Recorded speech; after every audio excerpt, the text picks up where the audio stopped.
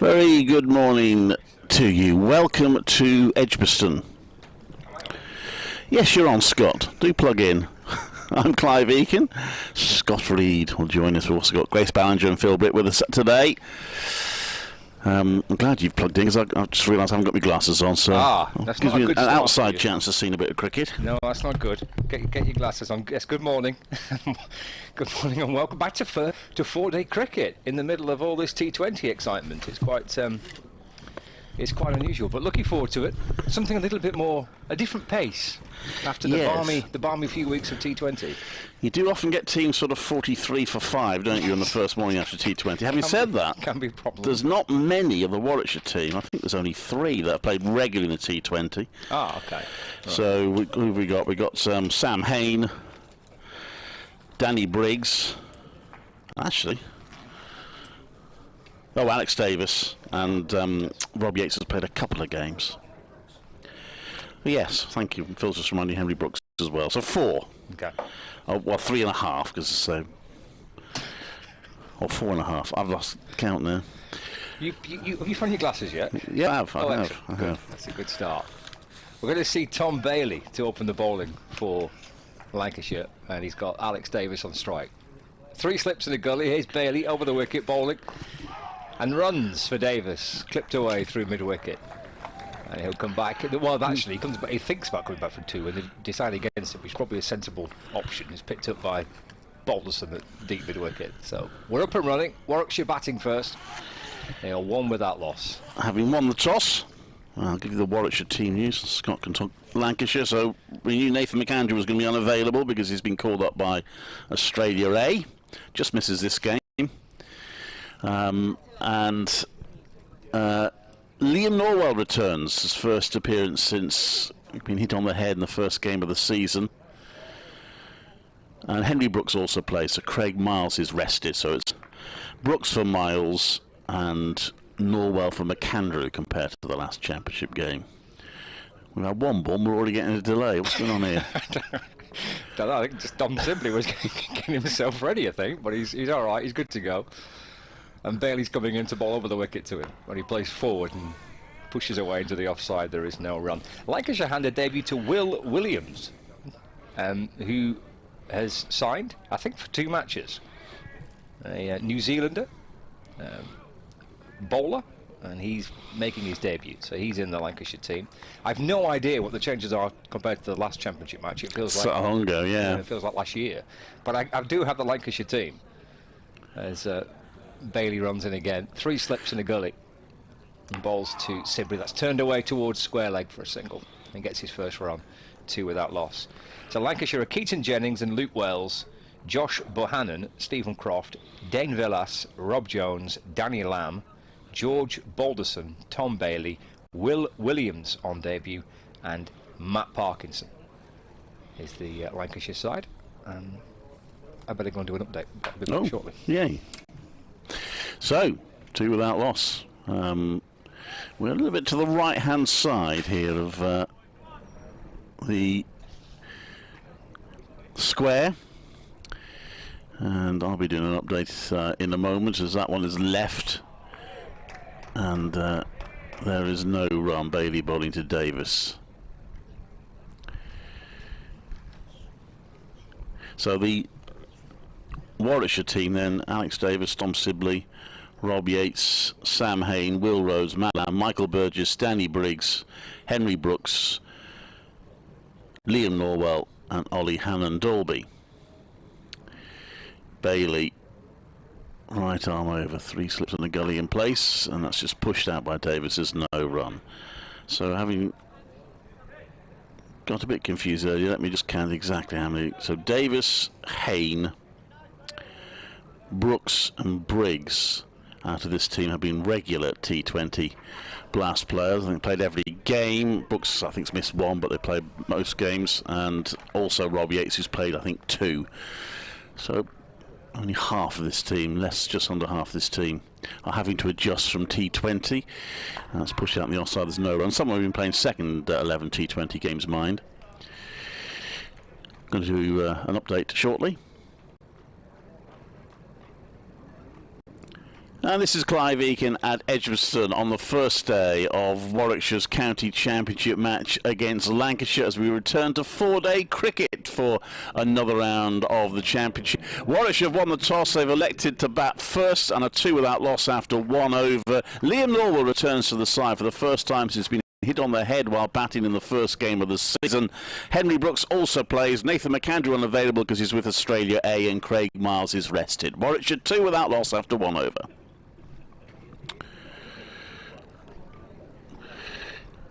So Will Williams then is going to bowl from the Birmingham end. I'll be bowling to Sibley. 2 singles from that first over. Few clouds in the sky, but a blue sky as well. And we're set reasonably fair. As Williams comes in to bowl, that's going down the leg side. I'm so used to those being wides, as they have been for the last couple of weeks. Of course, not in this form of cricket. Done the T20 and also did the Charlotte Edwards Cup yesterday. That was enjoyable. I don't think the 2 matches were necessarily the best matches they've had in the competition this season, but it was a good day to be at, and well done to Central Sparks for reaching the final. Commiserations for not quite going all the way, but Southern Vipers did look a very strong side as Williams comes in to bowl. Push out the offside. Mind you, when you name a trophy out of one of the team's coaches, then you know, it's like Warwickshire playing for the Mark Robinson County Championship. I said that to somebody there, and she sort of grumpy said, "Yeah, but he's not been successful." Yeah, all right. You know the point I'm making. They are quite a good team, aren't they? They are very good. I mean, you just Old Trafford, they absolutely walloped Thunder a few weeks ago. Just name after name comes in. You think, blimey, got a wicket, great, and here comes another top player. Williams comes in to bowl to Sibley, plays that to mid-on and goes for the run. That's looked a little tight in the end. Well, in the end, it was more comfortable than it looked like it might be. It was slightly misfielded there. It's Tom Bailey at mid-on. So it is. I was trying to find the number 8, and there it is there. Cool. 3 without loss. Yeah, so that was good. It was a good Northampton, good day. First game was one of those low-scoring but close games that get really tense towards the end. And the second game was, again, it was a little disappointingly low-scoring, and there was a little bit of jeopardy for a while, but in the end, Vipers got there fairly comfortably, to be honest. But well done, congratulations to Amy Jones, as this one from Bailey is pushed out the offside. Oh gosh, Davis thinking about a quick single there. Don't think so. See, he's in T20 mode, isn't he, going for the quick single. Yes, congratulations to Amy Jones, Warwickshire and England wicket-keeper, of course, Central Sparks wicket-keeper. She won the Player of the Tournament award. Hit some decent form early on, preparing now for a test match. Relative rarity in women's cricket. They've got a test match against South Africa at Taunton. And then, of course, the Commonwealth Games here. That one's pushed out in the offside. There's no run. Women's T20 cricket in the Commonwealth Games. Is every game here? I think it is, yeah. Tremendous. Yeah. Yeah, so I'm sure the groundsman's delighted with that. But, yeah, it is. So it's going to be quite an occasion. Hence all the building works outside. They're getting cycle lanes and just make it look nice for the Commonwealth Games.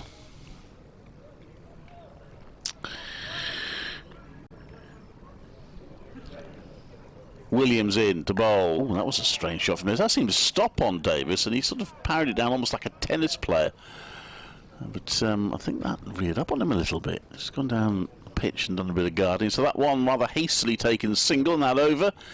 Scored by Dom Sibley is on 2, means Warwickshire 3 without loss after 2 overs. BBC Radio WM, BBC CWR, BBC Lancashire. Was that how we brand you, Scott? Sounds fine to me. Yeah. BBC Online, all here together to bring you this ball-by-ball commentary. Don't forget you can follow what's going on all the matches on the BBC Cricket page. You can scroll down and follow the live page covering all the games going on today. will be Tom Bailey to Dom Sibley. In the sunshine. Oh, that's come off an edge down towards third man. There's 3 slips and Daniel Lamb at third slip went leaping away to his right hand side. I think trying to stop it. I'm not so sure it would have been a catching chance for him. Went pretty low to his right and it disappears down towards the boundary for 4. Sibley moves on to 6. Warwickshire is 7 without loss. On a sunny morning, nice and bright. Good morning to Gary and Ben, who are in charge of the live reporting page today. Excellent. Well, there's plenty going on. They'll be nice and busy. Yes. The international game as well as the return to Championship cricket. Bailey bowls, Sibley off the front foot, pushes defensively and into the offside. Croft comes up from point to field. And there's no run. Dane Villas keeping wicket for Lancashire in this match because Phil Salt is away on England duty, or is with the England one-day squad, or preparations for that one-day international series against the Netherlands. So Lancashire have had to make some changes without Phil Salt, who has kept wicket and opened the batting for, sorry, he's been in the middle order for most of the season. Left by Sibley, this next delivery by Bailey through to Villas, and there's no run. And there's no Luke Wood, neither, for Lancashire, and no Liam Livingston. So those 3 players are away on England duty. Matt Parkinson was in the Test squad, but then was allowed to play on Friday in the T20 fixture at Durham, and allowed to play this week as well. So Will Williams is making his debut. He's got the new ball alongside Bailey. It's Bailey currently into his 2nd over. Sibley again just forward and defending, steering the ball safely enough, calmly down towards the gully region where Keaton Jennings fields, and there is no run. Sibley on 6 and Davis on 1. There's plenty of changes, enforced changes as well. Now Saqib Mahmood, for Lancashire, he's injured, probably going to miss most of the season as well. Bailey to Sibley. Oh, edged. Oh, and put down. Lamb definitely got hands to it this time at third slip. Again, low to his right. But that was a chance for Lamb. It would have been a really good catch, low to his right, but he got both hands on that. And unable to keep it, to take it. Yeah. Sibley put down on 6.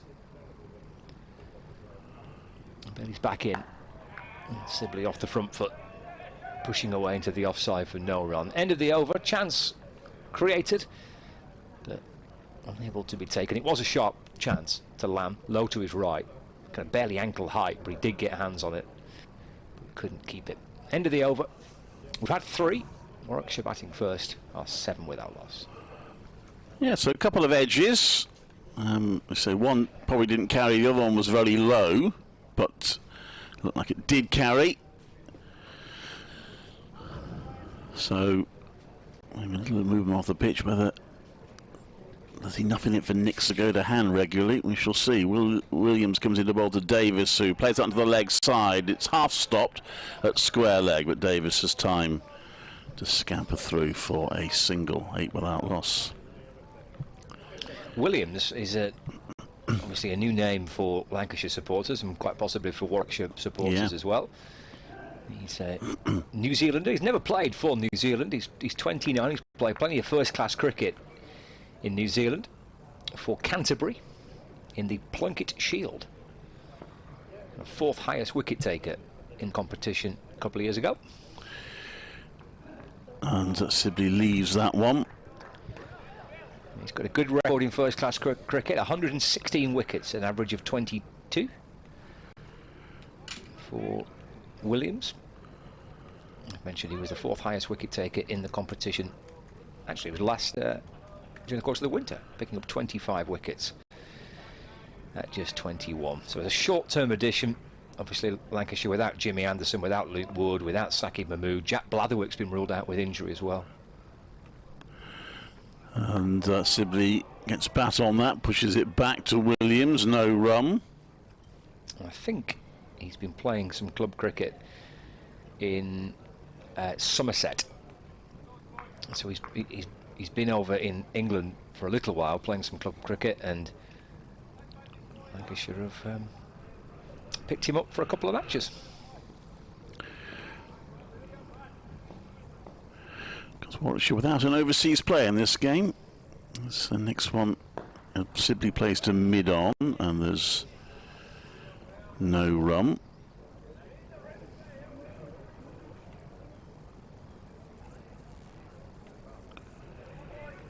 Lancashire have got 2 overseas players because they're captains. And is a overseas player now, Dane Villas.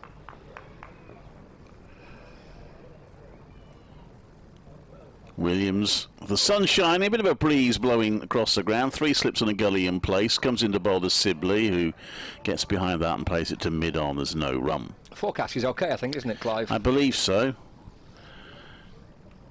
So, yeah.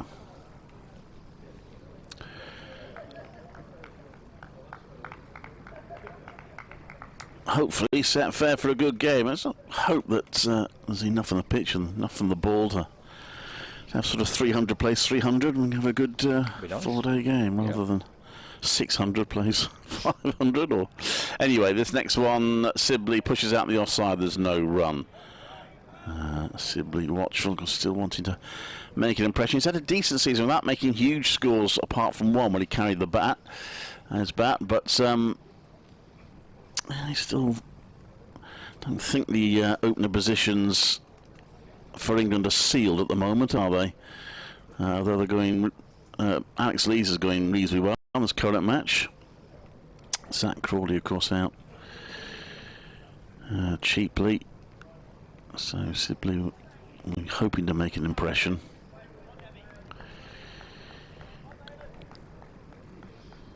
Well, he enjoyed his game against Lancashire a few weeks ago. Yes. Emirates Old Trafford. He had a good 4 days. Indeed. It's Bailey to Davis. It's through to the keeper. There's no run. Indeed, that was a really good game for him. He was out first ball of the season, which wasn't quite so good.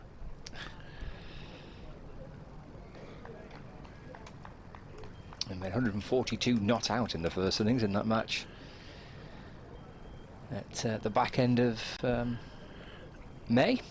Actually, no, it was right at the start of May, wasn't it? Right at the start of the month.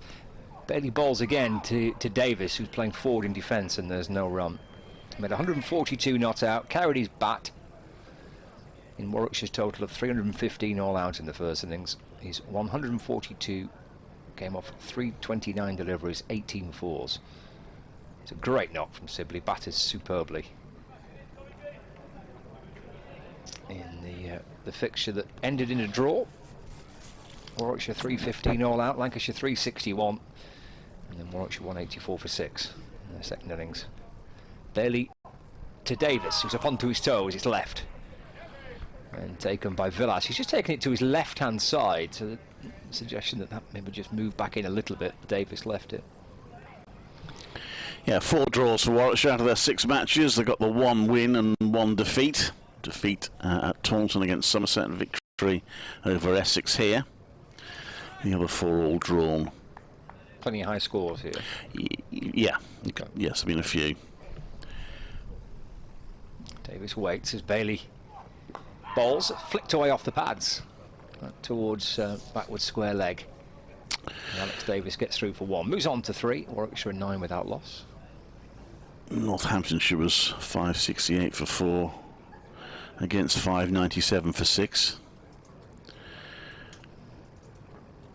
Warwickshire also made 500 in the draw against Surrey.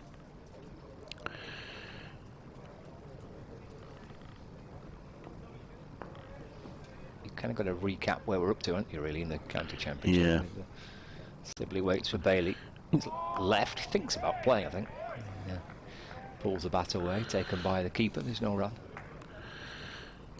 Defending champions, of course, Warwickshire. Indeed.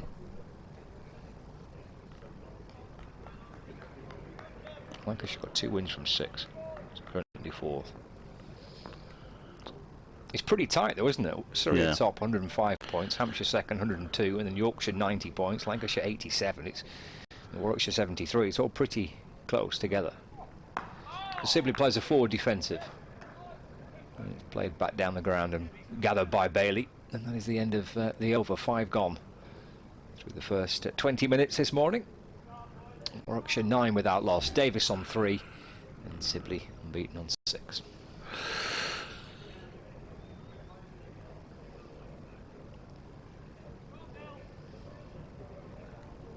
So, steady enough start. Just up 2 edges in the slip corner. One of them was a sharp low chance put down from Sibley. That's only the 9 runs.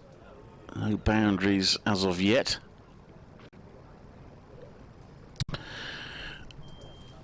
And we're going to see Will Williams to continue.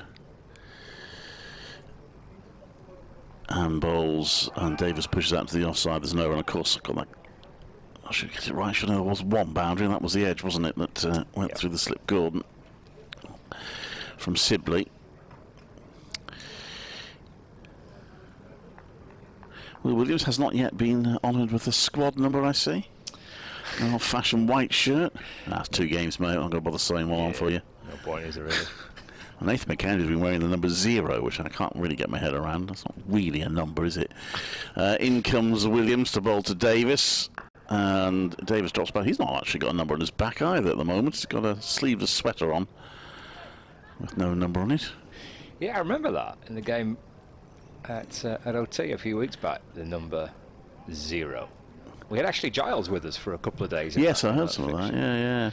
And he was a little. He was a bit uncertain about the idea of having a number 0 on your back. Well, it's only when you come out to have a bat. Well, I speculated when he came out and torn off it. Does it click over every time he gets a wicket? It started on 0. Good, yes. Interactive squad number. Williams to bowl to Davis, and just pushes that out to point. No run. Good accurate bowling from Will Williams. Not too many spectators in at the moment here at Edgbaston. It's a reasonably nice day for it, and a good crowd here on Friday night. Unfortunately, the game didn't match the crowd really, as the Bears were skittled out for 101. Yeah, I've not noticed that on Friday. That was a bit of a shocker, wasn't it? It was. Never the best of games, really, are they? This next one is Davis just nudges it out to the offside. 9 without loss. You have to feel a little bit for Paul Sterling, who made that brilliant 119 on his debut here. Only the 4th century by a Bears batter in T20. The last 3 innings have been 0, 0, and 0. Ah, right. 2 first bowlers, followed by I think it was a 4th bowler. So he's due a few. He is due a few, yes. Williams comes into bowl, and that's pushed out the offside, and Davis thinks about a run, but fielder's quickly swooping on it. I suppose in theory he could have played in this game with Nathan McAndrew not being available, but perhaps they could have put him out there to get a bit of batting practice with the red ball. Friday, the next T20 game, slotting these championship matches during the T20 competition.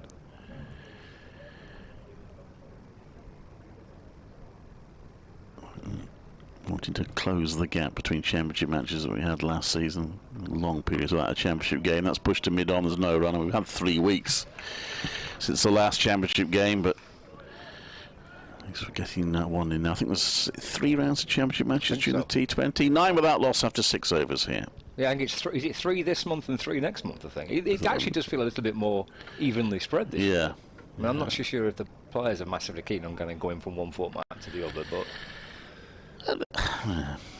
but it does feel like there's a bit more of an even spread of championship. I don't want to sound like in my day, but I remember you used to play championship matches. You used to play Friday, Saturday, then play a 40-over game on a Sunday against the same team, and then the final day of the championship match on the Monday. So times have changed, Clive. Can't go back to the past. Sibley waits, unbeaten on 6. There's Bailey over the wicket to Sibley, plays forward. And that's pushed away to the offside. There's no run. Well, we don't know how many championship matches we're going to get next season, do we? True. And that's very true. I think, personally, I think that's a shame they reduced the games still further. However, It's looking that way. they haven't called me up to the panel yet. Have they not? I'm still waiting. Okay. Bumped into Neil Snowball yesterday, former chief executive here now, and now sort of head of blame at county cricket, county championship cricket or county cricket. Sibley waits, Bailey bowls, a short ball, oh it's a bouncer. It's banged in short, it's down the leg side, it's been given as a no ball. So that'll put 6 onto the total. It's not one of his better short deliveries. Yeah, Neil was at Northampton yesterday offering his support to Central Sparks in the Charlotte Edgbaston Cup. I said, have you sorted out all the problems? Oh, we've still got one to do. Yeah. If you're going to lose a clutter of wickets, it'll be Neil's fault. That seems to be the way at the moment. Did you put yourself forward? I didn't. I was just waiting for him. I was waiting for. Oh, Clive and the guys saw you. We need you. We need you on the panel. 15 without loss. Full of ball from Bailey. Sibley defends to mid-on. There's no run. But, perhaps he still has to get approval from the others. I don't know because he didn't ask. That's a shame. Yeah. Well, they're after radical thinking, aren't they? I'm sure that's the word they've used. Radical thoughts and suggestions. Quite sure. I mean, what does that mean, really? I'm not quite sure. Why does it have to be radical?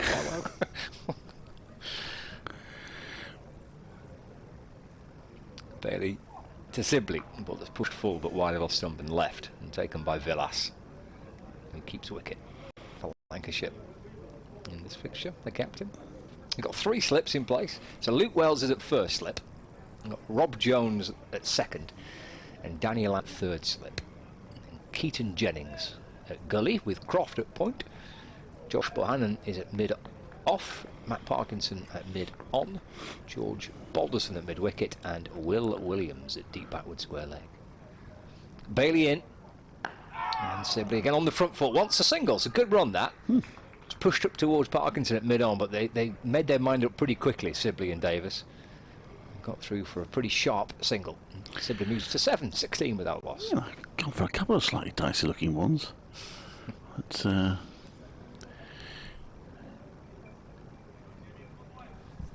maybe Dom Sibley's making a point to the T20 selectors here. I can run quick singles. Bailey to Davis. That's a good shot. That's 4 runs out towards square leg. It's not. Oh, it's gone for 6. Oh, it's gone for 6 out towards a square leg boundary. Could have shoveled it off his hip. Well, it is a short boundary out there.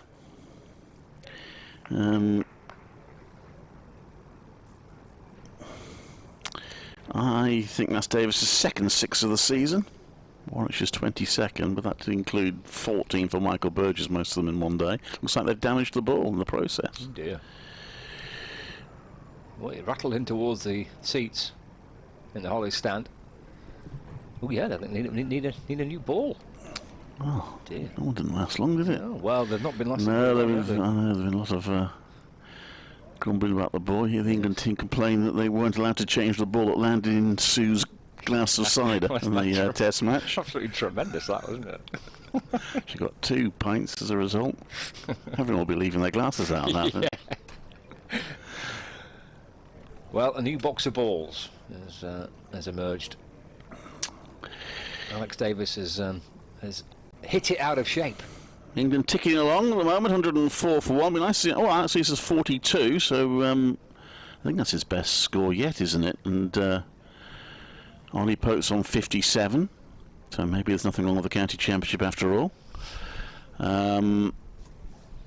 As far as the county championship is concerned, Surrey look a strong side this season. They've already got 1 Somerset wicket, 17 for 1 at Taunton. Yorkshire 22 without loss at Southampton against Hampshire. Gloucestershire 35 for 1 against Kent at Canterbury. See, they're in T20 mode, aren't they? That's 6 and over. Durham 25 without loss against Worcestershire at Chester Street. Middlesex 13 without loss at Chesterfield. Nice to see a game being played there. That's against Derbyshire. And Sussex 24-1 against Glamorgan at Cardiff. Bailey bowls, and there's an appeal for LBW as Davis turns the ball down towards fine leg and then slips as he comes back with the idea of a second, but two there, and then he tumbled to the ground. It's the end of the over. He's kept the strike, Alex Davis. He's into double figures, up to 10. Sibley's on 7. And we've had 7 overs, and Warwickshire are 20 that loss. What about Leicestershire, Nottinghamshire? I hear someone shout. Well, Leicestershire 23 for 1 after 6. Grace, you want to pop in here, and Scott will replace me when he comes back. 3 slips and a gully in place. Welcome to Grace Ballinger, Loughborough Lightning, formerly of Warwickshire. How are you? I'm very well, thank you. How are you? Yeah, good. As Will Williams comes into bowl to Davis. We've got a bit of a leading edge on that, and it squirts out. There's no run, so the Charlotte Edmonds Cup finished. You'll turn your attentions now to the longer form, the Rachel Hayhoe Flint 50 over. Yeah. I mean, we've got a little bit of a fixture break actually. I mean, our first game in the Rachel Hayhoe Flint Trophy isn't until the start of July, so month of training, switch format. I mean, we didn't go as we would have liked to in the competition, so hopefully work a bit harder. You got 1 win, which is more than one team got, hasn't it? But it's Davis on strike against Will Williams, and that's left. I guess it's a bit short and sharp though, isn't it? Because you only play 6 matches in the Charlotte Edmonds Cup, yeah. so. And we see in T20 cricket, you often do get on runs one way or the other, don't you? I mean, if you've only got 6 games, there's not much scope to turn around, I suppose. Probably could have done a bit better than winning 1 though, regardless of form and stuff. But yeah, I mean, we're a relatively young side, so it's all about the learning process, isn't it? Yeah, absolutely, yeah. Will Williams then to bowl to Davis, who's on 10, and Davis will tip out to point, looking for a quick run, but it's not there. It's been an interesting morning. We've seen 1-6 from Alex Davis. We've seen a bouncer from Tom Bailey fly down to the boundary for 6 no balls. We should not say it bounced for 6, I should just clarify. It went for 4, obviously, plus the 2 for the no ball. But other than that, strangely, that's sort of not been in keeping with. It's been, other than that, fairly circumspect from the batters. They've run for a couple of quick singles. 1 drop catch as that's left by Davis. Low chance for Danny Lamb. And the slip cordon, which went through to the boundary. He moves about a lot in the crease, doesn't he, Alex Davis? I've never noticed before. Yeah. He's still a bit in T20 mode, but not necessarily when he's playing the shot. It's more after, isn't he? Looks like he's trying to get off strike, but might just be how he plays.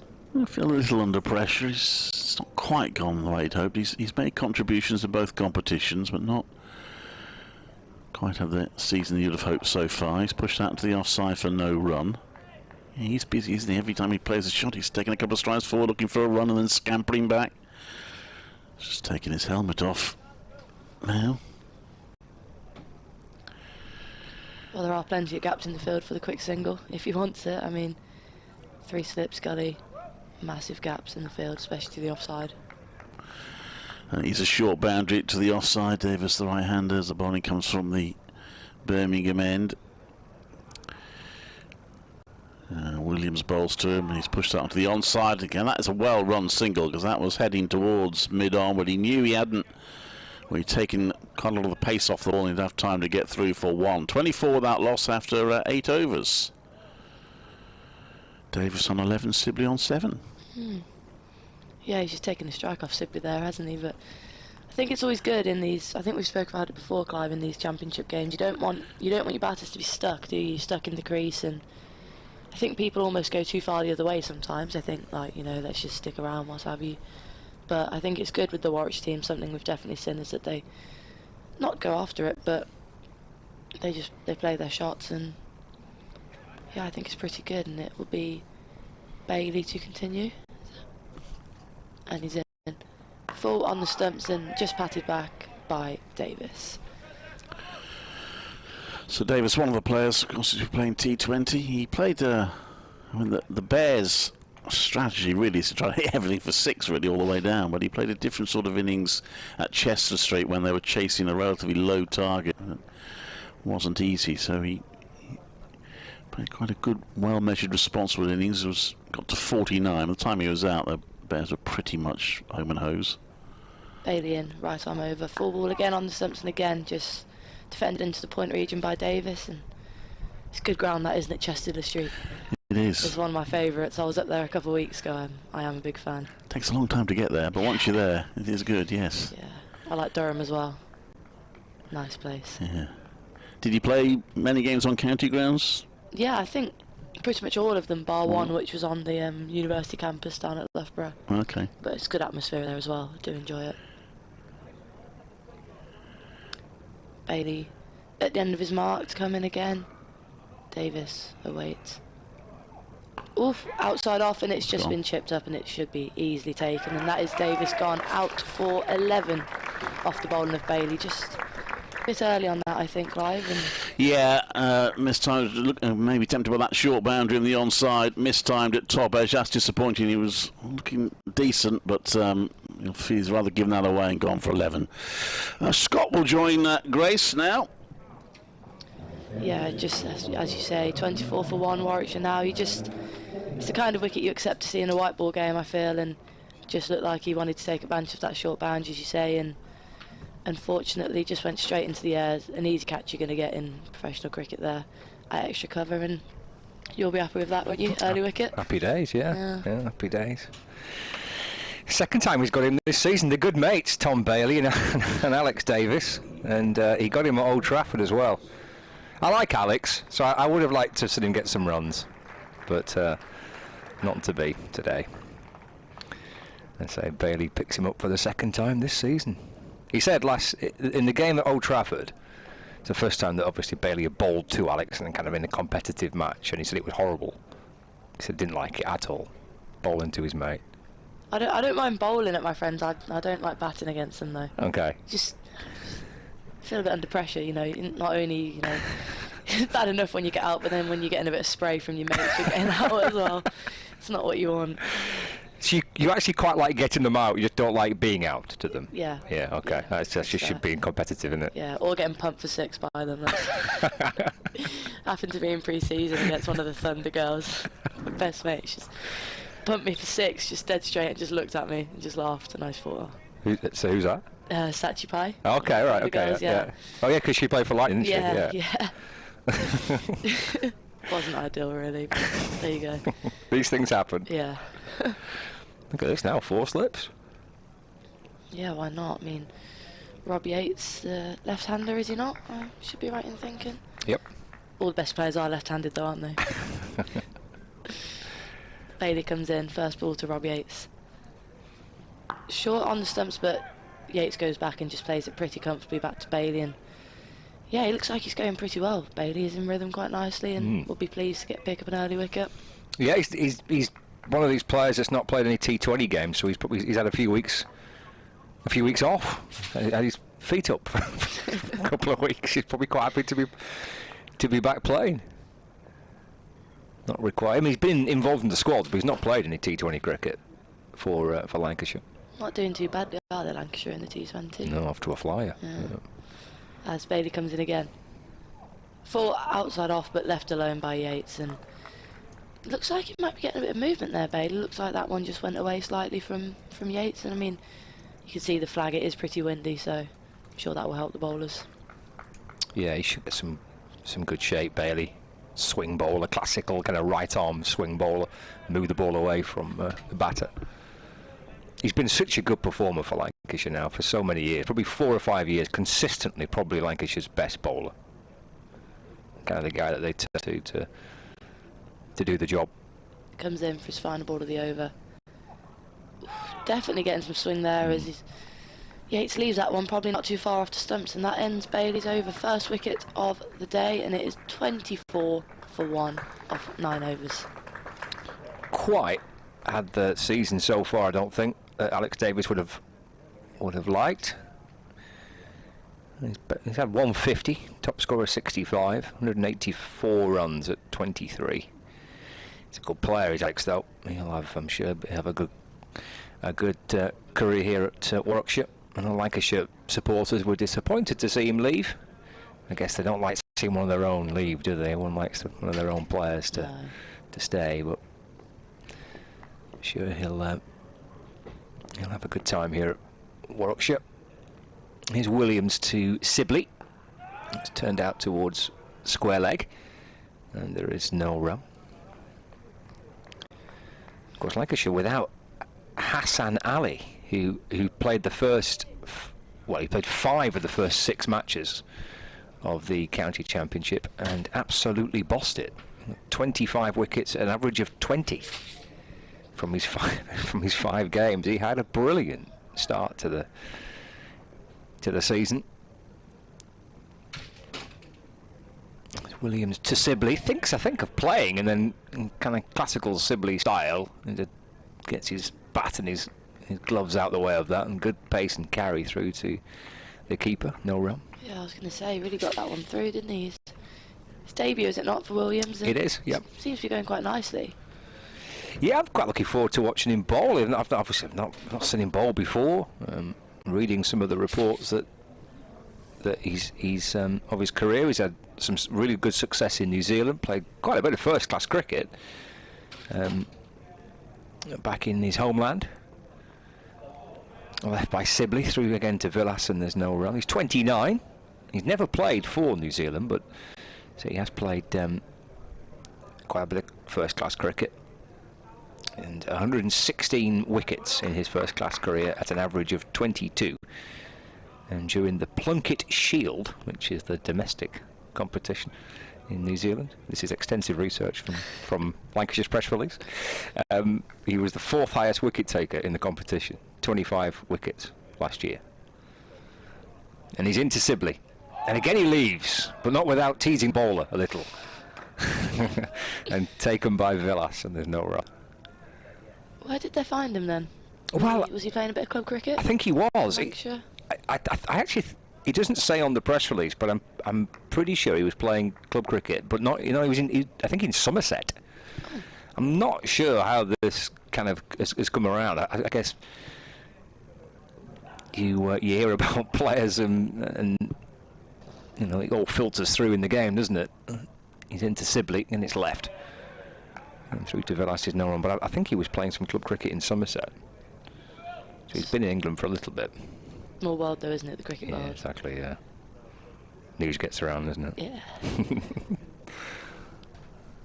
So he's just signed a short-term deal, but I think it's for for 2 games. A couple of championship matches coming up in the next few weeks, so short-term red ball deal for Williams. Final ball of his 4th over. Into Sibley, big appeal for LBW. The ball deviates down towards kind of 3rd man. There's no bat on it, leg by. Sibley shaping to play leg side. Ball hit him on the pad, but umpire says not out. End of the over. We've had 10 of the Warwickshire first innings, and they are 25 for 1 with the Yates yet to score, and Sibley on 7. Yeah, it looked like a good ball, that, didn't it? I mean, I've been quite impressed with him so far. He seems to be going nice. He found his rhythm in the last 2 overs a bit more, I feel, and I reckon it might have been a bit high. Could be, maybe going down leg as well, as you say.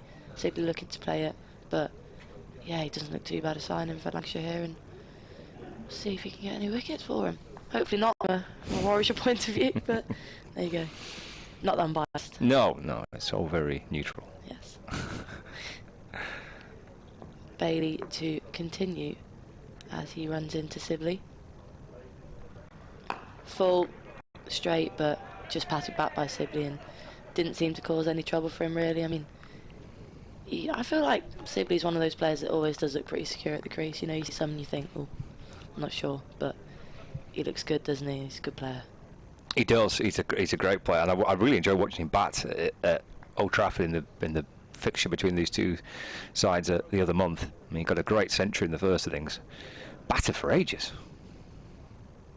Bailey bowls short, left, outside off by Sibley. One of those grand leaves of his, and yeah, just carrying through for both of them here. I mean, wickets always very good here at Edgbaston, aren't they?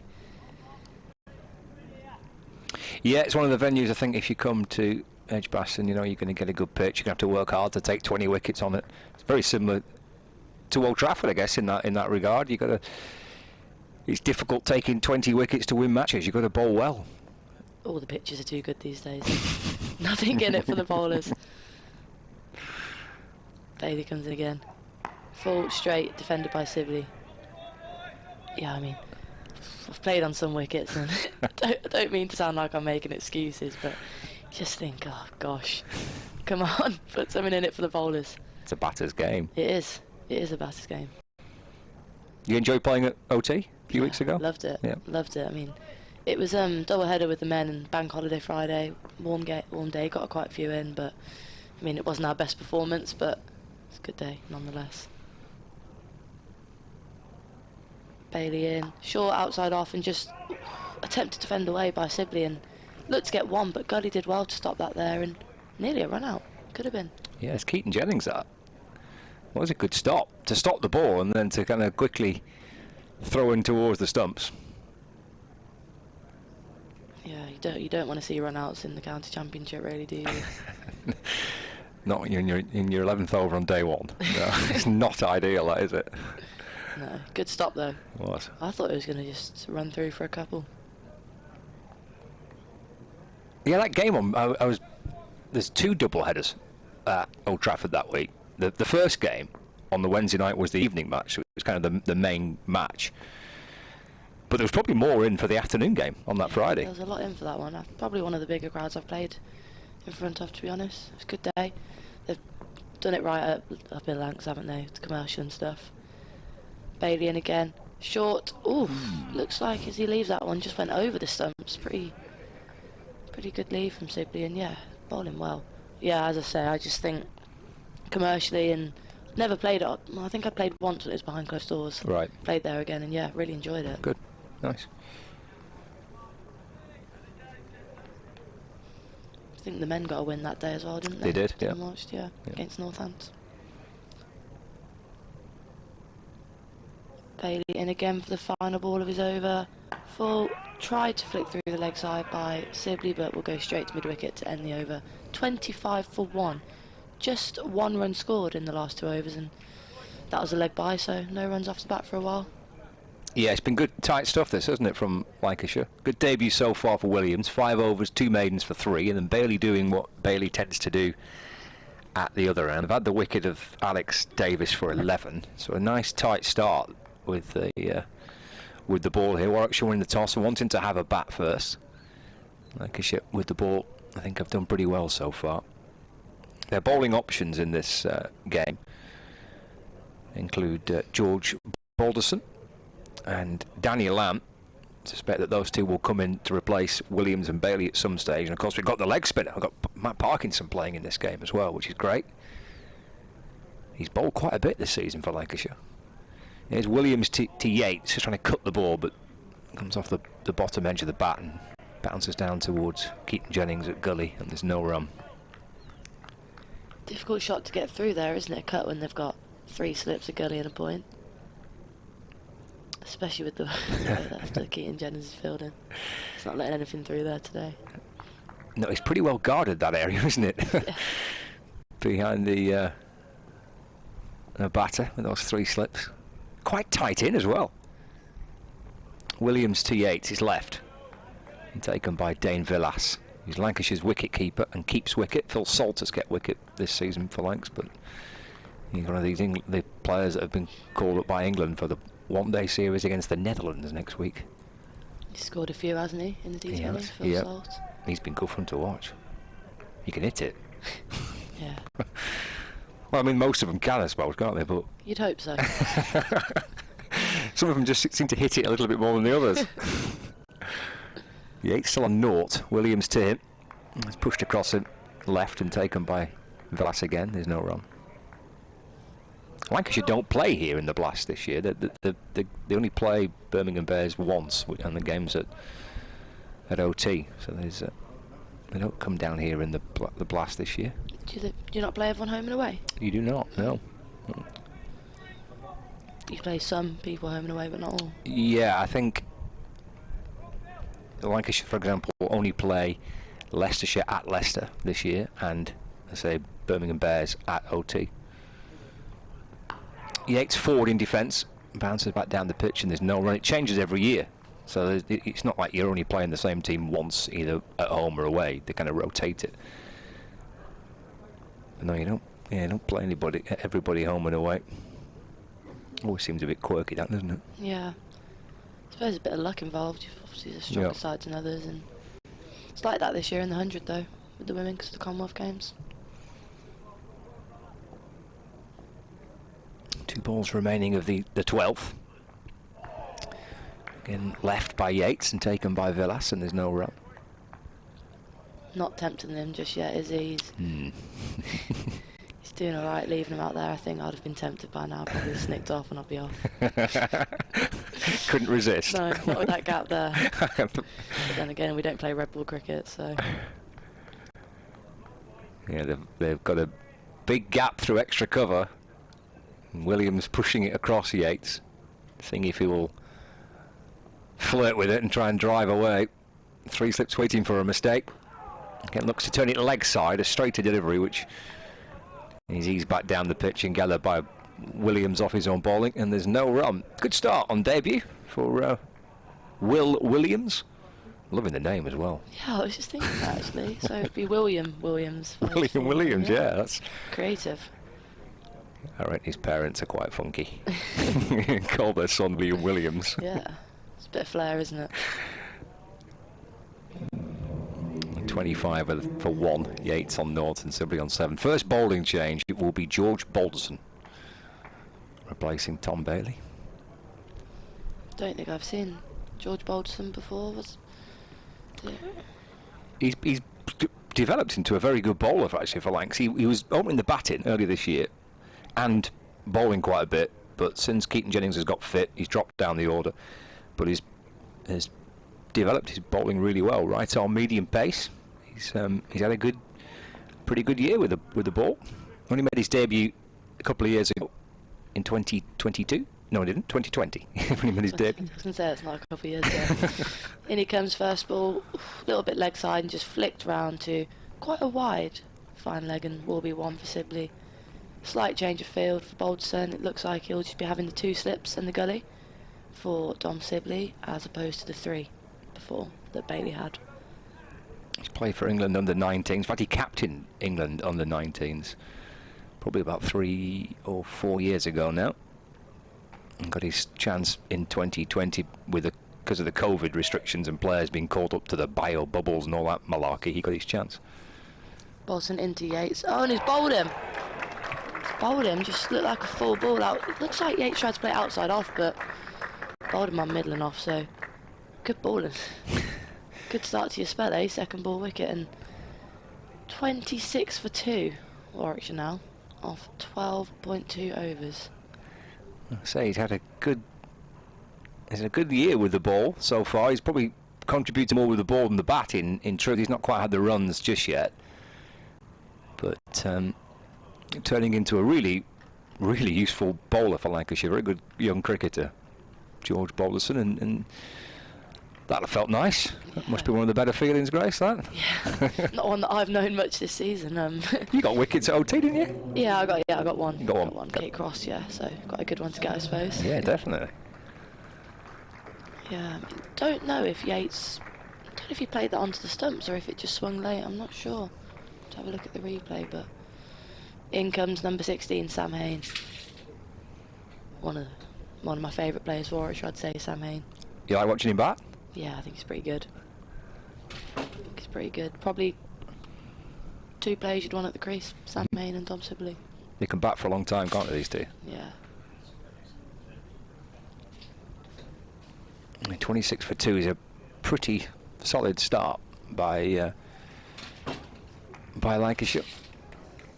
So it'll be interesting to see the replay. I agree with you. He's either edged it back onto his stumps or it's swung back in quite late from Balderson. It's quite difficult to tell from where we are, but don't have the replay just yet. A good delivery from Balderson. Gets a tap on the shoulder from his teammate, Josh Bohannon. Sam Hain on strike, 26 for 2. We've had 50 minutes of play this morning. Lancashire will be pretty happy with it, how it's gone so far. Just the 2 slips and just someone going into gully as well, I think. Balderson. I was going to say, might be tempted to get a third on him, but I suppose worked for him before, didn't it, with just the 2, so we'll see. Just the 1 field on the boundary, and that is, would you call that a wide fine or yeah, it's kind of fine, yeah. a fine square? Yeah. As Balderson comes in. First ball to Sam Hain, and he rolls that one down to fine leg. Just as Sibley did, actually, very similar. Looks like he's going to go very straight here, doesn't it? Balderson attack the stumps and not looking to get the snick off maybe as much as Williams was. Williamson? Williamson, yeah.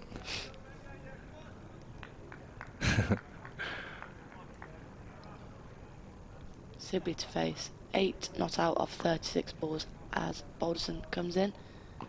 Straight, slightly shorter, and kind of traps Sibley on the pad. Obviously too high for LBW, and looks like he might have got a bit of bat on it as well. A bit shorter than his previous deliveries. Don't know if that one came through a bit quicker as well, but good start for Balderson. Just the 2 runs and the 1 wicket from his first over as of now. So he's bowling quite straight, isn't he? Going to wicket to wicket. Nothing wrong with that. Nope. In he comes again.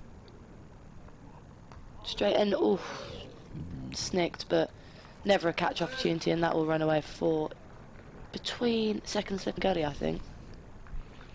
Yeah, kind of played it quite softly, didn't he? Yeah. Got down into the ground. Raced away down towards the boundary for 4. Yeah, Warwickshire won't mind that. 31 for 2. Sibley moves on to 12 not out of 38 deliveries. Yates. Oh no, Yates is out for none. I was going to say still not to score a run, but out for none, unfortunately, Rob Yates. Not quite in the form of his last couple of years, unfortunately. Final ball of Balderson's first over. Straight to Sibley again, and just defended to mid-on, and there'll be no run. End of the over. 31 for 2. 1 wicket for Balderson his first over.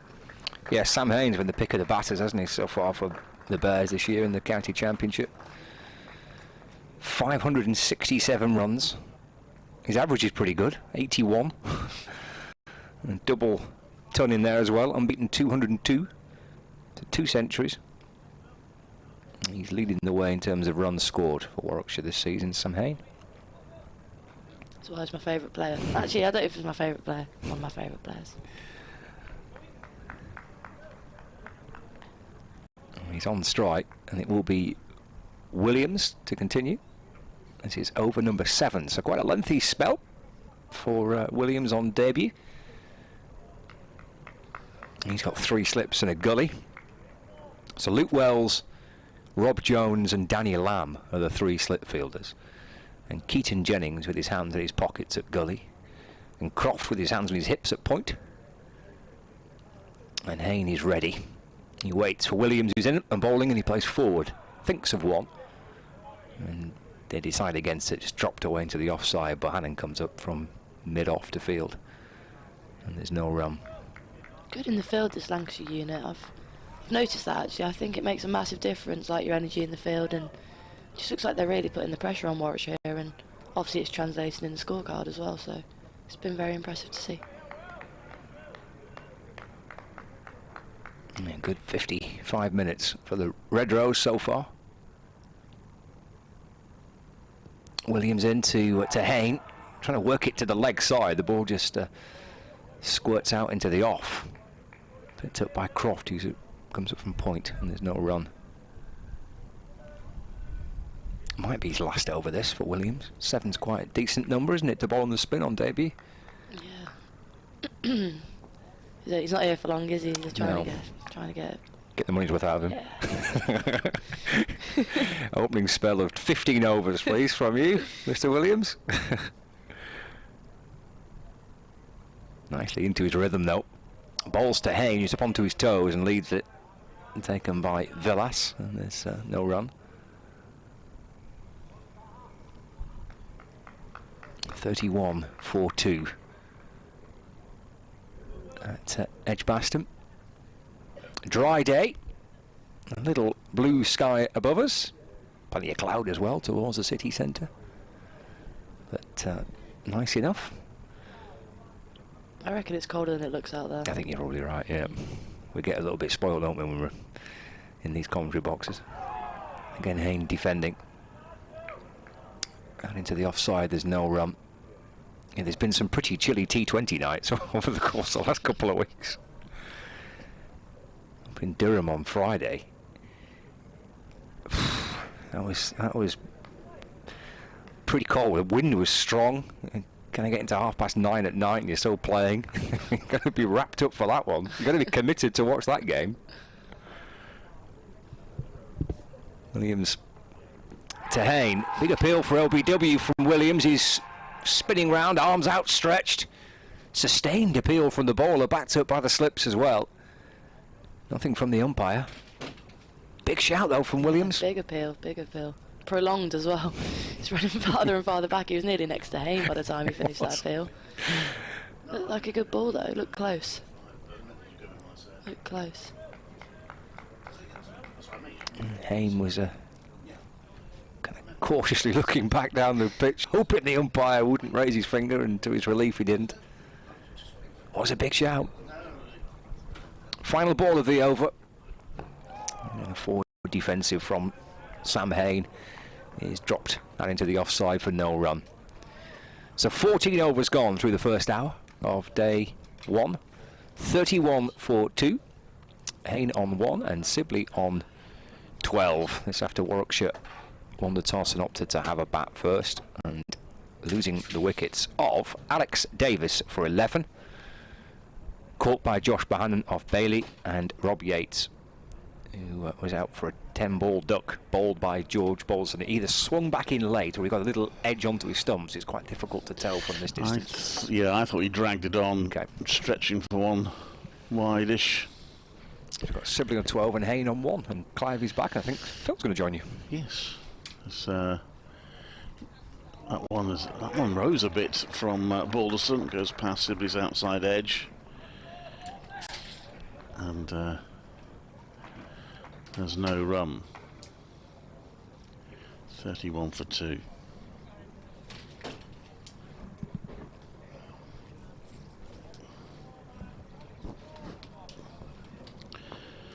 In comes Balderson to bowl to Sibley.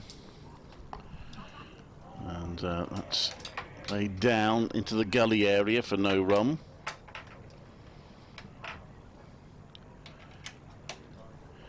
.31 for 2. We're doing an update in a few minutes. So 2 slips and a little bit of a gap to call a 4 slip. Probably not quite round enough to be a gully. And then there is a little backward point you could almost call a gully. As that one's pushed out to mid-on, there's no run.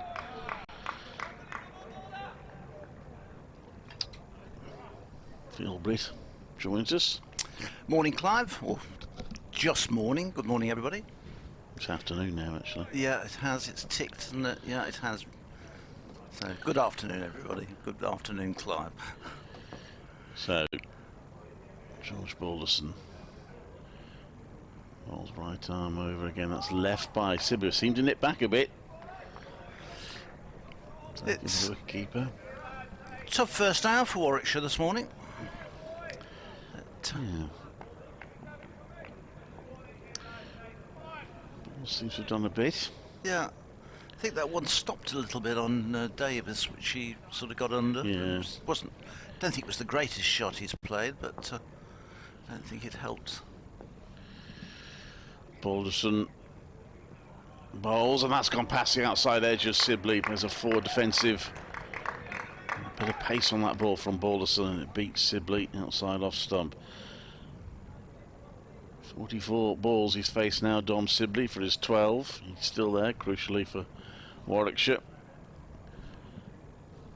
You consider that 12 of the 31 runs came off 2 deliveries. That 1-6 hit by Alex Davis, and then the no ball that went to the boundary. Sibley leaves that. There's no run. So what that means that 19 runs, aside from those 2 deliveries, have come off, what is it, 88 balls? Yep. It's not been easy for them out there. I'm going to do an update in about 15 seconds time.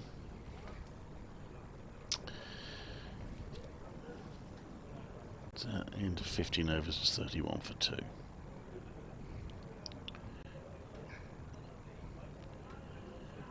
This is Clive Eakin at Edgbaston on the first morning of Warwickshire's County Championship match against Lancashire as they return to red ball action, and it has been a difficult start for Warwickshire, who won the toss, selected to bat first.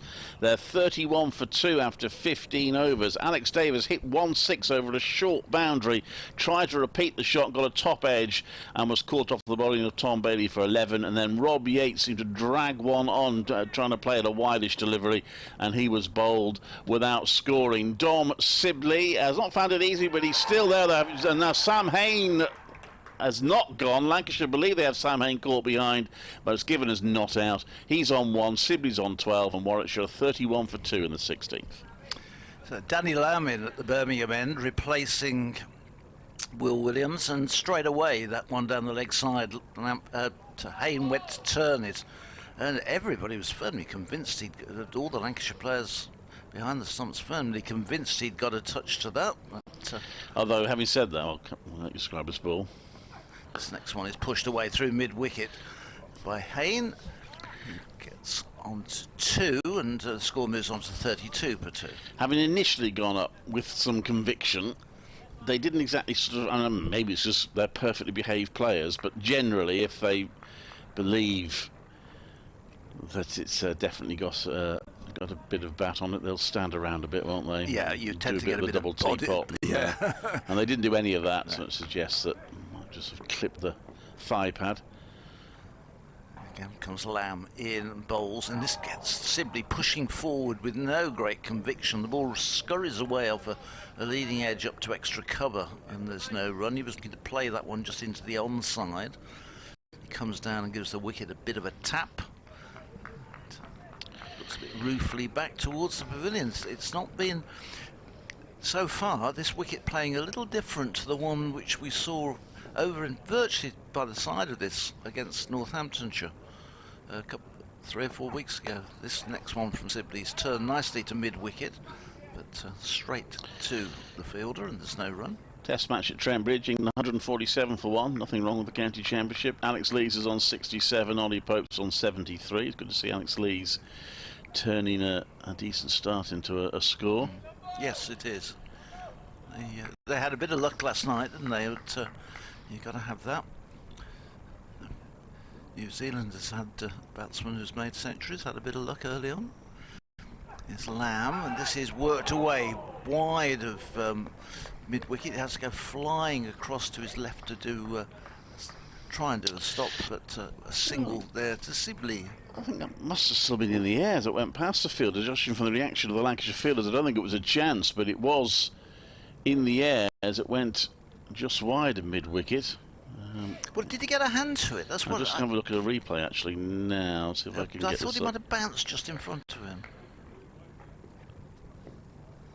Anyway, here's Lamb in again, and Sibley lets this one go outside the off stump. There's no run, so Lamb's first over, not uneventful, but wicketless, 34 for 2. And Balderson, who was involved in that little flurry there for the whether it was a catch or not, is going to continue with his third over, having got that wicket of Robbie Yates. He's struggling a bit for runs this season, Robbie Yates, batting at 3. Yeah, it's found it difficult. I know a lot of people have said, well, after having had such a strong, successful season as an opener last year, why are you batting him at 3 this year? And it's a question I have to say I would ask. Well, I mean, I know the answer. Whether it's the right decision is that's driven down the ground by Hain. That's a good shot. He's only got 1 for it. I mean, the answer is to accommodate Alex Davis. They brought into the side. That's the question, I think, which a lot of members and people are asking.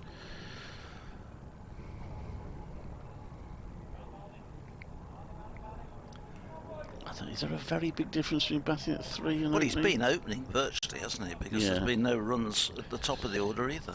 So in comes Balderson to bowl, and that's played out to mid-on for no run, 35 for 2.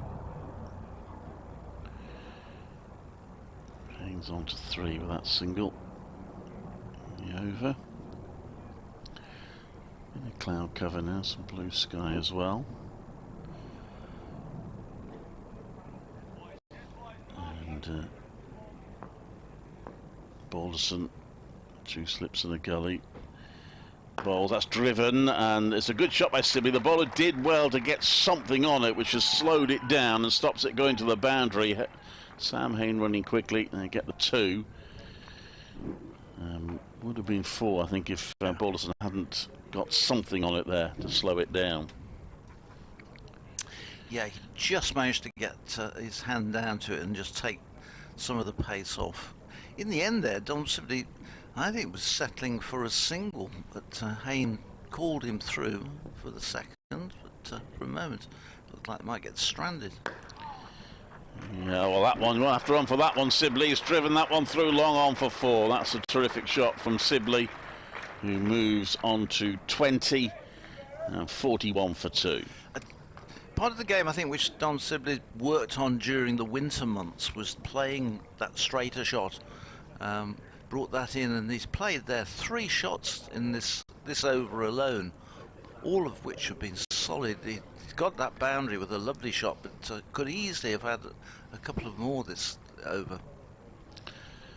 Certainly looks much better pushing rather than looking just to score mainly through the onside. Balderson into Sibley, who leaves that. Just scenery, it's difficult to tell that with the replay, doesn't quite catch the moment.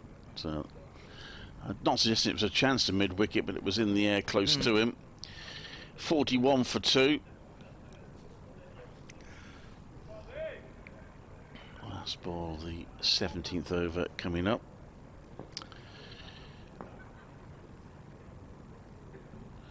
Balderson over the wicket, bowling to Sibley. Raps on the pads, he's appealing. Looked a little leg-sideish from here. It's gone down to fine leg for a leg by, so no bat involved. But possibly just angling down the leg side. He came across, didn't he, to try and flick it on its way, but he gets the benefit of the doubt. So 42 for 2 after 17 overs. Remember, Warwickshire this morning won the toss and elected to bat. And 2 men out. Alec Davis, who was caught by Balderson for 11, and Rob Yates, who we think fairly certain played on in Balderson's first over. He went for a duck, faced just 10 balls. Here, Sam Hain is on 3, and 20 for Dom Sibley as Lamb continues from the Birmingham end. He's in and bowls. Sibley is defending that one solidly back, and Lamb fields off his own bowling. Alex Lees has now gone for England. He made 67. England 147 for 2. County Championship scores, you can follow them all on the live cricket page on the BBC website. Surrey going well against Somerset. They have them at 30 for 3 at Taunton. This one is driven by Sibley, but straight up to mid-on. There's no run. Solid start at Southampton by Yorkshire, 46 without loss in the 19th. Wickets for Kent at Canterbury, Gloucestershire 54 for 3. At Chester Street, Durham 51 for 1 against Worcestershire. Middlesex 56 for 1 against Derbyshire at Chesterfield. Sussex 67 for 2 against Glamorgan at Cardiff. Lamb bowls, and Sibley is just running this in, just dropping it down in front of him into the offside. There is no run as Croft comes in and does the fielding. Comes in from cover point. Leicestershire 68 for 2 against Nottinghamshire at Leicester. So no real clatter anywhere, is there? There's, I suppose, the Surrey match. Surrey again, 3 wickets. Do look at a strong side in all formats, Surrey. Yes, Lamb in bowls. This is played beautifully by Sibley, away through the gap between mid-wicket and mid-on, running up towards the boundary ropes, which it crosses now. Just leant into it and played it away. Picked the spot beautifully. There was a despairing dive from Williams at mid-on, but he wasn't able to stop it. And Balderson joined in the chase, but neither of them could overhaul the ball. Okay, it's a long boundary, that corner, isn't it? It is, yes, it is. It looks very green out there as well, the outfield. Looking very lush, but that ball kept rolling on and on. Beginning to play 1 or 2 shots now, Dom Sibley. Lamb again in and bowls, and Sibley again. This time he picks out Williams. Is this a no ball signalled? I think it is. Is that umpire? That's Mallender at that end, isn't it? Neil Mallender. Sadly, it's not a free hit. I don't think the scorers have picked it up yet. He's had to radio them. They got it now. Yeah. So 2 more to the total. 48 for 2 it moves to. Sibley on 24 weights as Lamb is in, and Sibley drives again. That lovely straight drive. We saw it in the previous over.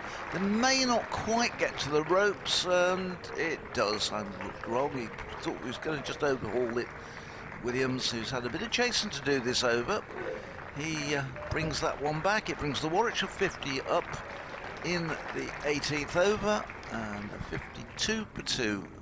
Dom Sibley just beginning to time the ball beautifully. He's played 2 or 3 really sumptuous straight drives. He moves to 28. 109 balls, including the no balls for the 50. Lamb in. This time Sibley lets it go through outside the off stump. End of the 18th over. It's 52 for 2. Sibley's 28. 3 to Hain. And the 2 men out. Davis 11 and Rob Yates without scoring. Quite cloudy this morning here at Edgbaston. There's some blue sky about. There's a strong wind blowing across the ground. As we look down on it from the pavilion end, it's blowing from our left to right, and the flag's taking a bit of a tug. Dom Sibley's hit 3 of his last 9 balls to the boundary. And Balderson will bowl to Sam Haynes. Watch it from the other end. 2 slips in the gully. Balderson wearing number 10 on his back. Those overcast conditions Phil mentioned, and that's pushed out to the onside by Hain for no run. Sam Hain, one of the players having to adjust from T20 in the Warwickshire team.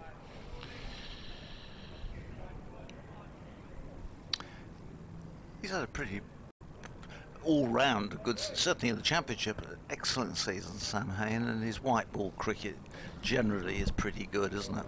Yeah.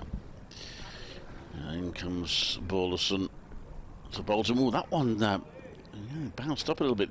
Hain's played up from high on his bat, playing forward to that, and it's hit the shoulder of the bat and gone down to back of square leg for a single. But yeah, in the championship, because he got the double century here in the last home game, against unbeaten double century against Northants, and then in the next match at Headingley, did you cover that one? I did, yeah. He got an unbeaten 100 in the second innings there. It was a good save that from Warwickshire. It looked like losing that game, possibly inside 3 days at one point. They batted all the final day, didn't they? Yeah. Him and Rhodes. Balderson into bowler Sibley, who pushes that out to the offside. There's no run. Speaking to Ollie Hannon-Dorbit before this game, he was saying they feel they've played some good cricket in the championship this season, but they sort of had to do it from behind. They want to get off to perhaps a better start. Well, they've lost 2 early wickets here, and they're still in a position where they can do that, but it feels their good cricket has been to sort of recover situations. That one's played back to the bowler by Sibley for no run. Dom Sibley on 28. 53 for 2. Well, we've had 2 games here where we really have been just batting feasts on the wickets that against Surrey and then against Northamptonshire, where they were still in the first innings on the 4th day. Balderson bowls, and that's pushed out to the offside by Sibley for no run. Players out. Alex Davis caught in the covers for 11 off Tom Bailey, and Rob Yates, who was bowled, I think he played on off Balderson without scoring. That was 26 for 2, so these have added 27 so far for the 3rd wicket. Crowd built up in the hour or so since we started. far end. And this one is left by Sibley, and it's the end of the over. 53 for 2. 19 overs bowled here at Edgbaston as we return to red ball cricket. Only briefly, we're back to the T20 stuff on Friday from the Bears' point of view. Is that at Nottingham? Yeah. Friday?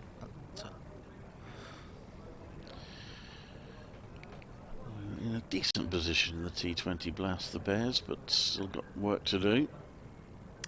Well, the results over the sort of last round sort of brought the tables and the teams a little closer to one another, with both Warwickshire and Lancashire losing, and squeezed it up a bit. Here's Lamb in bowls. This is flicked away down to a fine leg for 4. Just clipped nicely by Hain.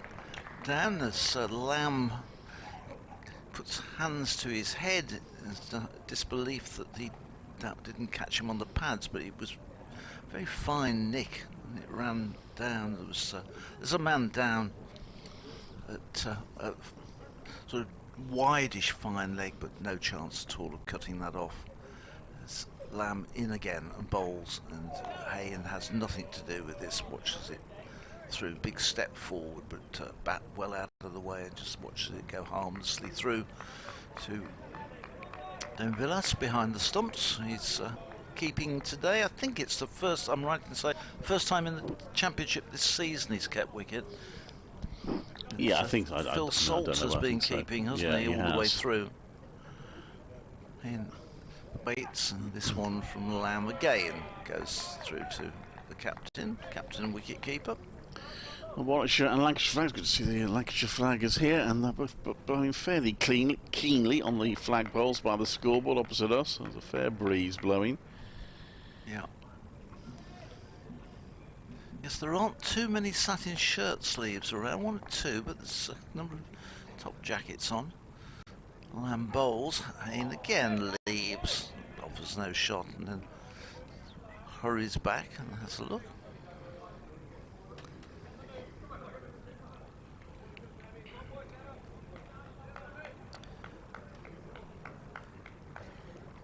There's a Q&A session in the Tom Dollery at lunchtime for anybody who's in the ground listening and members, and with Dennis Amos. Brian Holford is talking to Dennis Amos.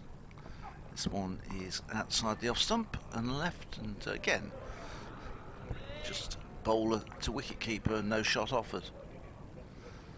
So pretty, apart from that first ball which scurried down to the boundary, Hain has had nothing to do with the next 4. As the sun comes out and brightens up the ground, it's generally overcast this morning as Lamb runs in, bowls. Hain will get runs here again, finding that gap between Balderson and Williams.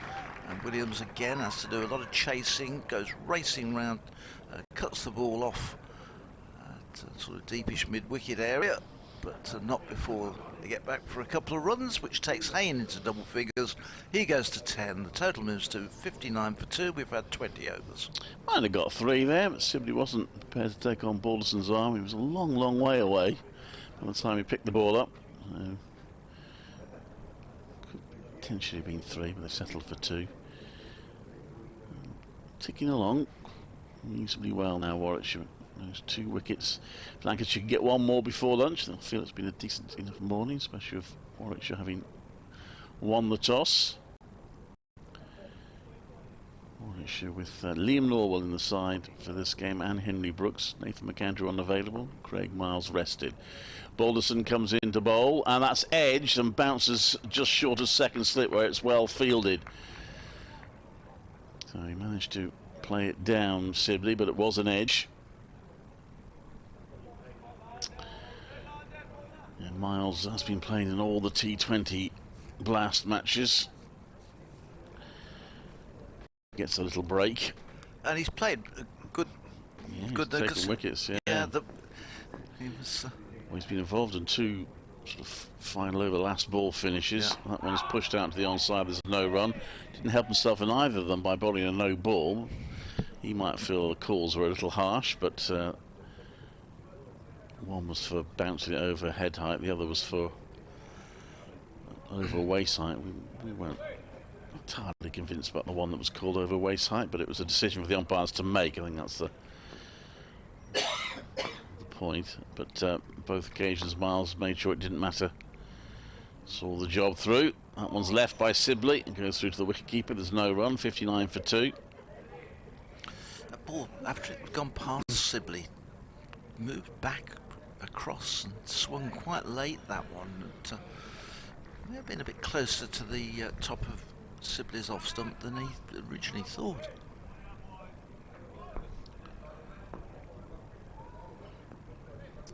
So, Balderson balls. That's again left by Sibley. He's bouncing wide and over the stumps. Because even poor old Craig Miles, even in the game he thought he wasn't going to be playing, and he got summoned back. Championship match, yeah. Concussion replacement. First game of the season. It's good to see Liam Norwell back. That was a nasty one. And then, because he couldn't be active while he was recovering from that, his back problems re-emerged. But he makes his return for this game. Balderson to Sibley. Sibley always driving, and that is he caught behind. Lancashire against, and the finger goes up. Sibley goes for 28, driving to that one, gets a faint edge, and Lancashire do get their third wicket, and that's a big one. Sibley had just played some really nice shots, but he's caught behind for 28. Yes, a little bit loose there by Dom Sibley. He'd been quite outside the off stump. He'd been very tentative in terms of going for anything there. He really sort of let a lot of the balls go through and to the keeper, but had a go at that one. It must have been just the faintest of edges, but enough to persuade umpire Hartley that he was out, and big wicket for Lancashire. So 59 for 3. And the top 3 all gone inside the first hour and a half for Warwickshire having chosen to bat this morning. New batsman coming out is the captain, Will Rhodes, who comes out to what's not an unfamiliar picture this season, that the middle order have been called on to do a bit of rescue work in a few games for Warwickshire this season. So far, Rhodes, Lamb, Burgess have responded pretty well, obviously with Hain. So second wicket for Balderson. And Warwickshire in a spot of bother at 59 for 3.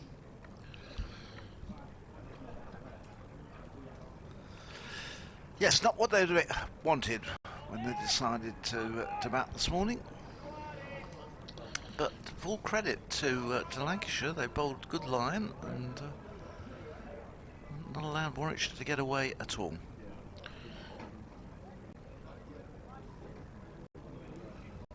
So Will Rhodes, who's not been involved in the T20 campaign, he was never going to captain the team in that this season. I think he'd like to have played. There is an argument for him being in that team. Might give it a slightly different balance, but anyway, he's back for the championship now, and he defends the first ball to mid-off. And at the end of 21 overs, Warwickshire are 59 for 3. George Balderson having Dom Sibley caught behind for 28 in that over.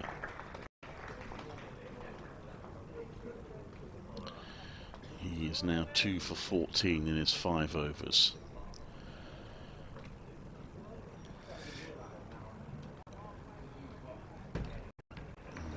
Yeah, because just taking your point for the T20 with Will Rhodes, you get the both options of batting and it's another bowler to give them as a backup. But Warwickshire pretty much stayed with a very fixed team throughout the T20 this season. There haven't been a huge number of changes. Lamb starts a new over. He's in to Hain, who Warwickshire will now be looking at to another big innings from him. No, I think the only changes have been mainly down to injuries, or Ollie Stone coming back from injury, so he came in for Henry Brooks for a couple of games, and Rob Yates was in, but that was due to an injury for Sam Hain. Yes. Lamb again in. Hain turns this one up to mid-on. There's no run. Tends to be Mark Robinson's style. He's not a great meddler when it comes to team selection.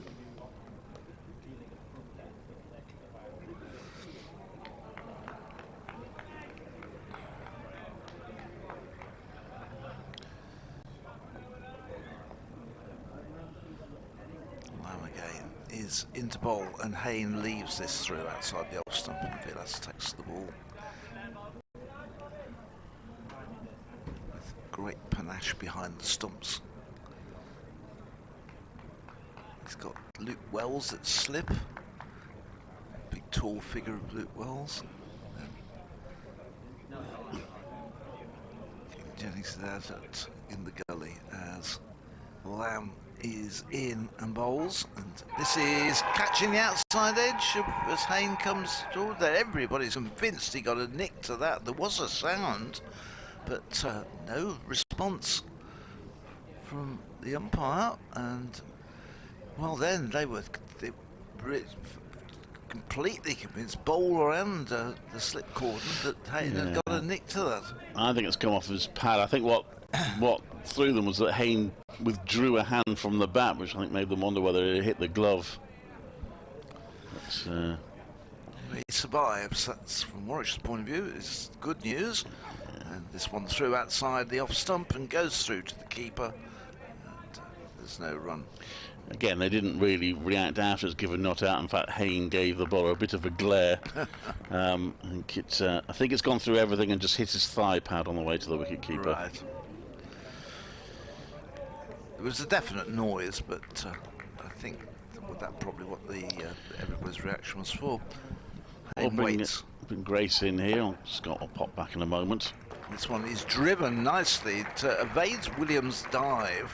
It runs up towards the long on boundary. Williams chases it, but is unable to prevent it going over the boundary. It's 63 for 3. Hain moves to 14. Grace Ballinger rejoins us. There we go. Hi, Grace. Hello. And Scott he's doing a news update for the good folks of the Northwest, and then he'll be rejoining us with a big smile on his face as I look through into his studio next door, and he will be back to join Grace.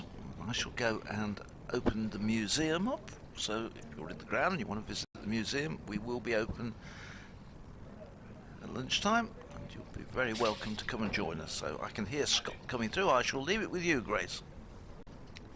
It will be Balderson to continue.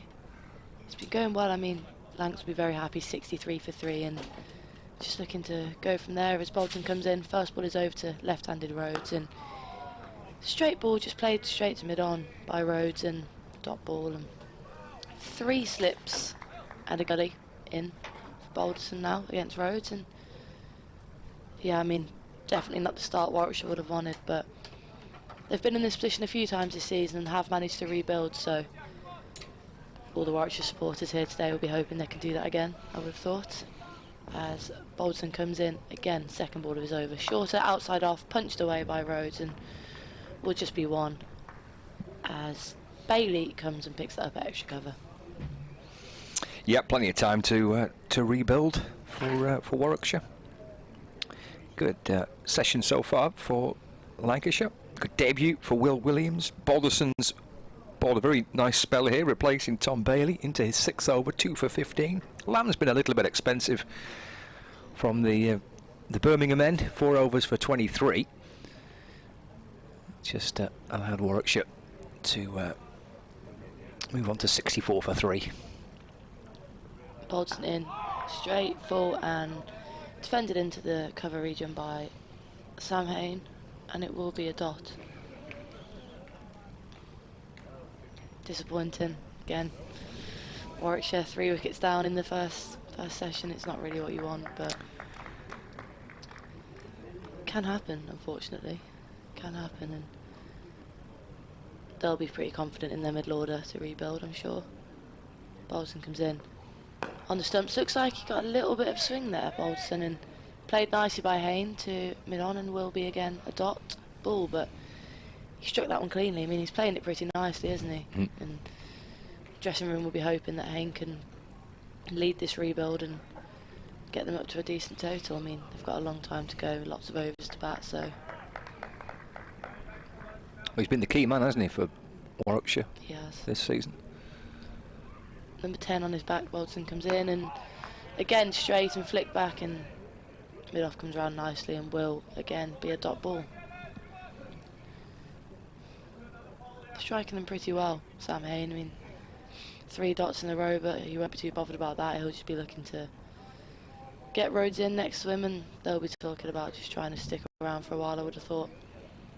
Yeah, get to lunch. 20 minutes to go before lunch. Get to lunch, just 3 down. Bat again this afternoon.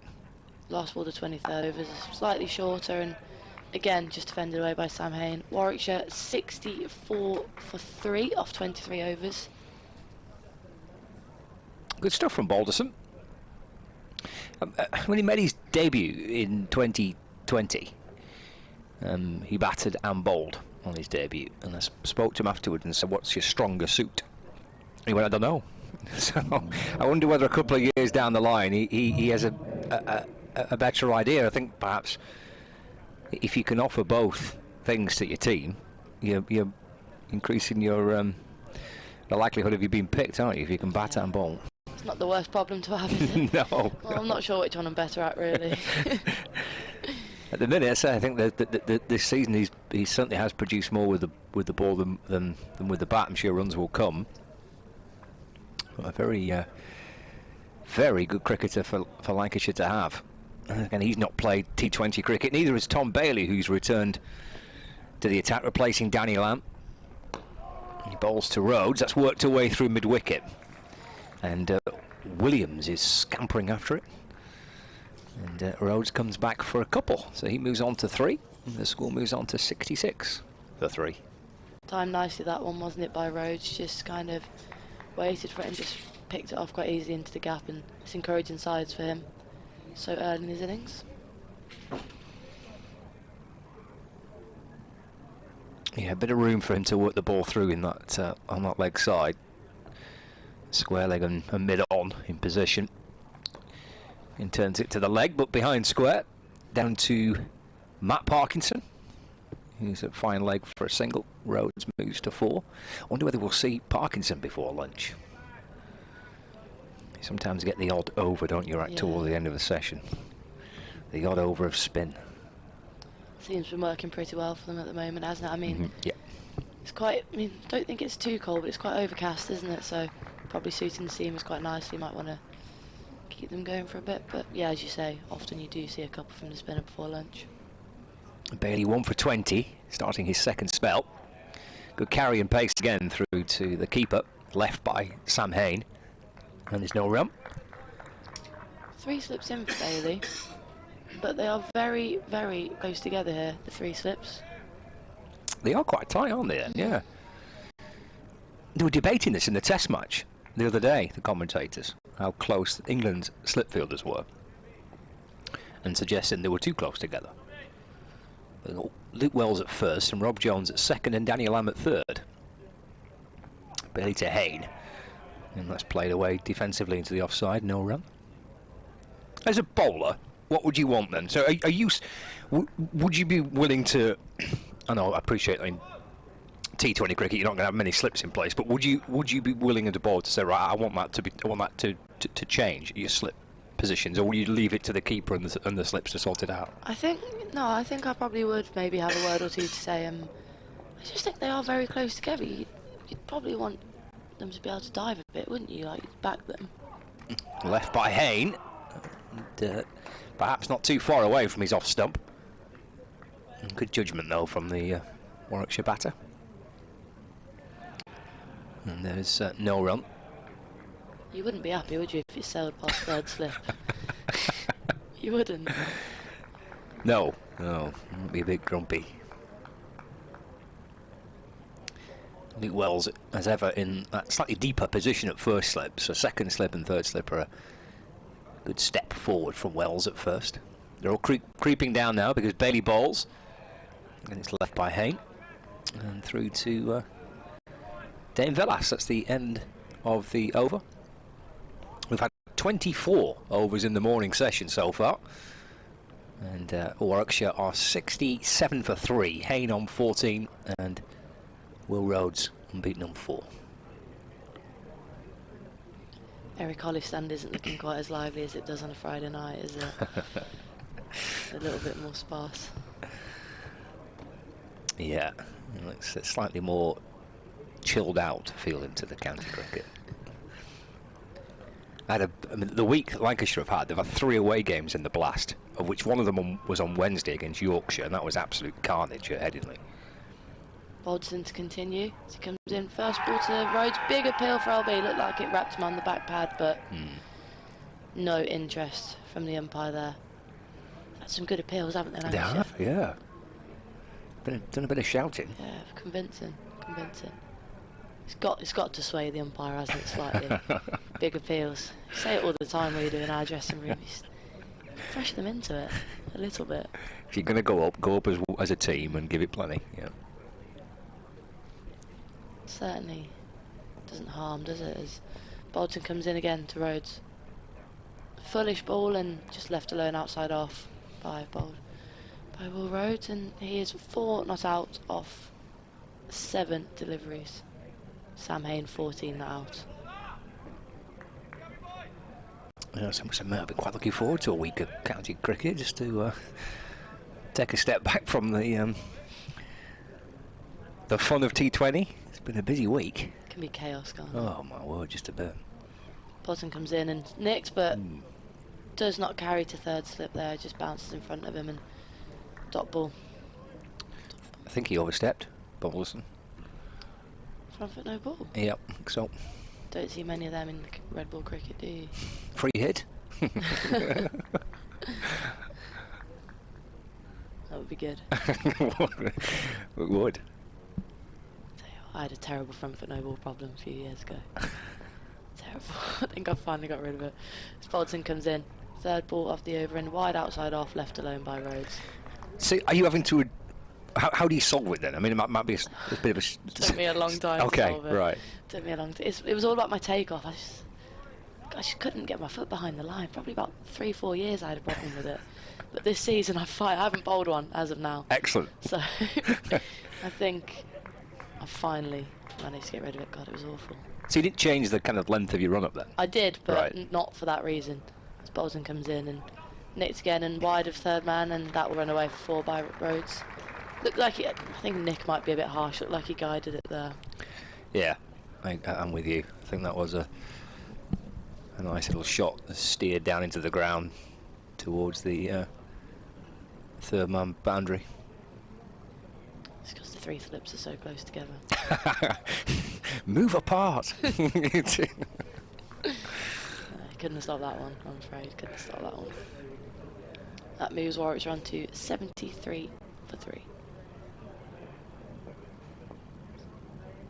Bolton, number 10, at the end of his mark, comes into bowl to respond to the last ball, and Fuller straighter and just flicked away. Good stop by mid-wicket. Oh, they managed to scramble a single. Diving stop by, is that Matt Parkinson? It is, yep. Yeah, but can't prevent the one ultimately, and a lot of movement. It's the left-hand, right-hand combination, isn't it? It's half the field moving. Umpire as well. Everyone's moving, yeah. A lot of activity here. It's a massive boundary, isn't it? Away to our left. Yeah, it is. It's a big old hit. We're playing on the pitch. I mean, there's loads of pitches here, but we're playing on one of the pitches as we look to the right of the square. Fine body over to Hain. Hain just rocks back onto the back foot and defended into the offside. Will be a dot to win the over. 74 for 3. Warwickshire off 25 overs. So the boundary to our right to the leg side with Hain on strike then. It's quite a modest boundary, but it's a big old hit through the offside. Might be quite a few threes run in this game. Maybe get the odd run 4. Surely not. 4. I quite like a run 4. Don't know if I'd like it if I was batting. Definitely seen a couple of all run 4s this season already, because they're quite big boundaries at Old Trafford. Yeah, an all run 4 is very exciting. I think we need to get out more. Yeah. I have heard of more exciting things, in all honesty. I was thinking that. I tell you what was the most exciting thing so far this season is Bailey comes in and bowls to Rhodes, who leaves it through to Villas, and there's no run. There was a game, it may have been against Warwickshire. It was definitely at Emirates Old Trafford. And the score was 111 for 1, 222 for 2, 333 for 3, 444 for 4, and 555 for 5. I was far too excited by that. That is good. That is good.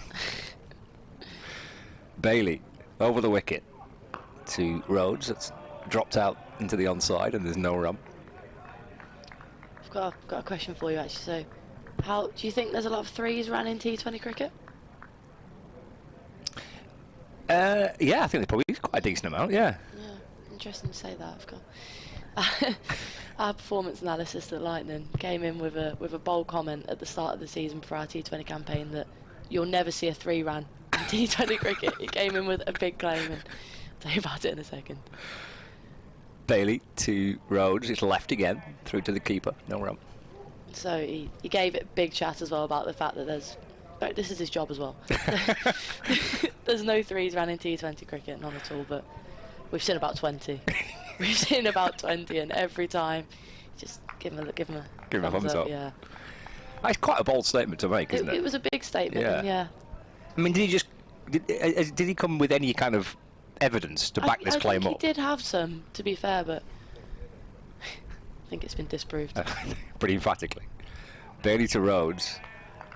Again, that's taken by Villas. Just skips across to his right. The ball is shaped back in, left by Rhodes, who's unbeaten on 9. Warwickshire 74 for 3.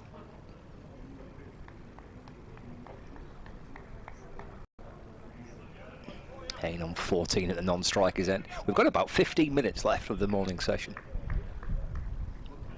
Hopefully, still be 3 down at the end. They'll be one in, won't it, the Warwickshire team? And Yep. I think it's needed, really. You don't want to be 4 down before lunch. No, win the toss and bat first, and you fall down at lunch isn't ideal. It'll turn out towards the mid-wicket region by Will Rhodes. He takes the single. Lancashire just dropped their fielder from square leg to deep square leg. Rhodes just manoeuvres the ball into that vacant mid-wicket region. He's playing it nicely through there. He's timing it well, Will Rhodes. Takes him into double figures, so he's on to 10. Sam Hain on 14. 75 for 3. One ball left of the 8th over. It's Bailey's second of his second spell. And Hain on the move, just pushing out towards mid-off. He's sent back quickly. Oh, no. Oh dear. Pick up and throw. And the ball goes past the keeper, down towards the boundary. Parkinson cuts it off. And they've run 2 there. A little sloppy by Lancashire. A few shoulders drooped on the back of that overthrow. End of the over, 77 for 3. So Rhodes 10 and now Hain on 16. They've been a pretty smart outfit, haven't they, in the field, I've thought, Lancashire, well, up until then, and it's not something you want to see as a bowler, is it? Overthrows off your bowling. Won't be best pleased, but no, they've looked good. I mean, that was a little bit sloppy, but they have looked good. They've looked sharp and they've looked alert, and I think they've kept the momentum in their way the whole time. Yeah, it's been good so far. It must be a challenge for players to go to having had 3 weeks of back-to-back, almost back-to-back T20 matches. I mean, Lancashire have had 3 this week. They've been to Leicester, to Leeds, and to Durham, and then you're kind of switching formats, coming back to the red ball cricket. It must take some adjusting. But I suppose the basics in the field, you can keep them up, can't you? You'd hope so. As Williams comes back in, swapped ends there, and relatively short and straight ball, kind of played away by Rhodes, and a bit of an appeal. I'm not really too sure what for there, because it's quite a loud noise, I'd say. I think it was an appeal for LB, but I think it was. he was on his own there that time. There's absolutely no help from anybody there for him. No. Optimistic from Will Williams on his debut. It's gone well. Gone for only 3 runs, is that? It is, yeah. In 7 overs, so very economical. Comes in. Second ball of his over. Will Rhodes to face. Full. Looks like he just swung into the left-hander there and just played into mid-on by Will Rhodes, and will be a dot. He's not a big lad, is he, Williams? No, he's not. I was just thinking that. Kind of quite a slight frame. I mean, we know we're quite a distance away. We're up on the 4th floor, I think, aren't we, of this pavilion end of the ground, but it doesn't look like a big unit. It's quite slim, isn't he? Yeah, big unit. Don't know if you'd want to be called that, really. As he comes in again, and again worked round by Rhodes, but this time straight to the square leg. He was quite far in front of square, and another dot. Big unit. Yeah, I know, you know what I mean, kind of muscly I type frame. I know what you mean. He's more of a Jimmy Anderson build, isn't he? Yeah, Quite yeah. slight. A lot of the seam bowlers are in the men's game, though. They are quite of a slight flame, aren't they? Think about the Warwickshire seamers, Hain and Dolby, Yeah. Henry Brooks.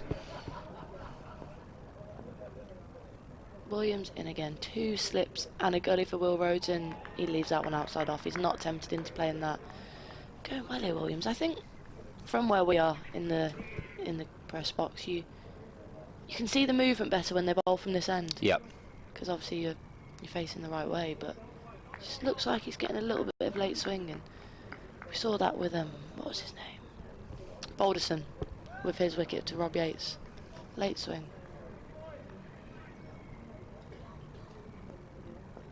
He comes in again. On the stumps and just flicked round and can't get through mid-wicket, who picks it up one-handed. Quite brave to pick it up with one hand like that. He's straight past him if he missed it.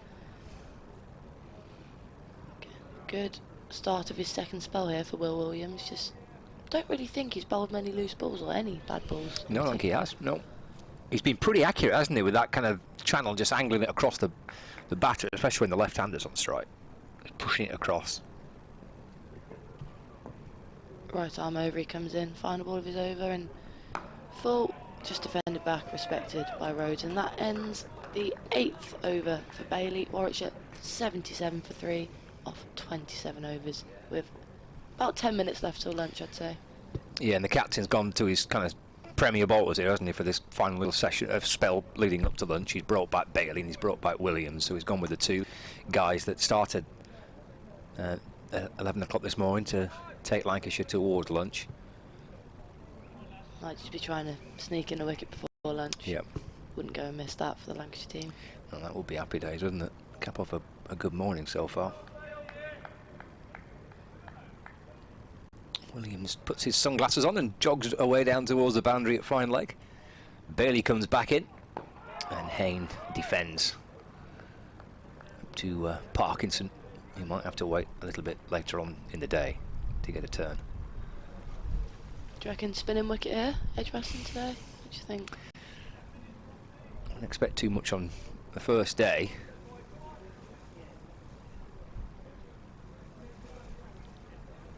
I think Parkinson's almost that type of bowler now for Lancashire.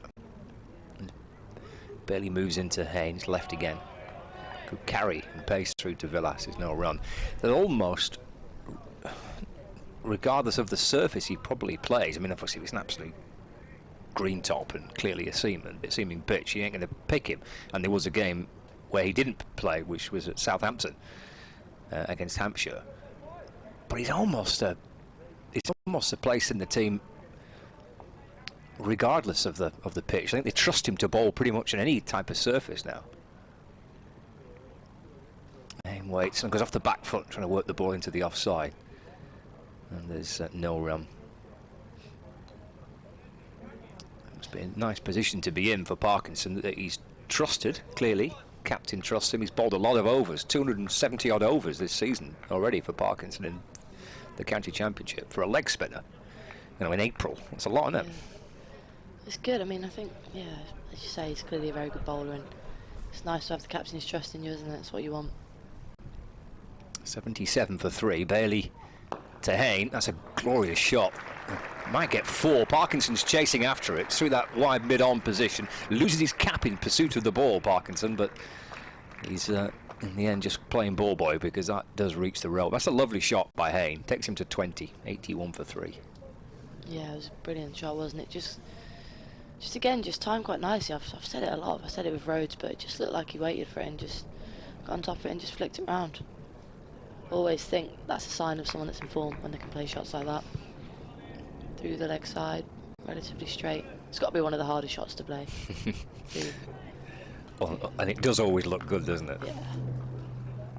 He's got there's a mid-wicket and there's a mid-on. He's worked it between those two fielders. Nice shot for 4. Just dabs the ball away into the offside this time. And there's no run. 20 to Hain. 81 for 3. 1 ball left of Bailey's 9th over. 1 for 27. He got his mate Alex Davis again, Tom Bailey, as he did in Manchester in May. 2 wickets for George Balderson. But seeing a partnership here between Hain and Rhodes. And Hain up onto his toes and works the ball out into the offside. Sends Rhodes back. It's stopped by Keaton Jennings. That extra cover, and there's no runs. That's the end of the over. He'll probably get another one, Bailey, I think. Looking at the time, edging towards 5 to 1, but he might just get one more in. Had 28 overs so far in this morning session. 81 for 3. Will be Williams to continue from this end as well. Pick of the bowlers for me today, I think. Is he the only one not to take a wicket? No, he's not the only one not to take a wicket. No, Lamb hasn't. Lamb hasn't even, no, but he's gone nicely, and well, he's only got for 3 runs off 8 overs. I think speaks volumes about the areas he's bowled. Comes in here, Will Rhodes to face. Currently 10 not out off 22 balls, and good carry straight through, left by Will Rhodes outside off, but just getting it through here, isn't he? Williams getting it through, and even that was just a bit fuller, carried through nicely. That's the type of line he's bowled pretty consistently, isn't it, this morning? Yeah, not many bad balls at all, as we say, and I think he's been unfortunate not to pick a wicket up, in honesty. Without a number or name on the back of his shirt. I hate that idea. He comes in, and again, similar channel, just outside off and left alone by Rhodes. I mean, not much can be helped, he has just been signed, but just really, really grates on me. And he's just one in the team. They have the sleeveless jumpers though, don't they, in the white ball cricket, which don't have the names on as well. Yeah. Which, when it's a cold day, which it has been here earlier in the year, makes it quite hard to commentate from here. You can't see the names on the shirts, numbers. Williams comes in again. Again, similar channel, maybe slightly straighter as Rhodes just kind of punches that one back to the bowler. And I remember it being quite a hot topic of conversation. I think it was in Test cricket, wasn't it, whether to put names and numbers on the back of Test shirts. Oh, you can't do that. You can't have names and numbers on when you're representing England, but it makes perfect sense, doesn't it? I mean, why wouldn't you want to? it is easier, isn't it? I mean, It's not just for us, is it? no, For people in the, anyone, yeah. just for supporters watching, you got an idea who's who. Don't know why you wouldn't.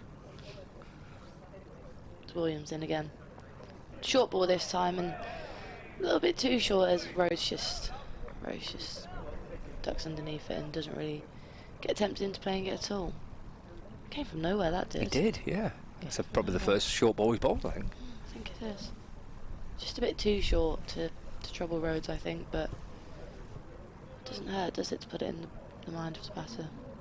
It's probably his last over this, isn't it, before lunch? Stick one in.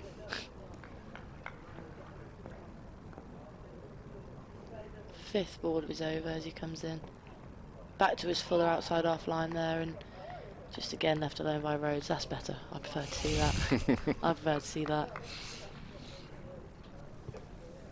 Yeah, it's been impressive. Will Williams has.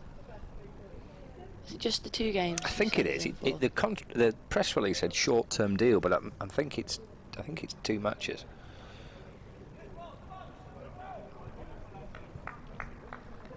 I'm now trying to remember who the next game is. I think it's Kent. Last ball the over again on that 5th stump line, and again left alone by Rhodes. Warwickshire 81 for 3 here at Edgbaston. Sam Hain 20 not out, and Will Rhodes 10 not out. Yep, and it will be time for a Tom Bailey over before we get to lunch. Someone's laid down. Who's laid down? Someone's having Stephen Croft, I think, having a lie down. Don't blame him. Have a stretch. He's on his back, and now he's back up on his feet. Long 29 overs. What guy? Where's the old boy of the team now, Stephen Croft, 37. Got 3 down. Could be a bit more. Not 200 for none, are they? Barely to Hain. 3 slips awaiting. It's left by Hain. And taken by Dane Villas, who very carefully hands the ball to Rob Jones at 2nd slip. He's had some runs playing in the 2nd team over the last couple of weeks. Rob Jones, not played much this season. But back in the side. Lancashire having to make some of these changes because Phil Salt's been called up by England and Liam Livingston as well, so he neither able to play in this fixture, so a chance for Jones back in the side. Bailey to Hain. That's dropped away down towards 3rd man. Croft will chase after it. They'll come back for 2, and Croft does stop it. Just fiddle down towards that 3rd man region. And Hain moves on to 22. I do. And Warwickshire 83 for 3. Just guided that one, Sam Hain, just down to the 3rd man region. Didn't quite race away for 4 even on the short boundary, and was just 2. Looks like this should be.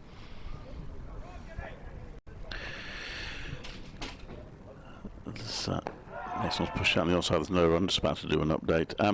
Well, I'm not allowed to lose another wicket now, Grace, because I've just written my lunchtime piece for the website, and I don't want to have to change it. And I'll use the line that Sam Hain and Will Rhodes saw Warwickshire through to lunch. So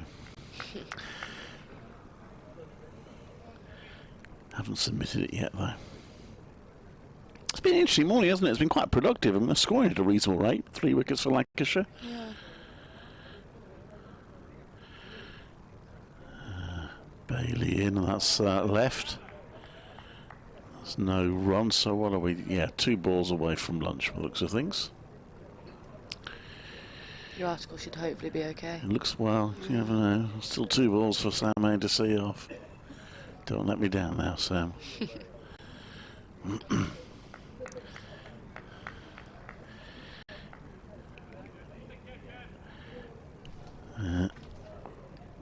In comes Bailey. Right, I'm over to bowl, and Hain leaves that. It goes through to the wicket keeper. No run, so the men out this morning. Alex Davis caught Balderson bowl Bailey for 11. That was a top edge when he was trying to repeat his 6 from earlier. Rob Yates dragging on off Balderson for a duck. And crucially, Dom Sibley, who was really looking quite impressive, hit 3 4s in 9 balls before he just got an edge trying to drive up Balderson to be caught behind for 28. That was 59 for 3.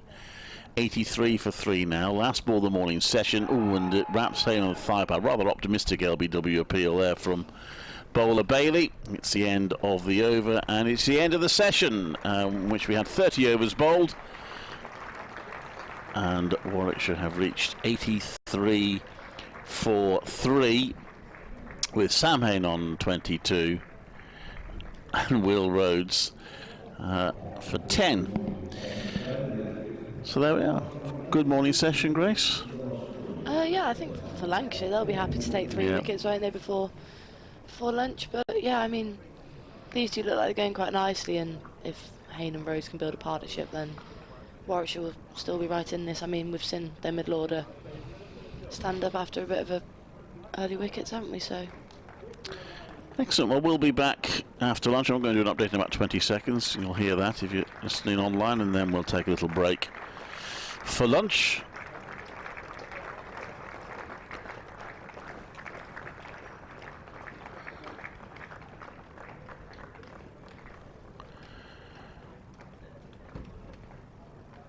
This is Clive Eakin at Edgbaston, where it's lunch on the first day of Warwickshire's County Championship match against Lancashire. Interesting morning. Warwickshire, winning the toss, have moved on to 83 for 3, so they scored at a decent rate. But Lancashire have got the ball to nip about their bowlers and have taken 3 wickets. The first to go was Alex Davis, a top edge, trying to pull. He'd hit 1-6, and then he edged to be out for 11 off Tom Bailey. And then George Balderson got Rob Yates to drag on for a duck. And crucially, Dom Sibley, who'd begun to get into his stride, hitting 3 gloriously driven 4s in the space of 9 balls before he got a faint edge to be caught behind for 28. Sam Hain and Will Rhodes have seen Warwickshire to the interval, with Hain on 22, Rhodes on 10, Warwickshire 83 for 3 at lunch.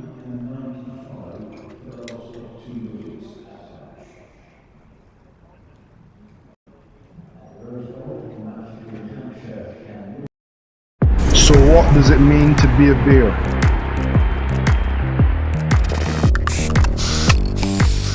We are proud of our history, our county. Its traditions, its people. We're bold and brave and never give up.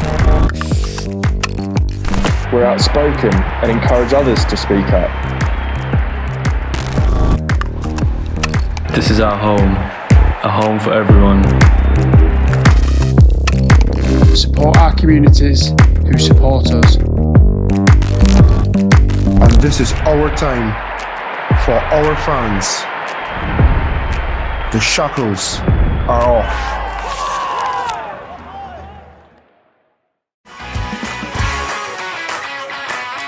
Beautiful shot. That's what the crowd came to see. All the way for 6.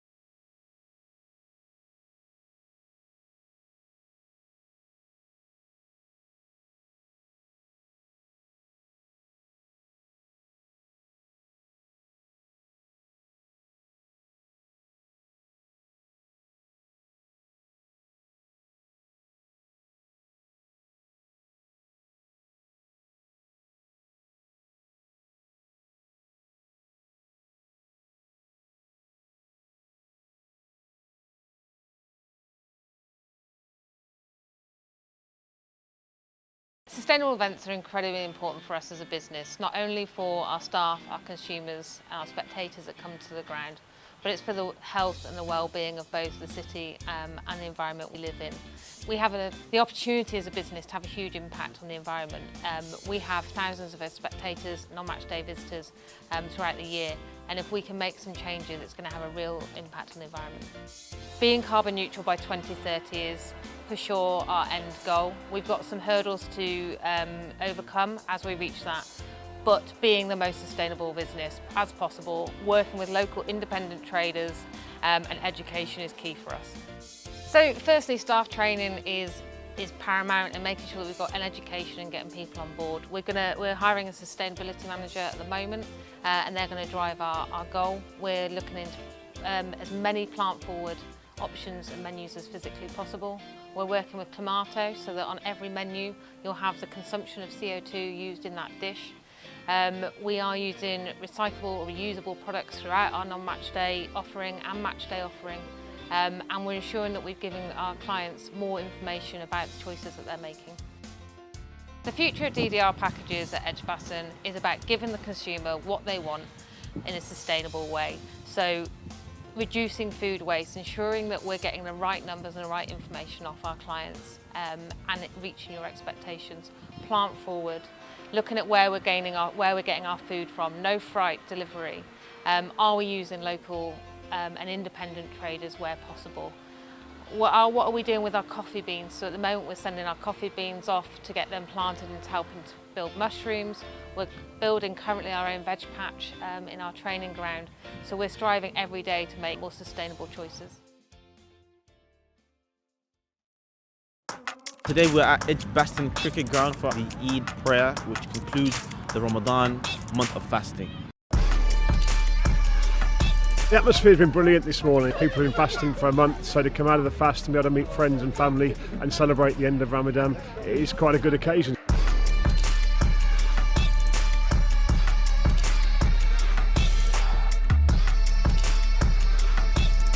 We've estimated just over 2,000 people here. We've had lots of people coming up and telling us how much they've been loving it and enjoying it. By doing these sort of things, it is a step to show that we are open and accessible, and that we are trying to understand the needs of the different elements of the community. Edgbaston Cricket Ground is for everyone, and as you can see, everyone is here. We normally go to the mosques for Eid. To actually be outdoors in such an amazing venue like Edgbaston Cricket Ground, it's just fantastic. I love the fact that we were outdoors saying our Eid namaz together. It's just amazing to be able to come here today and celebrate it with so many Muslims from around the community. It's been a really good crowd. It's much bigger than last year. Just want to thank everyone who showed up today. It's great.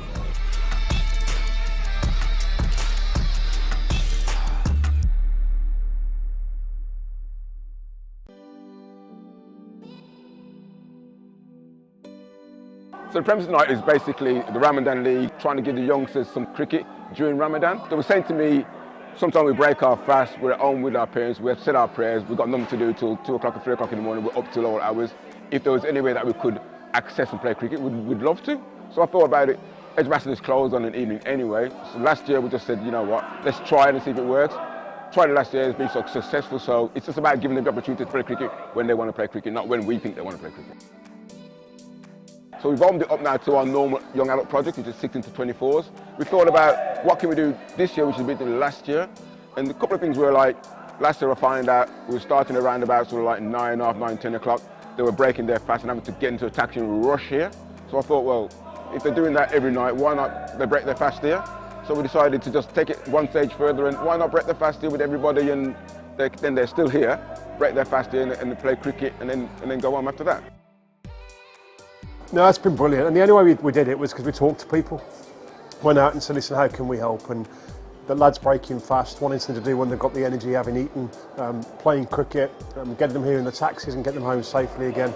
It was all just through talking to the community and listening, and then just saying, listen, our part's dead simple. We just unlock the doors, open them, and then you guys come in and make it happen. We're smack bang in the middle of one of Europe's most diverse cities, and we have to represent the communities that we're meant to serve. And being blunt, we haven't done it enough in the past, but we're trying to make moves in all different areas now, not just about religion, but about gender, ethnicity, and really about making Edgbaston a place for everyone.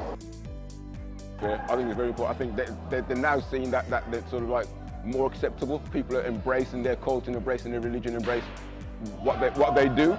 Before, I think they've been sort of secluded, but now they've opened our eyes, opened my eyes, they've opened everybody else's eyes. This is what Ramadan's about. We always used to hear about Ramadan, 4 weeks of fasting. Didn't really know what it was about. Now we can see a little bit more in depth into it, and these guys can feel that Ramadan can be a part of everyday life. So we can embrace it as much as they can embrace it.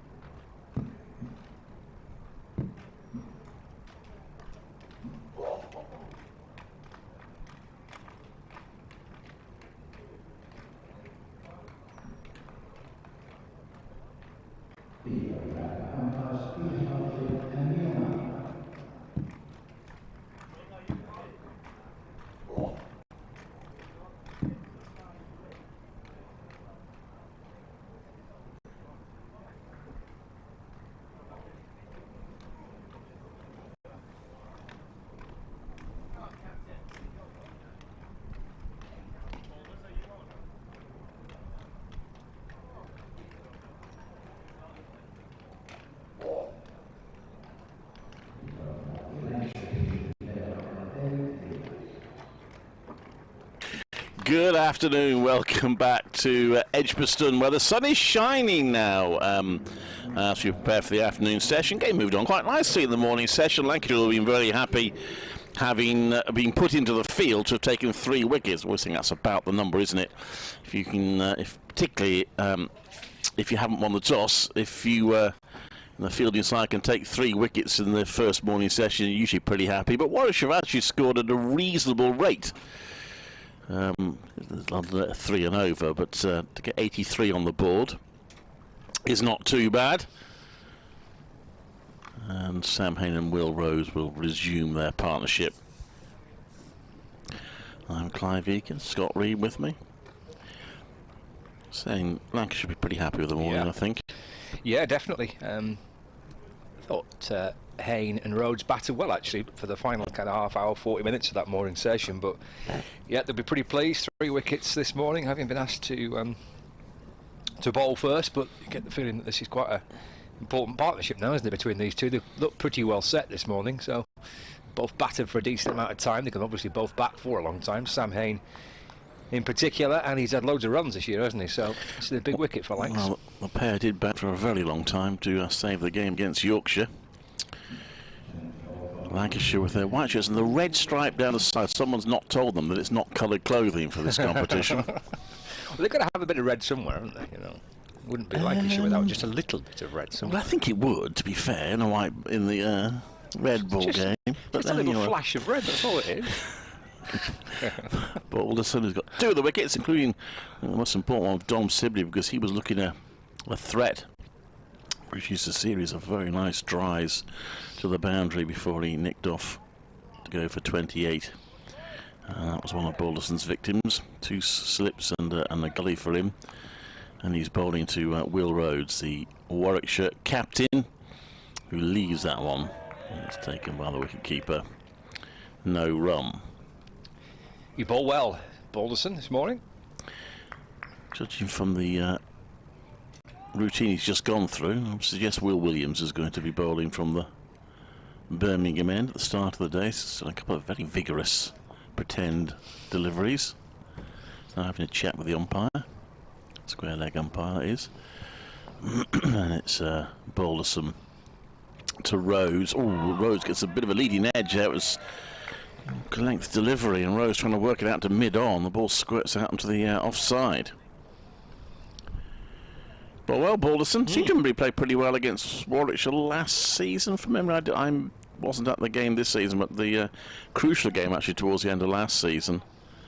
Seem to remember Balderson played pretty well in that game. Was that in the championship? Towards the end of the season, I think it was one of the last of the.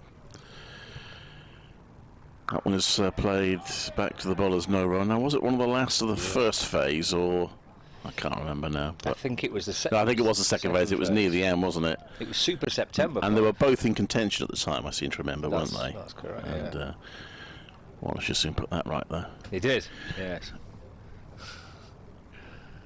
And then, of course, the victory at Lord's. Can't forget the Bob Willis Trophy. No. Oh, yes. Indeed. Balderson comes into bowl round the wicket, and that's turned round to back a square leg for a single, and they're going to come back for a second, and that's well judged by Will Rhodes. It's run well, Will Rhodes. Yes, I'd forgotten that. It was, I mean, that was all one in the first morning, really, wasn't it? It was one of those games where. It was. Yeah. I enjoyed that, though. It was a good. I did good fun. Yeah. We were in exalted company for that one, weren't we? Yeah. Yeah. Alex Hartley and Ian Bell. Indeed. Not the company here isn't exalted, you understand, but you know. Balderson comes in to bowl around the wicket. Oh, and that's a drive from Rhodes, and he misses it, and that drifts away. I thought for a moment he got a nick on that, but apparently not. No appeal. But he was certainly well and truly beaten. He was, yeah. Not many have beaten the bat of either Rhodes or Hain. That one did. Good delivery. I've got the ball, I think, to nip about a bit, the Lancashire bowlers. Still early days, but this looks like a more competitive wicket than some we've seen this season. Round the wicket comes Balderson, that's left by Rhodes. Nips back a bit to the wicketkeeper. End of the over, 85 for 3, 31 overs bowled. I always think when you come here, you get good pitches. Yeah. I think it's one of the grounds where you, as a bowler, you know you have to work hard for your wickets, but there's something there for bowlers, and there's tends to be runs for batters. Every time I've watched Lancashire, they've been good pitches. There was a little bit of a Twitter spat. Oh dear. Believe that Twitter, you have arguments on Twitter, would you? Between head groundsman Gary Barwell here and Mark Butcher, because Mark Butcher, a bit of a throwaway comment really at the end of one of his test match chats out in Australia, had just said county championship pitches are terrible, I think was the phrase he used. So Gary Barwell replies sarcastically that there's no point in the ground staff turning up then in the future, because Mark Butcher replied telling them to grow up. But the end, Paul Farbrace was making the point that I think every single pitch here last season, the match bar one, was decided in the final session of the fourth day, which is superb, perfect, really, isn't it? I think this venue, perhaps more than any, it's a wonderful job they do. As Williams is into Hain, that's defender back to him, and there's no run because of the sheer volume of cricket that's played here. I mean, it's a brilliant effort to keep producing pitches. We said earlier they got the Commonwealth Games here as well, with the women's T20. Not sure how many games are involved in that, but great. Yeah, got hard work for the ground staff. Aye, tough old season, isn't it? Loads of cricket. New competition, of course, and its second year later on. Williams to Hain. Just gets up a little bit on Hain. The way he played it would give the impression that just had a little extra bounce, perhaps. Defends it to mid-wicket, there's no run. Yes, we've got a test match against India here and a T20 international, and of course, as you say, the 100. Birmingham Phoenix.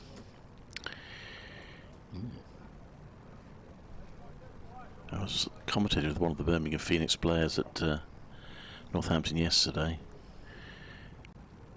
Kirsty Gordon, and she was defending the Phoenix kit, which I did bring up. Williams to Hain, back and across, that's defended to mid-off, and there's no run. You're not a fan? It's certainly striking, isn't it? It is, yeah. It is, yeah. People have compared it to a packet of a certain food snack. I was here for the match last year when Imran Tahir got his hat-trick. He's coming back here this season, Imran Tahir. Got a T20 hat-trick for the Bears as well. Superb. He's great fun, isn't he, to watch? Yeah. There's Williams into Hain again, who's in behind it and defends back down the pitch. Gathered by Williams off his own bowling, and there's no run. 85 for 2, Hain 22 not out from 50, exactly 50 deliveries faced. And Rhodes on 12. Lancashire have still got 3 slips. I've had for most of the game. Luke Wells, Rob Jones and Danny Lamb are the 3 slip fielders. Keaton Jennings at gully. And they're all crouching down now because Williams in the sunshine, he's bowling to Hain.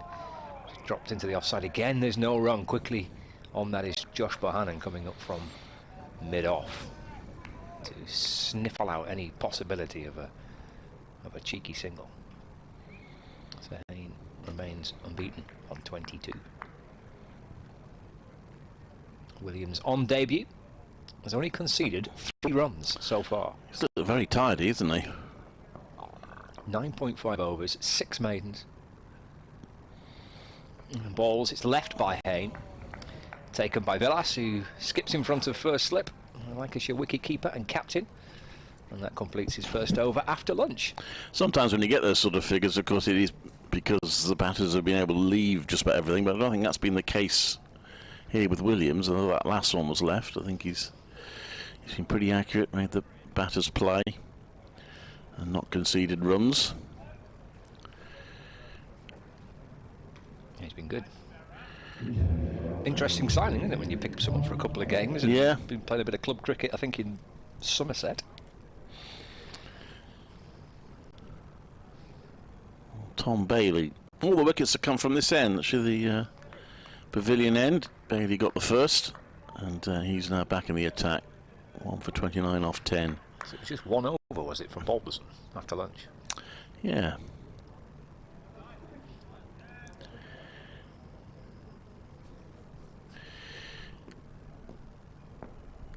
So Bailey to Rhodes. Rhodes Rhodes plays that into the ground. Gully area, there's no run.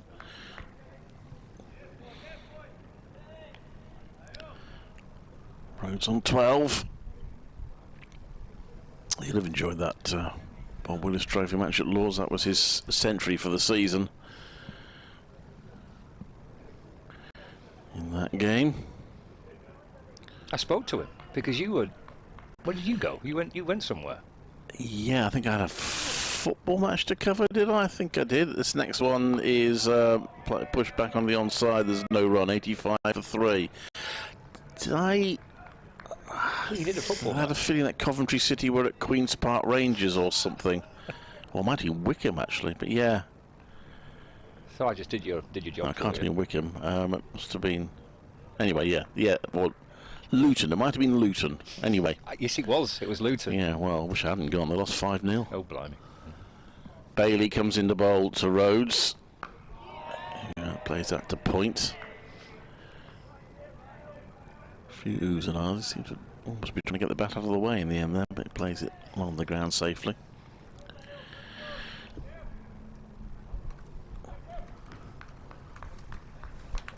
Quite lively in the field, aren't they, Lancashire? Yeah. Plenty of noise. I got the 3 wickets. They could have a similar middle session of the day. They'll be well on their way. Bailey to Rhodes. Oh, Rhodes has slashed at that one. That was a slight range shot. And the ball didn't come off the bat with any great pace. Rolled out to point.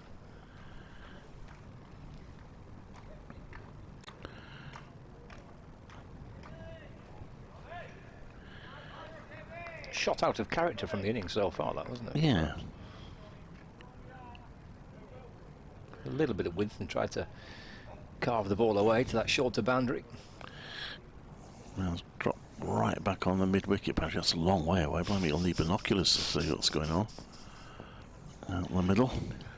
Bailey to Rhodes, who actually takes advantage of that move by playing it to exactly where the fielder was previously and scampering through for a single. It's on to 13, 86 for 3.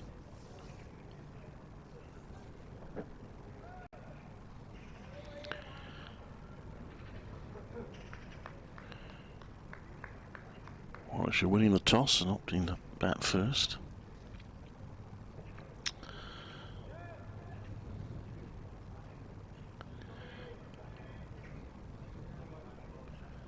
Sam Hain looks around him as Bailey comes in with the 2 slips and a guy to Hain, and that's just off his flick. Yeah, it is off his thigh pad. It will be a leg by, down to fine leg.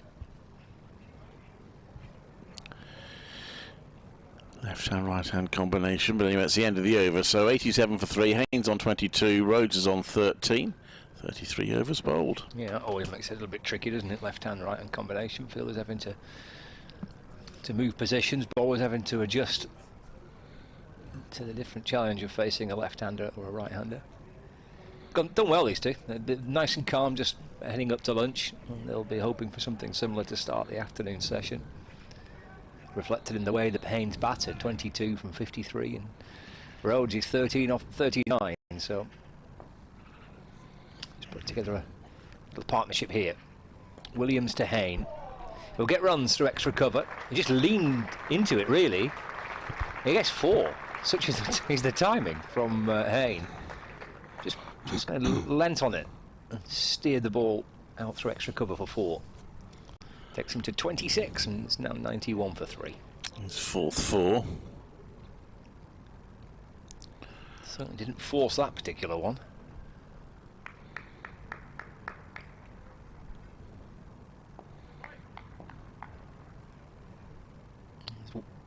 Williams is in to Hain.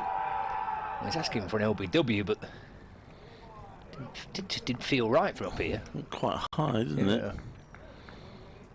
A little bit of support from behind, but it wasn't a big shout. And Williams, I think, as quickly as he got into his appeal, kind of ended it. 91 for 3. Still got 3 slips in the gully. Extra covers open, albeit Bohannon, who was at mid-off. He's kind of in between off and extra coverage, trying to fill 2 positions there on the offside. Williams to Hain off the back foot. Again, played away through the covers. Again, Bohannon will chase it. And this time he gets to it. Flicks the ball back. Croft sends in the throw. And they come back for 2. Hain was hoping it would be a similar outcome. Just eased away through the covers for 4, but just a couple on this occasion. Moves to 28. Hain, third top scorer in the first division of the county championship. He is somewhere behind the top 2, way out.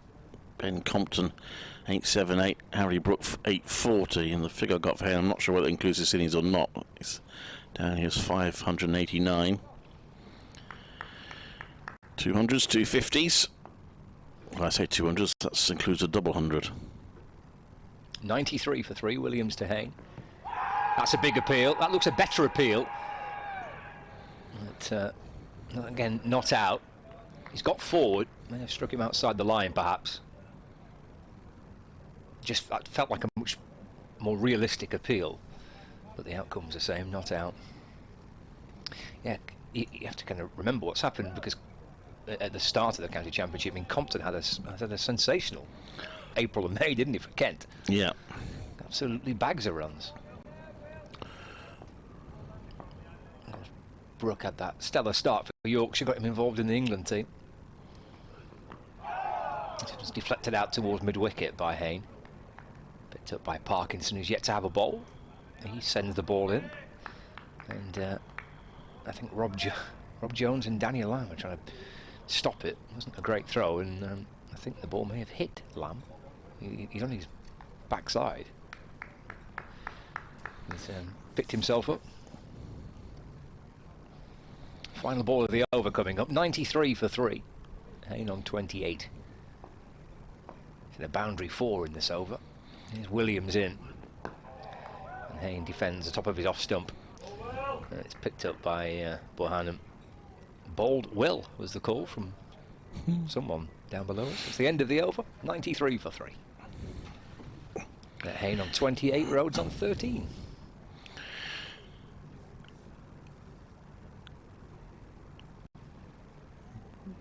So 1, 2 things happening, keeping the bowlers interested. Son pops out again.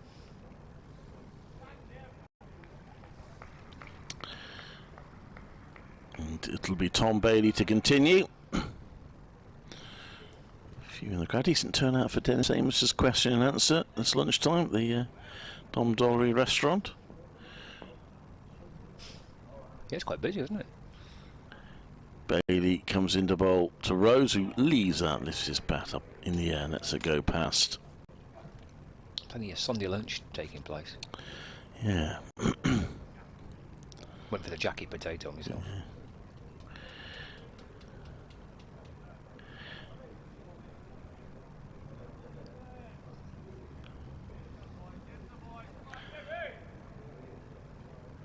Oh, that'll really annoy the bowler. The ball's been tossed to him badly and it lands at his feet, so he's got to bend over and pick it up.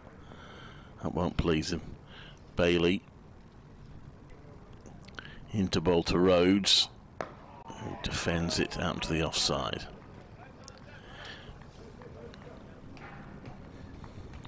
Ollie Pope has reached a century for England. I told you it wouldn't work, him batting at 3.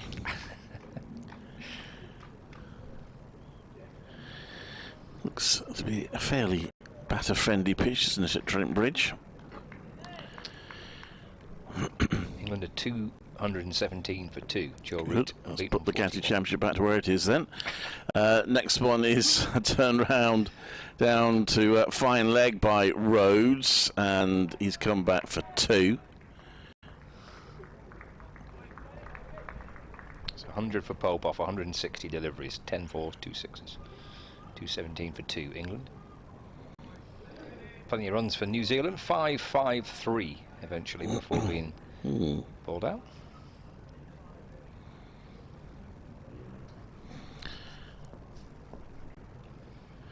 Bailey bowls, and that's pushed by Rhodes out to mid-off. He goes on walkabout, lifted the county championship last season, Will Rhodes.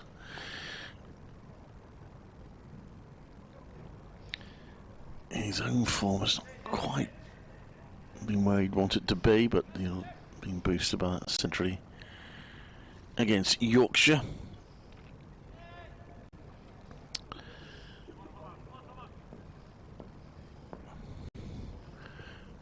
And he pushes that one into the gap. That's a nicely timed and played shot by Will Rhodes. The chase is on to that long boundary. And is it going to be stopped? Oh, what a good effort that is. Who is that down there? Josh Barnum. Josh Barnum did really well. Dived and stopped the ball just inside the rope. He went tumbling over the rope, but he was clear of the ball at the time. I think I was just asking him. I think it was all right. He probably doesn't know for certain, but it looked all right to me. And then, was he just telling him to signal 4? Oh, he has. Oh, gosh. Well, that's honest, but I'm not entirely sure he's right. Looked pretty good, didn't it? It did. He stopped the ball in front of the rope. Then he went over the rope. Maybe he felt that he'd gone over the rope before he managed to clear himself off the ball. And then he sort of stepped over the rope and picked the ball up inside. But, well, there you go. Well, good on him. Not sure I would have done that. 99 for 3. And that's left.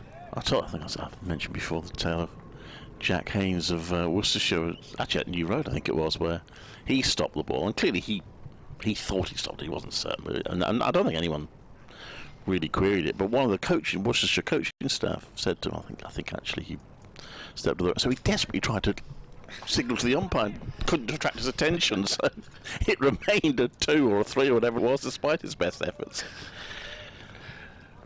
Well, I suppose if you try, that's what you can do. Exactly. I was very honest of Bahani. But I'm with you, Clive. I thought actually he'd stopped it. 99 for 3. So Hain waits for Williams, who's running in from the Birmingham end. He's over the wicket. And Hain dabs it safely back down the pitch, and there's no run. Let's hope Warwickshire don't win this match by 1 run. Yes.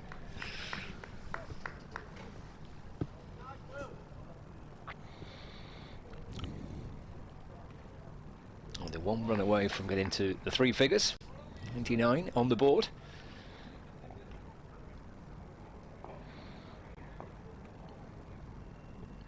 Williams looking for his first Lancashire wicket. Left by Hain, taken by Villas. And as Hain leaves, he does give the impression he's going to play. He'd pull the bat up and out the way, and then rehearses the leave a couple of times. I quite like that. Got to rehearse a leave. I'm enjoying that. Well, he's got to get back to practice of leaving it after T20. Yes. Yeah. Only for a week, isn't it? And then back back and playing on Friday. Yeah. Trent Bridge, where it's usually high scoring. Hain waits. Looks to drive. The ball actually comes off the inner half of the bat. It deflects up to mid-on. He's aiming for kind of mid-off, but it's no run. Last wicket fell with a score at 59 on the board. These two have taken it to 99.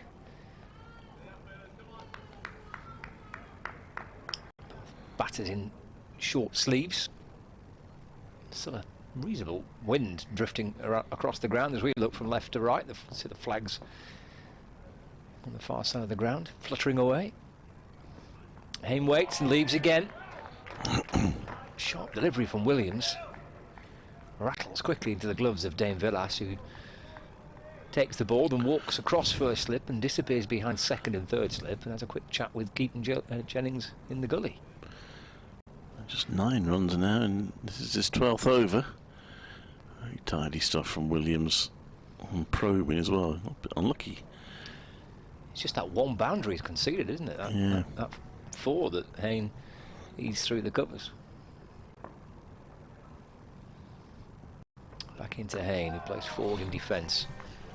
And deflects back towards the bowler and leans down to his left of field and hands it to Bohannon to polish, and there's again no run. So is he overseas or does he qualify? No, he's overseas. Yeah. Yeah. Short signing. Lancashire had Hassan Ali for the first... Well, he was available for the first 6 matches. He played in 5 of them. Got a stack of wickets in April and May. Got 25 wickets. into Hain. I think a slow ball that. And Hain looks to try and work it to the leg side. Just flicks it back towards the bowler. And there's no run. End of the over. 12. Correction now to 36 overs gone in the day. Barely about to start his 13th. Warwickshire 99 for 3. Hain on 28. Rhodes on 19. Bailey to continue for Lancashire. Still a decent breeze. Warwickshire and Lancashire flags on the flag poles, which are situated top of the stand. Actually, you know what? I don't actually know whether that's a long pole that goes over the stand or whether it's actually attached to the stand. That's left outside off stump. There's no run. I think it's probably attached to the stand anyway. It would be a super long ball. It would be. It would be a very long one, wouldn't it? That's by scoreboard here.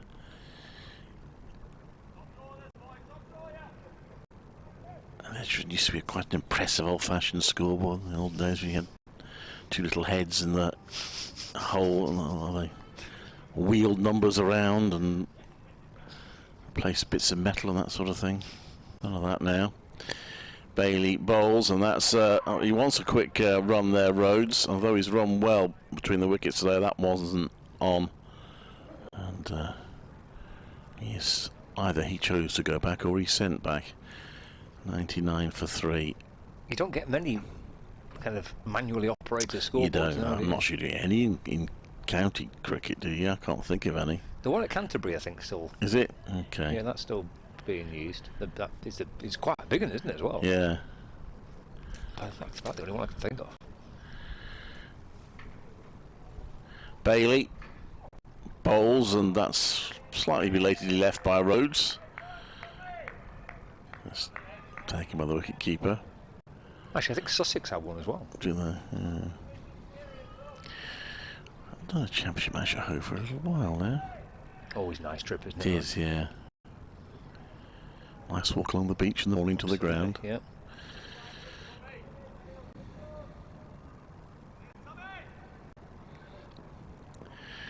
Bailey bowls to Rose, who leaves that 99 for a little while now.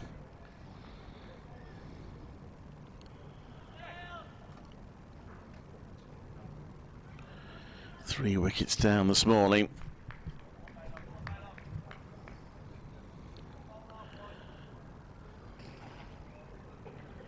But so far, Hain and Rhodes have carried on where they left off against Yorkshire in the last game. And that was a bit of an inside edge from Hain out onto the onside. No chance of run. It's cut off by Williams. It remains 99 for 3. That little spell of sunshine. It's a bit intermittent. There's some clouds that cover the sun every now and then. But the tall buildings in Birmingham city centre are very clearly defined. Good visibility.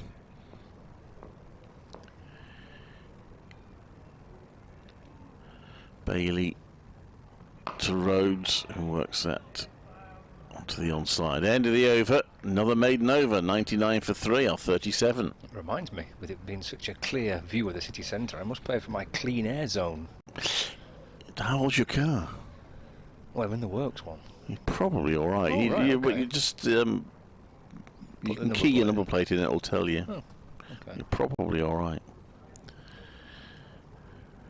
I definitely had to do it in my car when I came down here. Well, you're old jalopy. last year. That obviously didn't qualify. I see. So the newer the car, the less likely it is you have to. I think so. I think that's the way it works. I actually had to check mine because I was in London recently, but mine was okay. Williams to Hain. He's defending up towards mid-on, and there's no run. Because in London they've got the clean emission zone and then the ultra clean emission zone. Oh, it's an ultra one. Right, Okay. I'm in trouble here. But no, apparently my car's all right for both.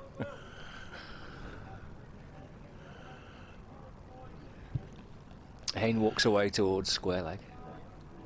Settles back into his crease. Always on the move, isn't he, Hain? He's always... Yeah, a bit Jonathan Trott-esque. Yes.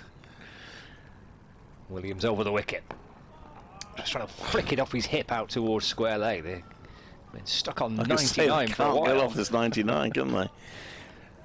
It's Parkinson who's at mid-wicket to field, and there's no run. I think Hain thought there that was the run to get the team up to 100, but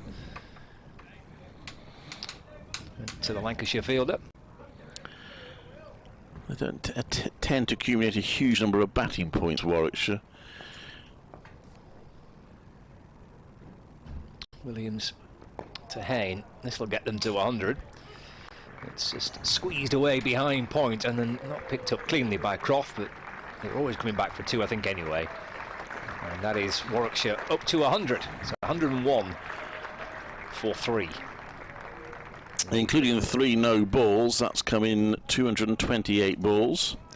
So the second 50 slightly slower than the first. First came in 109, the second in 119. But they have only lost 1 wicket in that second 50. Hain on to 30 as well now. Williams to Hain. And that's deflected away down towards fine leg. Dame Villas, ooh, slips rather awkwardly.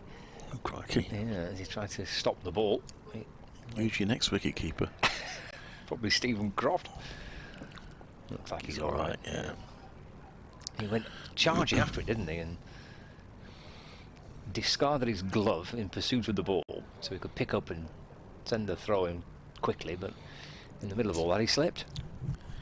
There's a leg by signal, no bat on it, so Hain remains on. Actually, I thought it was a leg by signal, but he's gone on to 31, so maybe there was a bit of bat on it. I thought he was gave it as a leg by, but obviously not. 102 for 3. Gets Rhodes back on strike. Not seen Rhodes facing Williams, have we, for a bit? He's taking guard. He's got 2 slips behind him and a gully, point, cover, mid-off, mid-on, mid-wicket, long leg. So Rhodes waits and Williams is in. He gets up onto his toes and defends a ball that's of good length and actually good bounce there for Williams too. He got right on top of it. Rhodes ups it away into the offside for no run. Picked up by Keaton Jennings, who creeps up from cover. If you can creep up when you're 6'2". Here's the ball back to the bowler. He's running in from the Birmingham end. Final time of his 13th over this. Rhodes will shovel it out into the onside. Stopped at mid-wicket by Matt Parkinson. Just tries to rehearse that little flick away towards leg side there. Rhodes didn't quite get it. Went straight to the Lancashire fielder. Parkinson, he's on his way off as well. He's jogging off, and Tom Hartley will come on as 12th man. End of the over, 102 for 3. 227 unbeaten these two put on against Yorkshire at Headingley. 4th innings of the game. Save that match.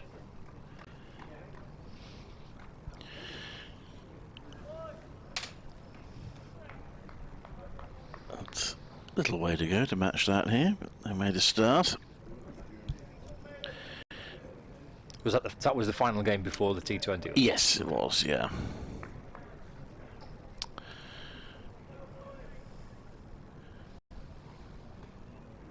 So Tom Bailey to bowl to Hain, who drops bat on that, pushes it to the offside. Haven't seen spin yet. No.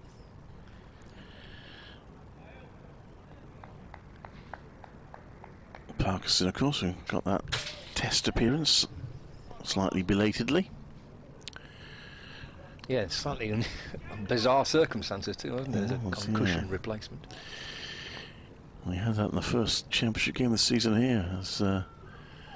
That's left. There's no run. Craig Miles was actually doing a bit of commentating for us in that game. Next thing you knew, he was out playing. So he was sat in here commentating and then out there wasn't playing. Quite as waving to the commentary window as they come on down, but yeah, he did a commentary session. Then not long after that, he was He was out there batting to replace Tremendous. Liam Norwell. He's okay, isn't he now? This is his first game back. Right. Okay. Yeah, so it was a nasty one. It was a bad one. We joke about it, but it really was quite a nasty blow. So it might be quite difficult for him when he comes out to bat. We shall see. Bailey comes in to bowl, and that's clipped onto the leg side nicely by Hain. Perfectly timed off his toes. You'll get a boundary there. He's on to 35. Played that shot this morning just before lunch. It was I think off the bowling of Bailey as well. Flicked out through that kind of wide mid-arm region. It's a lovely shot, isn't it? It's such strength for Hain. Timed it beautifully.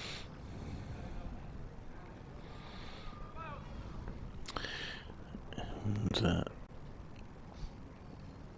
Bailey's in, and that's a push back to the bowler. There's no run. 108 for 3. So what happened with Norwell then? How did it? Just got hit by I forget who the bowler was actually. So it was like a bouncer. Hit a bouncer, hit him on there, and it was a fairly quick decision to take him off. So it was obviously. I mean, he did walk off, but it was quite a blow. Yeah. Bailey to Hain, plays that into the ground. That was Mark Stacchetti was the bowler.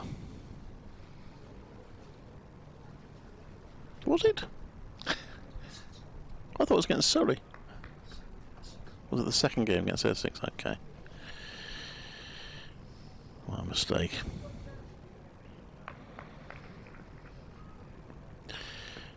And Bailey into Hain, pushes out to the offside. There's no run. Danny Lamb, who's playing in this game, was the first ever concussion replacement. Was he? In county cricket, he was drafted into the game, Worcestershire against Lancashire a few years ago. I think you got some updates to do shortly, haven't you? So we'll bring Grace in at the end of this over, and as I produce on air in 15 minutes' time, to try and make sure that we don't keep replacing at the same time. Phil will replace me. Does that make sense? Am I dismissed? What? Am I dismissed? Yeah. Okay. For the time being. We'll have you back. That was hit off his toes nicely by Hain, and that's gone through to the boundary for 4. Scott Reed. A couple of good shots from Hain. That's a 50 partnership between these two. Comes up on the scoreboard. 53 they've added. They came together in the 21st over. And so that's in approximately 18 overs they've added the 50. Welcome back, Grace. Thank you, thank you. Good afternoon. It's just what they needed, this, isn't it, Warwickshire? It is. It's exactly what they needed, and I think I was saying before that if anyone was going to do it, it'd be Sam Hain with the form he's been in, and it's just looked like he's starting to build on here. And what was it, 50 something for 3? It was 59 for 3. 59 for 3, and now 112 for 3. So yeah. Sounds much better, doesn't it? It does. You can describe it over. Just to say that Hain's now gone past 600 championship runs for the season. Williams comes in, first ball of his 14th over, and another good ball just outside off and left alone by Rhodes, and he's gone well today, hasn't he, on debut? Yes. Williams. 12 runs now conceded, and less than a run than over. Field a little bit more spread now than in the first session, as you'd expect. Just a deep square leg, quite fine, and then 2 slips, gully, point, cover. As Williams comes in again. Flicked away, and very good shot by Rhodes. Just goes for 4 down to the square leg boundary, and just timed that so well, but it raced away, and Fields had no chance to stop that.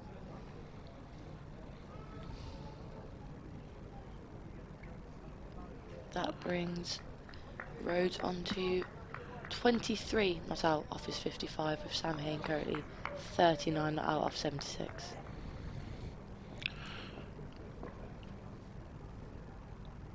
Williams in again. Short back of a length on the stumps, and Rhodes just comes back and pats it back, and Williams comes to collect the ball. Yeah, they've been pleased to have got a couple of shots, and they got a bit stuck on 99 for about 3 overs. were Warwickshire, so they'll be pleased to have not the wheels turning again. Looks a decent deck to pass on, doesn't it? Yeah. Short boundary on one side, or relatively short on one side. Incredibly long on the other side. Williamson again, right arm over. Full on the stumps and driven back by Rhodes, but not happy he's been hit for that 4, is he, Williams? He went to really throw that back at Rhodes, but decided against it. Can't be too many sports actually that have lopsided fields like this. I mean, you'd normally expect it to be sort of the same dimensions on all sides, wouldn't you? Yeah, I suppose every other sport. But, with so many pitches having to be used at Edgbaston, they've moved across a little bit to the right for this one, as we look at it. A lot of games on at Edgbaston, isn't there? Yeah. This time Williams goes full on the stumps and just skewed slightly by Will Rhodes, but a dot ball nonetheless. Yeah, I mean, they must have to work pretty hard, the ground staff here. They have what? They have all the Warwickshire games, some of the Central Sparks games, and Commonwealth games here as well this year, as well as the England games. Test match, T20 finals day, T20 international. Yeah, they are kept busy. They got a few hybrid pitches, haven't they, which they can go back to. Last ball of the over, and it'll be a dot ball to finish, just pushed away, straight ball, and that is 116 for 3 now, Warwickshire. 40 overs gone, and yeah, looking better, but still Lancashire. I think they can break these two up. A couple of quick wickets, and they'll be well back on top. But this is a good effort by Hain and Rhodes.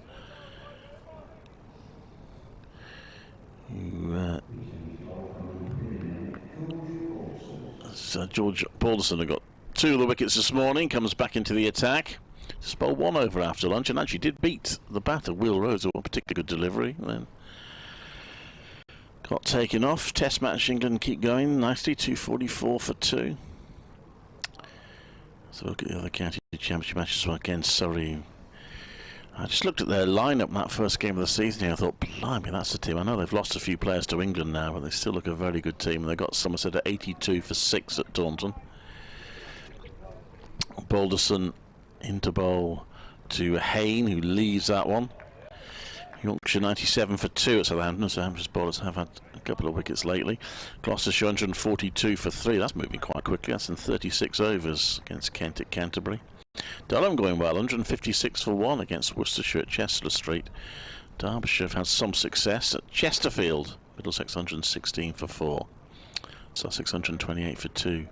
Against Glamorgan at Cardiff. Have you ever played at Chesterfield? I don't think I have, no. I was just gonna ask where that is. Balderson bowls, and that's punched away through long on for 4 by Hain, who's on to 43. I did do a game there a long time ago now. It was a one-day game I did there. They had a bit of bad luck for a couple of seasons, didn't they? They had some problems with the ground, and then there was one season where it rained all 4 days and they didn't get on.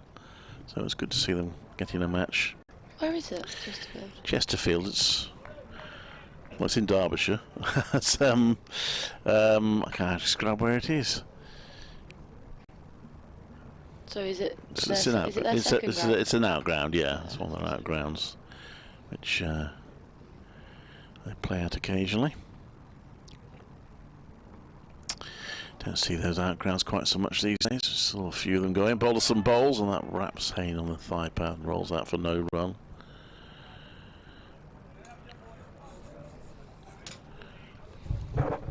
Not sure that Warwickshire are at any outgrounds this season. I mean, I know they're not at home, but I don't think even away they are, as far as I can remember.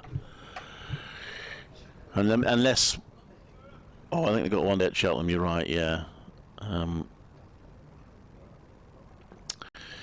Balderson, right arm over bowls, and that's played back to him. There's no run. 120 for 3.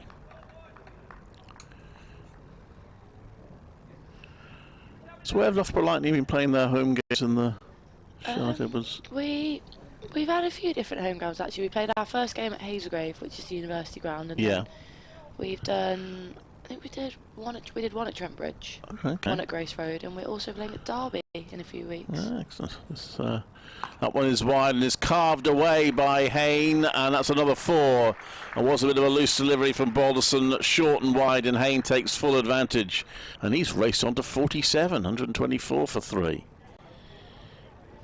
It's going well, isn't he, Sam Hain? Just timing it so well. We said as soon as he came in, he just looked.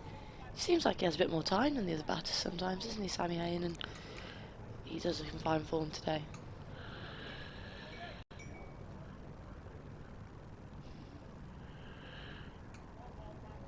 I still just wonder whether the New England regime, whether they might at some point take a look at him.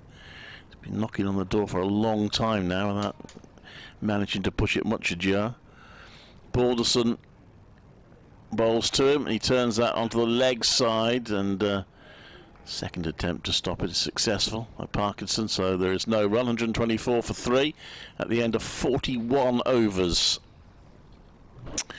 Warwickshire opted to bat first day of this county championship match before both teams resume the T20 blast. Lancashire going very well on that, of course.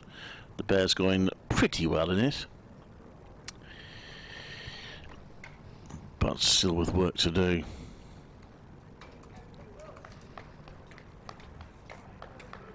They're top of the table, aren't they, Lancashire? Yeah, they had been going particularly well. I think they lost their last match, having previously won all bar one, which was a tie. Don't see that too often, do you? Williams in to Rhodes on stumps and just again defended back.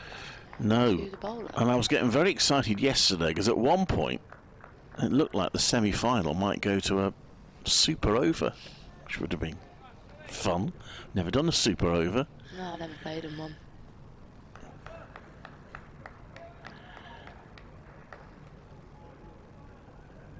Two low-scoring games yesterday, wasn't it, in the Charlotte Edwards Cup finals? Yeah. Often is, I think, in finals and semi-finals. Williams to Rhodes. Just slightly taken off the stumps to mid-wicket, but dot ball nonetheless, and a bit of cleaning up to do by the keeper with a bit of a skew throw by. Who's out there? Is it Lamb? No, it's not. It's Matt Parkinson, isn't it? Yeah. Yeah, I spoke to Amy Jones after. She reckoned the pitch was all right. There might have been a little bit of nerves there, I don't know. It's obviously also judging it and judging what you need.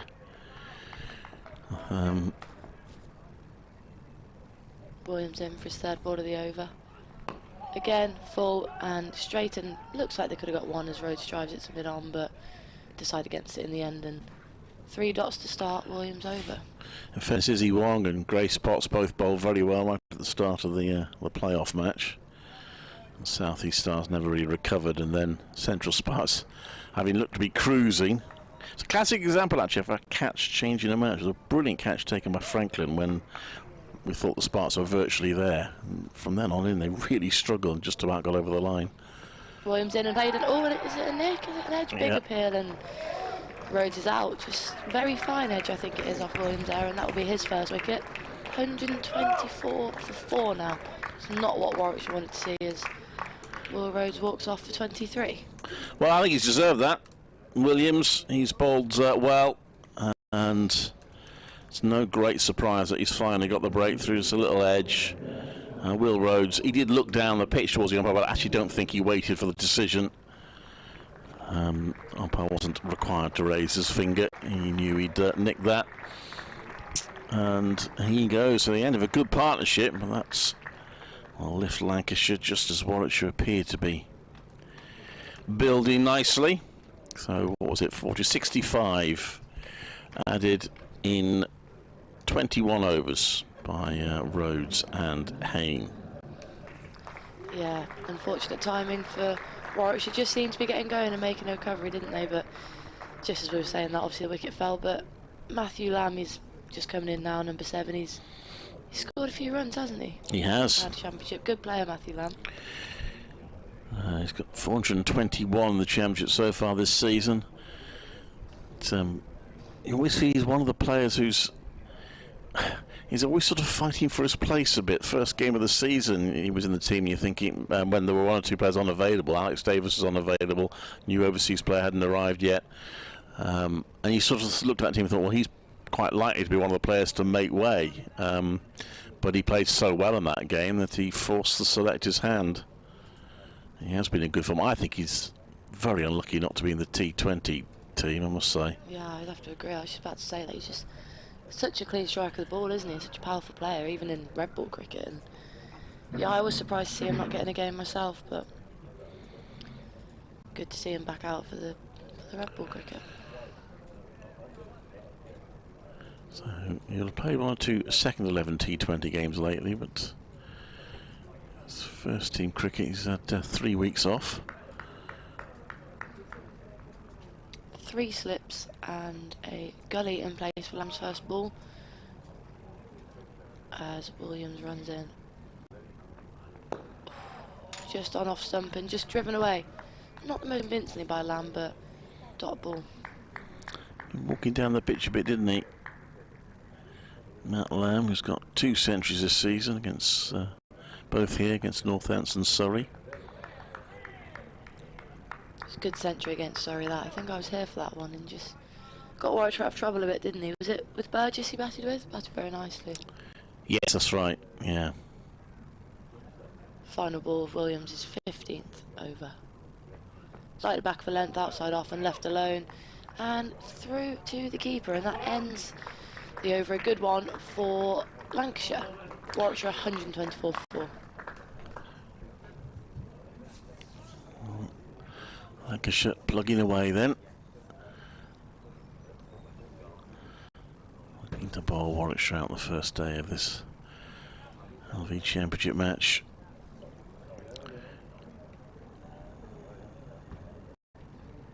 Balderson will continue. Just leaked a few runs to Sam Hain in the last over.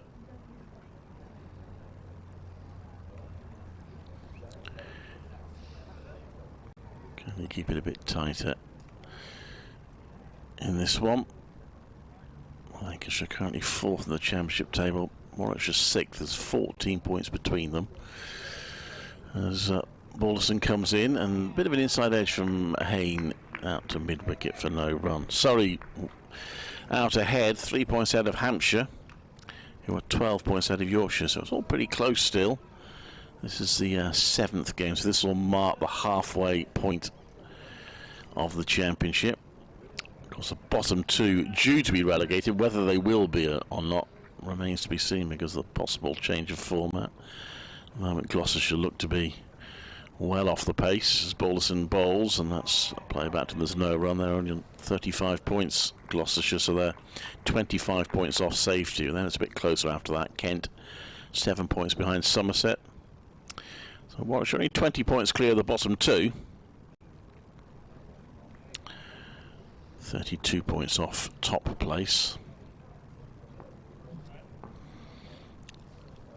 Balderson, 2 slips, no gully now as he comes into bowl the Hain, and Hain just takes one hand off the bat as he plays that into the ground, quite high on his bat. Sorted his line and length out, hasn't he, since that? Yeah. That slightly loose delivery, as you say, just short outside off, got punished by Hain, but other than that, Lancashire players have really been on the money today. It's Balderson in, and Hain turns that round his pads. He will just get one there. There's a boundary rider, as I think we now call them, at mid-wicket. 125 for 4. 2 of them out there on the leg side boundary for Sam Hain, isn't it? Fine and square, but just the one for Matthew Lamb, still yet to score in today's game. Just a fine leg for him. Square leg comes up.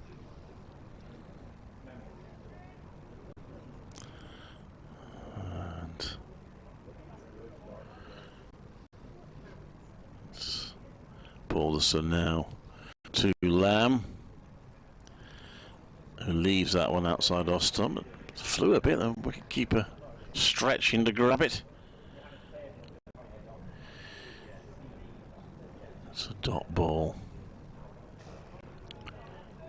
Some good carry there, as you say, came right through to him, didn't he?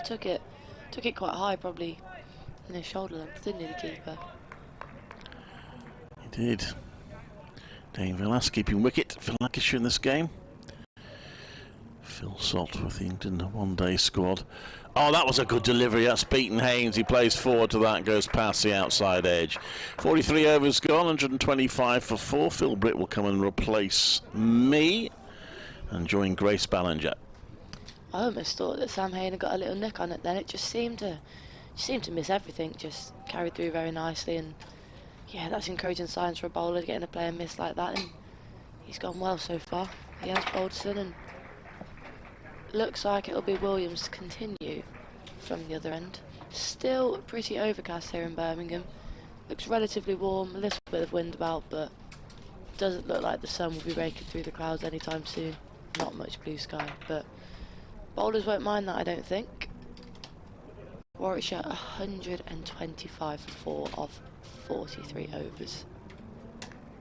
Sam Hain to face Williams' first ball, and he is 48 not out. 3 fielders out on the boundary now for Sammy Hain. Deep point on that short offside boundary, and a square and a fine about 15 yards in as William comes in for his first ball. Defended by Hain, straight back to him, and Williams picks it up and throws it into Keaton Jennings there at extra cover. Good afternoon, Grace. Good afternoon, how are we? All right, yes, fine. 125 for 4. Hard work ahead here for Warwickshire. They're going to rely on this middle order, which Hain, Lamb and Burgess, we've seen them get out of trouble once or twice already this season. Those 3 have been far and away Warwickshire's most successful yeah, they've gone nicely. Regular scorers. Shorter ball and flicked away by Hain, should just be one out to square leg, and it is. Seems like there might be a slight change of plan here by Williams for Sam Hain. He's got those 2 out on the leg side, maybe bowling slightly shorter. I think he's bowled pretty well, Will Williams, in his first match for Lancashire. I agree, he's been very economical, and he's obviously picked up that important wicket of Will Rhodes in his last over. He's bowled a nice line, a good length, and given very, very few balls which their batsmen have been able to get after, and deserved that wicket. Looks pretty handy, pretty good pickup for Lancashire, and this will be his first volley over to Lamb, who leaves it outside off. 3 sips in for Lamb. He's come to sort of senior cricket quite late in life, Williams. He made his List A debut in 2017, so he would have been about 24 then, and has only played 41 first-class matches, so not a huge amount of experience, and but certainly settled in pretty well. Seems to be going pretty well today. Comes in. Outside off and quite full, almost a bit of a freebie, but Matt Lamb struggles to get it away, and it goes straight to mid-off for a dot. I've got to be honest and say he wasn't a player that I'd heard of or taken any attention, so I had to look up quite a few. He played for Canterbury last season in the Plunket Shield in New Zealand, and he was the 4th highest wicket taker with 25 wickets in their competition, so had some success in domestic cricket.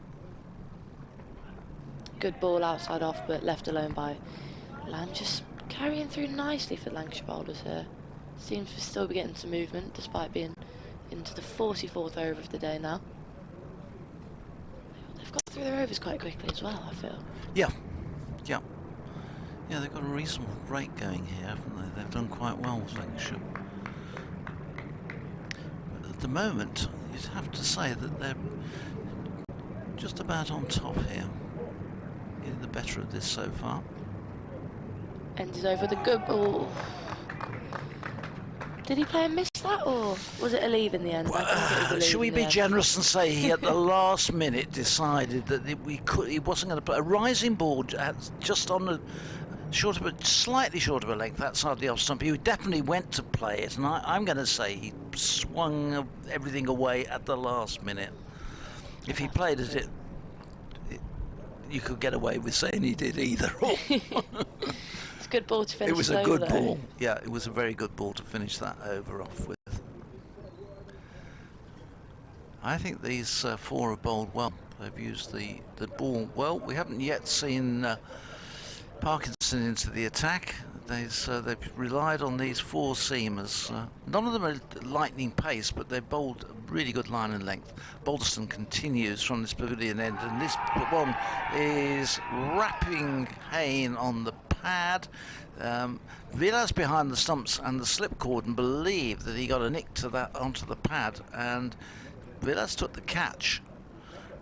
Went running off as if to celebrate with his slip cordon, but unmoved was umpire Hartley and not out. Big appeal, but they don't seem too disheartened, do they? No, they had a few little chunters to each other in the cordon, but then they always do, don't they? Here's Balderston again to Hain, who this time has an expansive leave outside the off stump, leans right forward, foot down the track, and then the bat is swirled away. 126 for 4. So Hain moved up quickly to 48, but has just momentarily become stalled a little bit as he approaches his half century. If he gets there, as Balderston in, this is turned away into the mid-wicket area where he will get a single, and that brings up his half century. So he's come off 91 balls, and he's had, is that 5 fours on there or 6 fours? God, I can't read that figure very clearly. Six, I think it's long 6. way away from here, isn't it? Yeah, I think it's 6 fours, but 91 balls, 127 for 4. And Sam Hain passes 50 for the second, third, fourth time this season. 2 IC's gone on to convert them into centuries. Balderston into Lamb, who is beaten this time. I think we'll say that Lamb this time played at that one, but for a ball which was well wide. He didn't actually sort of push hard at it. It flashed through to the keeper, and there's no run. 127 for 4 it remains. Lamb, who does hit the ball hard once he gets going, and this season has looked, I think he's batted as well as I've ever seen Matt Lambat during this season. This one he gets right across to and plays down in front of him, and there's no run. Balderston follows through and does the fielding. Yeah, he's looked in good form, doesn't he? As we've said, there's been a few times where he's had to step up, him, Burgess, Hain, and kind of support after the top order probably haven't get as many as they wanted to, but yeah, he's looked in good form. We were just saying that probably a bit unfortunate not to be in the T20 side. Yes, you'd think at some stage he would have got a call in one form. This one is driven away, magnificent shot, absolutely perfect shot, as good a shot I think as we've seen during the day there for the cover drive, which goes, the fielders just fall in behind it and go and collect it from the hover cover. Over to our left, finishes the over. Lamb is on his way. He moves to gets his first scoring shot with that boundary, and Warwickshire moved to 131 for 4. But that was a sumptuous cover drive. Yeah, he didn't even look to run, did he, Lamb? And No. just stood there and admired his shot, and it was a good one. It's not the worst shot I've ever seen to get someone off the mark. No, absolutely not. Straight through the covers. Timing good as any. Looks like there's been a bowling change here, and it is Lamb to come on. Yeah, so we could have Lamb bowling to Lamb. It's Bowling with the same fielders. if you're a vegetarian, look away, please. Deep point and a deep square and a deep fine for Lamb, who bowls to Sam Hain. His 5th over. First ball just pushed away for a quick single out to that point boundary. He's been a little bit expensive today, Lamb, as a bowler. Yes, he has. Yep. Just going at just under 6 and over. It's obviously quite expensive in a 4-day game, but I don't think Lancashire will be too bothered. I mean, the run rate's it's not sky high. I think Sibley took a bit of a liking to him, and he punched him through that sort of mid-wicket area a few times. Williams was having to do quite a lot of chasing at one stage when Sibley was batting. Now it's Lamb to bowl to Lamb. Comes in. Oof, another play and miss from Lamb. That did like a good ball again. Good carry. Took the keeper off his feet actually there. He was sort of taking it, wasn't he? Leaning back and he rolled backwards. It certainly got some pace off the wicket, that one. Yeah, you're quite right. It's probably the sharpest of the. Yeah, he looks bowlers. it, doesn't he? Yeah. He looks just to be getting a bit more zip off the surface. Again, Lamb to Lamb, and this time Matt Lamb leaves this one outside the offside and watches it go by. It's been a few play and misses. I think he's probably wise to leave a couple of those. Warwickshire 132 for 4. They would have, I think, been hoping for something rather better than this when they won the toss this morning and chose to bat. It's not been easy getting on this surface, but then I think a lot of that is the way the Lancashire bowlers have extracted from it. Yeah, they've gone nicely as he comes in, and again left rather extravagantly actually by Lamb outside that off stump, and got quite a big applause from the Lancashire boys, didn't it, that one? And yeah, they've been good in the field today. I think they've been pretty lively, especially it's a long day, isn't it, especially after you've been playing 20 over cricket. Yeah, impressive the way that Lancashire have attacked just on or outside the off stump and have kept that line really bowled as a unit extremely well, and Warwickshire never really looked like getting on top of it. They've kept nipping a wicket out just at important times. Lamb goes again and wide outside off and flashed that by Lamb, but beat the bat again and through to the keeper. That one just slightly wider. He chased it, went for it, just sort of thought, right, if that had gone off, got his bat to it and it had sailed away, we'd have said what a magnificent shot. As it was, he didn't, and it looked in the end as though it was a rather loose shot. A little bit rash, but he survives another day to face the final ball. Lamb's over and leaves that one alone. He didn't want to flash at it again, did he there, Matthew Lamb? No, I think he'd got the message through there. He's got a big job ahead of him here. Warwickshire will want both of these still batting well into the final session tonight to try and get this total up towards what they hope. This side of the wicket, we talked about this a lot over the season, but as we look from the pavilion down towards the wickets on the Hollies side of the ground, they've been very, very difficult to get wickets on. We had the Surrey wicket here, the first match of the season, and the last game against Northamptonshire, both of which games was really just one innings matches for 4 days. Couldn't get wickets. The only result we've had is when the wicket was over on the left side nearest the Priory stand, and that one got a result. This first ball of Bolton's new over is played to a deep backward point for a single by Hain, taking him on to 52, 133 for 4.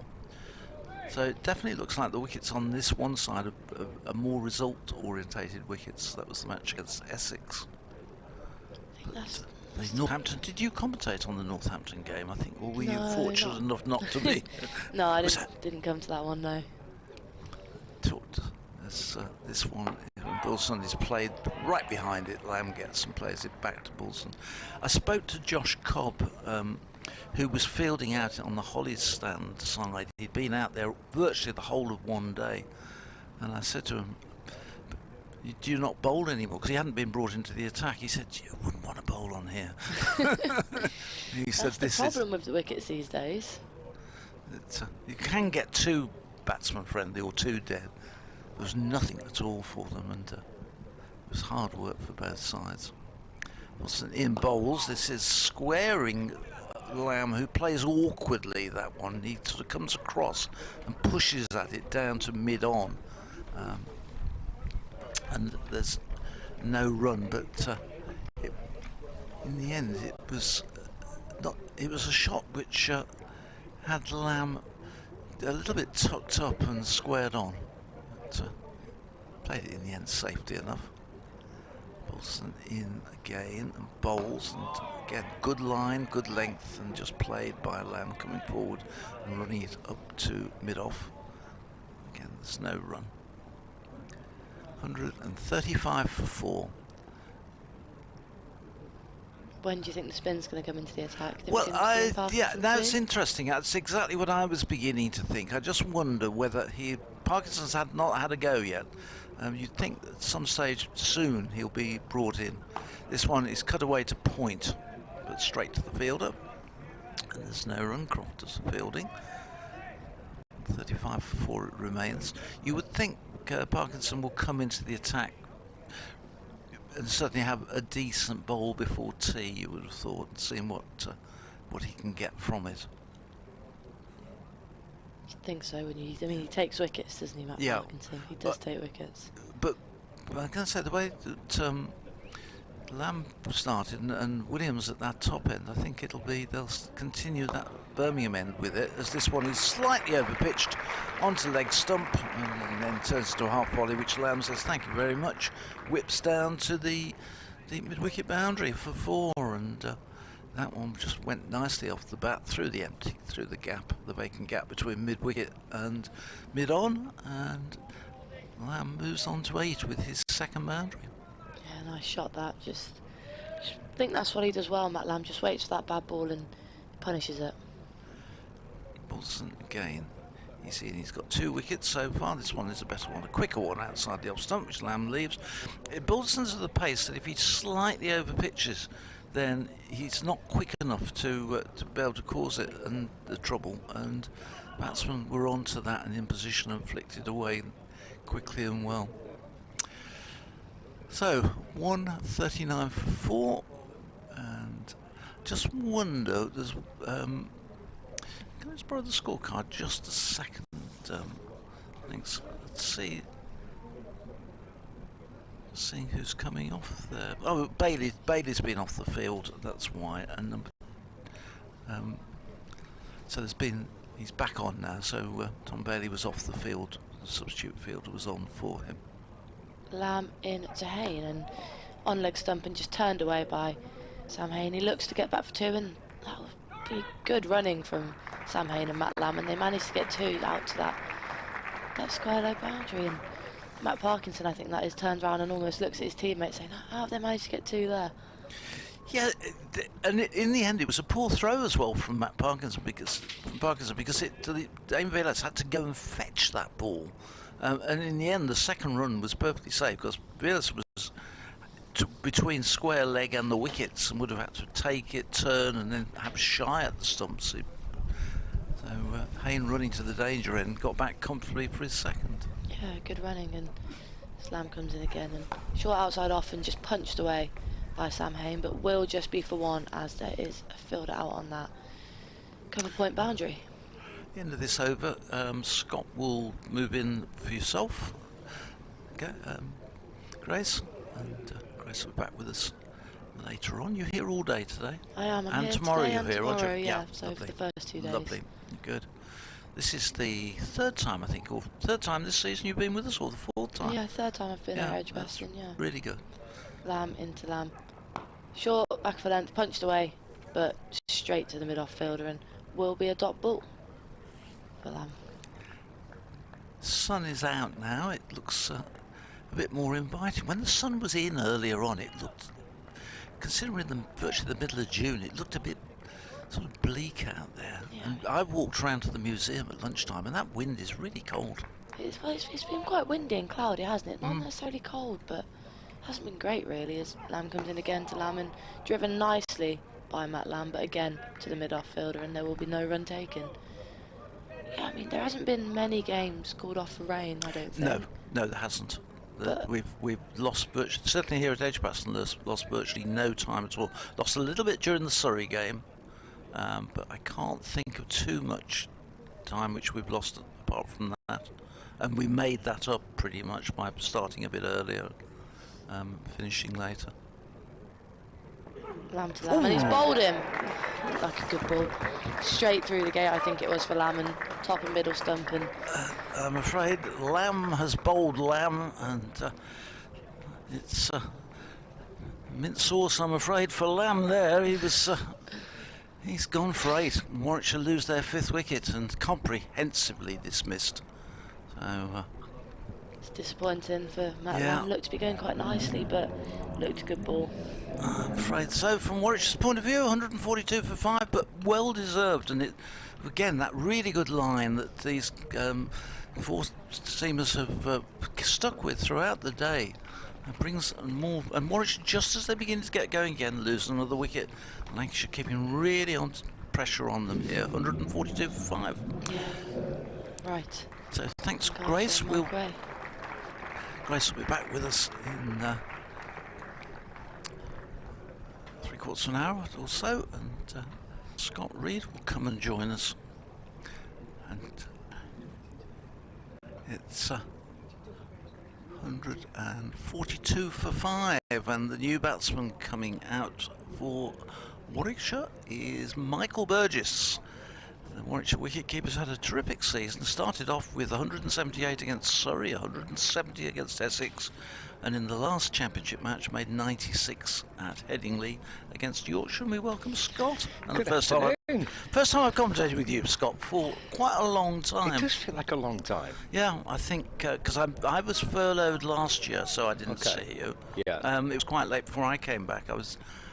I reckon it's got to be about 3 or 4 years. It has. Yeah. Too long, Phil. Absolutely, yes. And I'm glad you're on, because you can tell us. We're dying to know all about Will Williams. Well, I mean, he's got a magnificent name, hasn't he? I mean, William Williams is absolutely terrific. And where did they find him from? Because I have to say, I'd never heard of him before. Just finished this over off from Lamb. He's in. This is straight off the mark goes Burgess, flicking it down to fine leg. He's back in, and that was an interesting second run there from Burgess. The pick up and throw very nearly caught him there. Who is that? Was number 10 for? That's George Balderson. That's George, isn't it? Yes, sorry. Yeah, I'm looking at of course it is. Who very nearly got the run out there, but he gets on his way with a couple of runs. Well, I would love, Phil, to give you a thoroughly detailed background on Will Williams. But aside from the fact I know he has been playing some club cricket in Somerset, is what I've been told. So he's been playing So he was already here. He was already here, I'm told, playing a bit of club cricket in Somerset. So he's not kind of been flown across from New Zealand just for these couple of championship matches. Well, I did think Lancashire spending money like that on flying people. I know the ground's sponsored by Emirates, but I'm not sure whether or not it goes to complimentary flights for players to come across. 144 for 5 as Balderson's in and Hain leaves. And it's through to the keeper and there's no run. But he's got quite a good first-class record. He plays his cricket in New Zealand for Canterbury in the Plunket Shield. He was 4th highest wicket taker last year with 25 wickets. Spot on. Yep. Done your research. So yeah, I think he's I think you're reading off the same one I got my information from. I think almost word for word. I think. Yeah. Balderson's in. That's a good delivery. That beats Hain. And through to the keeper. There's no run. Short ball from Balderson. A little bit of movement away from Hain. And taken by Dame Velas, Lancashire's wicket-keeper. But they've got a few issues. I mean, at the start of the season, they had Anderson. Obviously, he's not now available. They had Hassan Ali, the Pakistan international. He's done his stint with the club. Luke Wood is with England. Saqib Mahmood is injured. Balderson's into Hain. He's worked it off the back foot. And it's away through the offside for a quick single. Moves on to 56. 145 for 5. Yeah, I looked at the side, because when I did the scorecard this morning at home, I looked at the 14, and I thought, who am I going to put in the 11 here? So I did a quick, and I looked to see there were 2 left-arm spinners, plus Parkinson, and I thought, well, they're not going to play 3 left arms. So that was my rationale for not putting either of them in, and I put in Jones, and then I left him out. I put Balderson into Burgess. There's a nice shot pushed away through extra cover. It's a big boundary. Crofty's chasing after it. They've already run 2. and they'll come back for a third. It just stops, maybe a couple of feet away from the boundary rope, and they've run 3 in the end, so 148 for 5. But I was having trouble actually thinking, well, who are going to be and I didn't know who Williams was. I looked him up and saw he was a sort of medium fast, and I thought, well, he's going to definitely play, and so he was in. But yeah, I didn't really recognise that bowling attack as being the regular. But I have to say, they bowled really well as a unit, really well. Yeah, they had a good day, haven't they? Yeah. Everyone's contributed, really. Balderson, he's in. That's a ball that's of fullish length, but wide of off stump and left by Hain. But they bowled a good line as well, kept a good length, bowled a good line, and I think they've complemented one another. I'm really impressed with these 4. Yeah, kind of Bailey does lead the attack. He's the senior guy now, Tom Bailey. Obviously, the debutants we've got the new ball with him, and then it's the kind of younger lads. Balderson's only a young man. Lamb's not got a huge amount of experience. I'm going to make way for Clive because he's got his update to do. It's worked way off the pads out towards mid-wicket for no run. It was only brief, Phil, but I hope we have a longer spell at some stage. 148 for 5. It's the end of the over. Yeah, we're approaching 3 o'clock. How many overs left in the day? We've got 47 remaining to go today. Got Burgess on 5 and Hain on 56. Day 1 live from Edgbaston on the BBC Sport website and app, and across Warwickshire's website. The live stream available as ever. And we're watching a good innings from Sam Hain, 56 not out, and now he's got Michael Burgess alongside him and beating on 5, and it will be Daniel Lamb from the Birmingham end, and Clive is back alongside me. Yes, it's been a good day's cricket so far. Lancashire will still be the happier of the 2 sides. Yeah, they've just kept chipping away, haven't they? It felt like an important partnership to break just a few moments ago. Lamb comes into bowl, that's left. And Danny won the Battle of the Lambs. Yes. Well, Phil got the mint sauce reference in. But yeah, I thought Rhodes and Hain batted nicely, and to have got rid of Rhodes and then pretty quickly Lamb, it's nice kind of double breakthrough in the afternoon session for Lancashire. Yeah.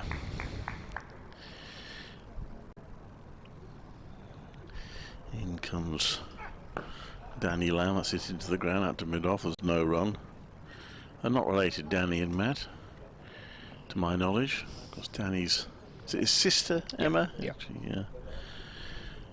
Plays. Yes, England international now, Emma. Yeah. It's part of the World Cup squad. Was in New Zealand a few months ago. Should be in the Commonwealth Games squad. It's pushed out to the offside. There's no run. I'm not sure that's been named yet, is it? No. I suspect she's got a chance. She's had a really good year last year, Emma, with the bat and with the ball. And they've got a test match coming up quite soon. Amy Jones was talking to me about it because they play so little red ball cricket, the women. It's quite a novelty when they get to play a test match. Where is that at? It's at Taunton. Oh, nice. Against South Africa. Lamb comes to the ball. Burgess takes a couple of steps forward as Lamb runs in and bangs it in a little bit shorter, Lamb, and Burgess plays it down into the ground. It's good responses from Daniel Lamb. He was a little expensive, wasn't he, first thing this morning? And Phil was making the point that everyone, Lancashire bowlers as a unit of ball well. I think he bowled 4 overs, went for 24, I think, this morning, and he was taken out of the attack. But he's come back this afternoon. This is a good spell from the Birmingham end.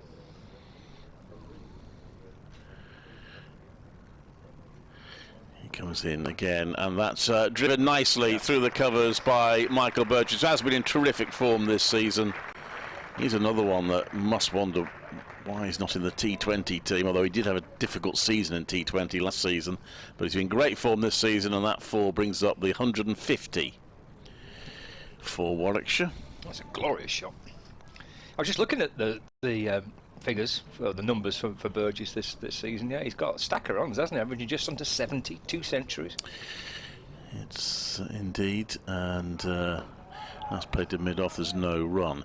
This is Clive Aiken at Edgbaston, where Warwickshire have had to battle somewhat. 152 for 5 off 50 overs. They're scoring at a decent enough rate, but losing wickets against its Lancashire bowling attack, who've exploited the little bit of movement out there pretty well and bowled pretty accurately.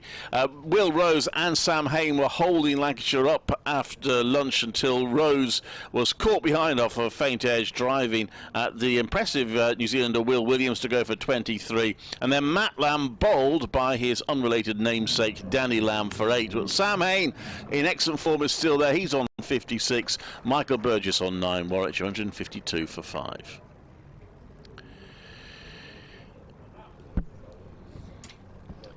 I'm going to see a bit of leg spin. Matt Parkinson for the first time. So we've had 14 overs of Tom Bailey, 1 for 46. Will Williams, 16 overs, 9 maidens, 1 for 17. George Balderson, 12 overs, 2 maidens, 2 for 45. And Danny Lamb, 7 overs, 1 for 33. But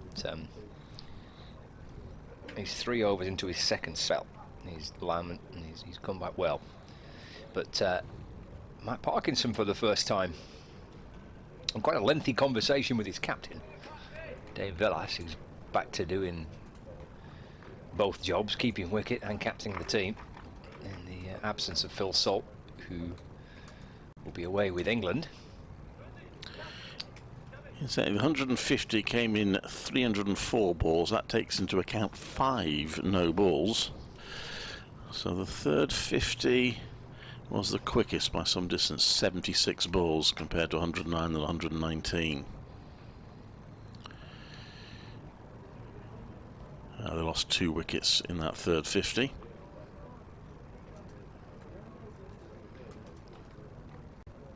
So Parkinson's going to have a couple around the bat. He's got Luke Wells at first slip, and Rob Jones is moving into position at leg slip. Is he going? I think so. Yeah, he's removed his cap and going to pop on the helmet. There's a backward point, deep extra cover, deep square leg, cover mid off, mid on, and a mid wicket for Parkinson for the first time in the match, with quite a strong breeze which is pushing into his left hand side. It's across the ground as we look from left to right. Quite a firm wind. Parkinson over the wicket and bowling, and Hain reaches for it and guides the ball safely away through the offside for 1. Takes him on to 57, and the score moves on to 153 for 5. Great for Matt Parkinson to get that test match in, wasn't it? And into the game, was it 1 or 2 wickets at the end?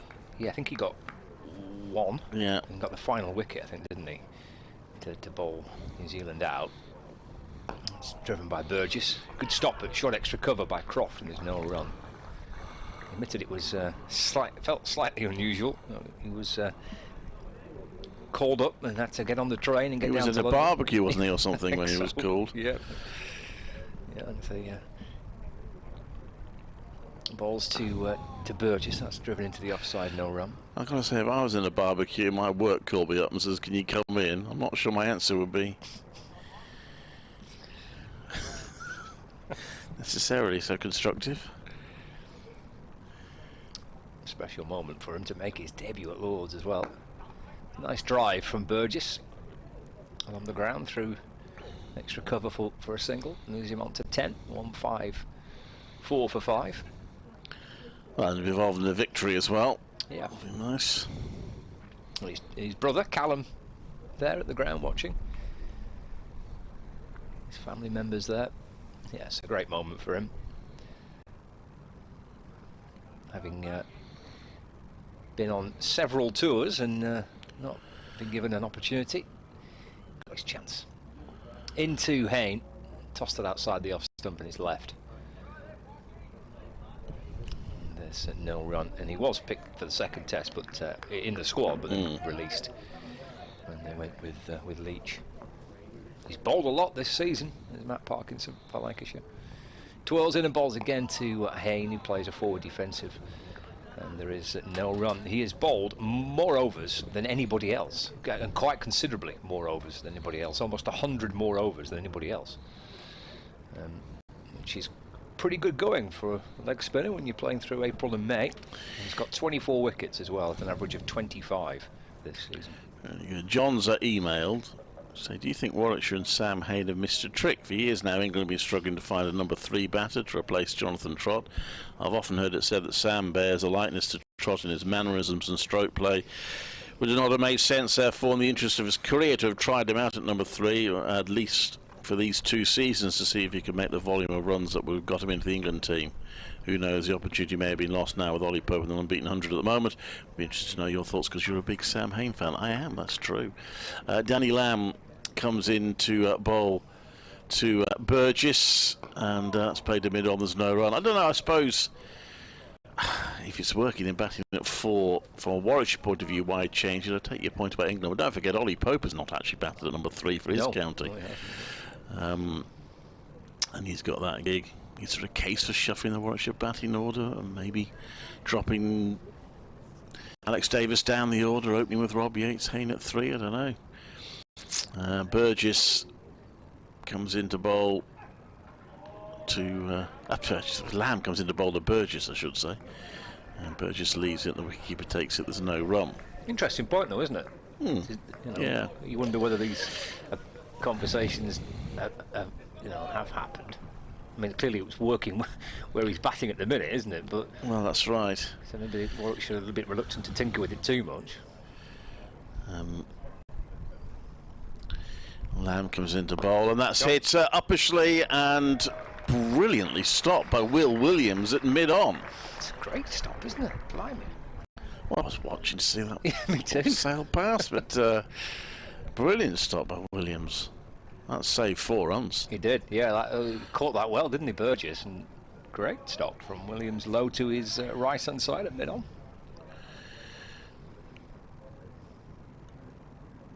In comes Lamb, and Burgess pushes that just wide of Will Williams, whose fielding isn't quite so exemplary there, in that he tried to pick up the ball and throw it at the stumps, but didn't pick it up. I don't think there would have been a chance anyway. It's a single, 155 for 5. Yeah, I mean, we just felt that really, for whatever reason, Sam Hain had sort of kind of been forgotten by England, really, and that it reached a head when he didn't make that shadow squad last season, when they had to pick a whole new squad because of COVID for the white ball game. And when he didn't get selected for that, he thought, well, surely if it's not now, then is it going to be ever? But I think his name has started cropping up again this season. So Lamb comes in and Hain plays it onto the onside. There's no run. I don't know whether Phil Tufnell was referring to him or not when he referred to Sam Haines of Sussex. Now, I think there's a Tom Haines. There is. So whether he was referring to him or whether he was just getting his Haines mixed up, I don't know. But mentioned him in commentary.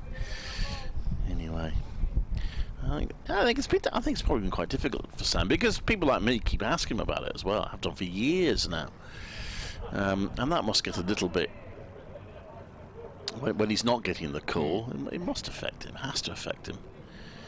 I think he's probably almost come to terms with it now. So if he does get a call, it will almost be an unexpected bonus. Well, all you can do is keep scoring runs, isn't it? Yeah. I mean, can't really do much more. He's had a good season so far. Here's Danny Lamb in again to bowl to him, and he's carved that away. There is a sweeper out on the offside, so just get a single.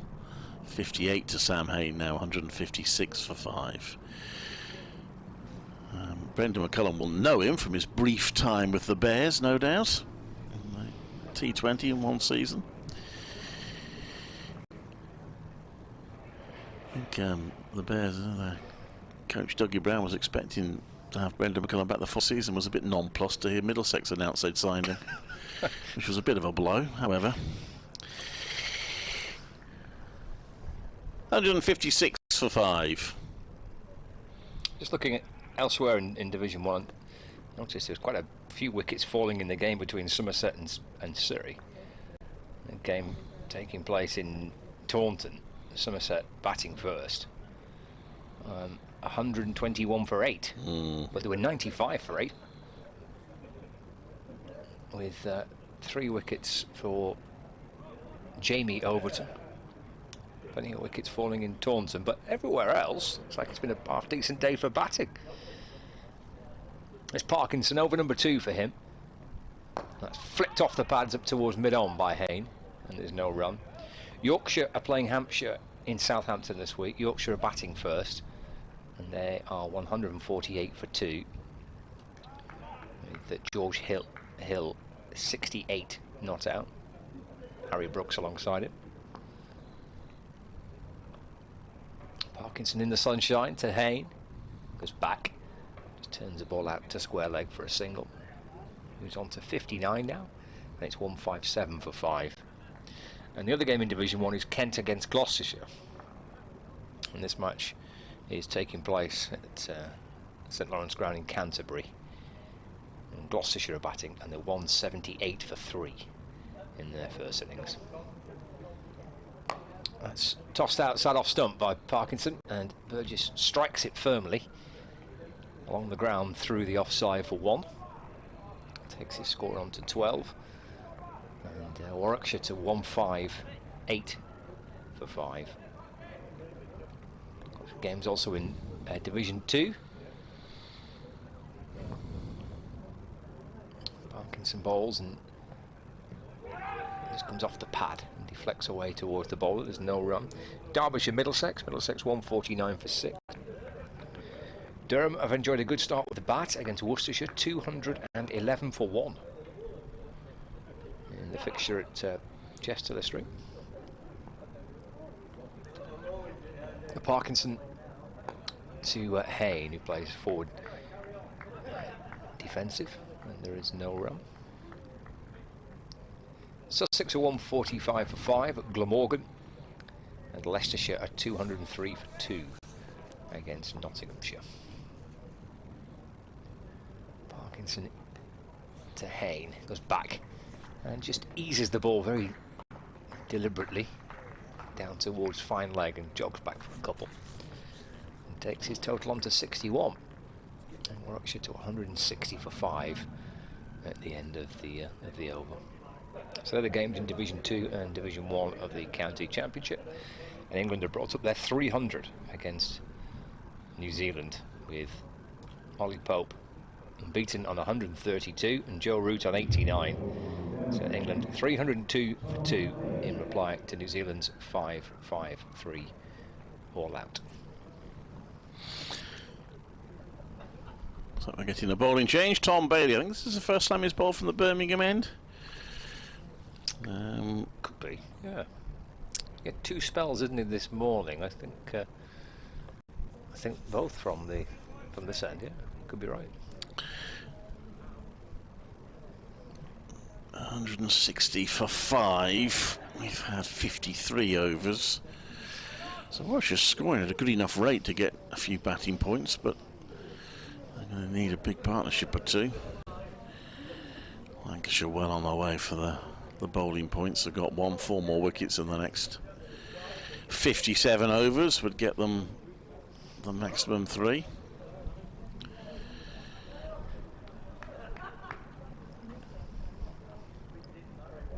Bailey turns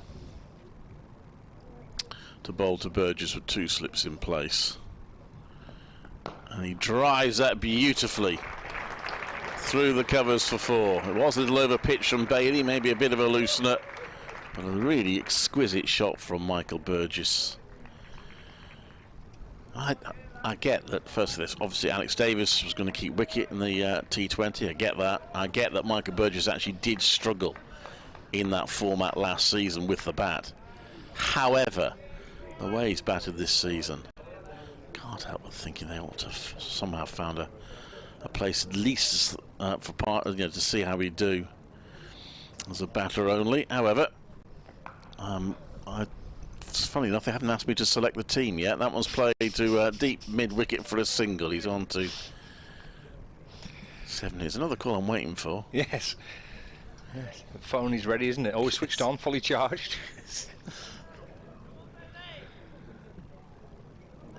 Mark Robinson's having a bad day. He wants to ring me up and say, look, do you fancy picking the team, Clive? Yeah, okay.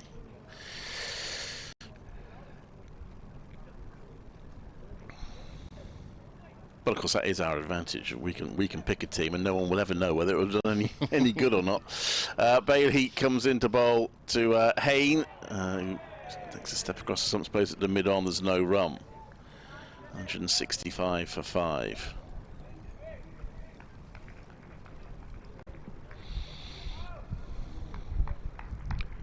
How much T20 cricket has he played, Burgess? That's a good question. He did play last season, I think, the whole of last season. Well, he's played quite a bit, 52 games. Yeah.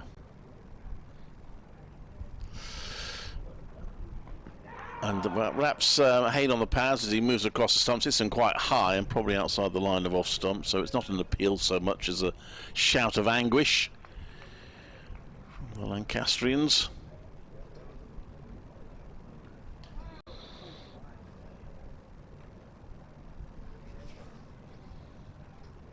Howdy Brook is scoring runs at the moment for Yorkshire. He's out there now.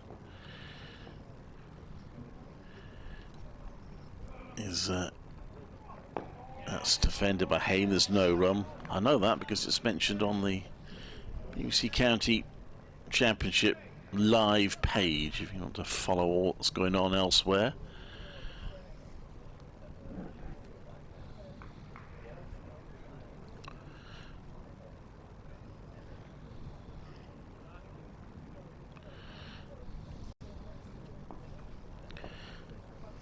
In comes Bailey to Bart's left by Hain, who remains on 61. It's 165 for 5.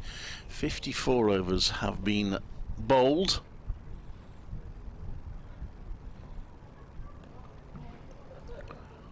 Yeah, so we've got a little bit to go till tea, haven't we? But we've got to spin from one end, so that will see the overs push through a little bit quicker, but still 10 to go. It is one of the slightly quirky family. I know 5 wickets have fallen, but even so, they are +1 on the over rate, despite the fact we're heading for a late tea. It's a bit odd, but there we are.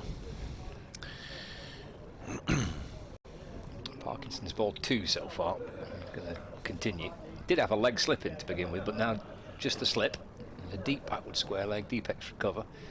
Everybody else involved, pretty tight in. That's hammered through the offside. Croft trying to stop it. Gathered by Balderson, sweeping round on the cover boundary. Burgess gets a single, takes him to 18 on 66 for 5. Brings Hain on strike. Field doesn't change, so again he's content just to have that one slip. Parkinson in, driven off the front foot. This time it's Rob Jones that fields at short extra, and there is no run.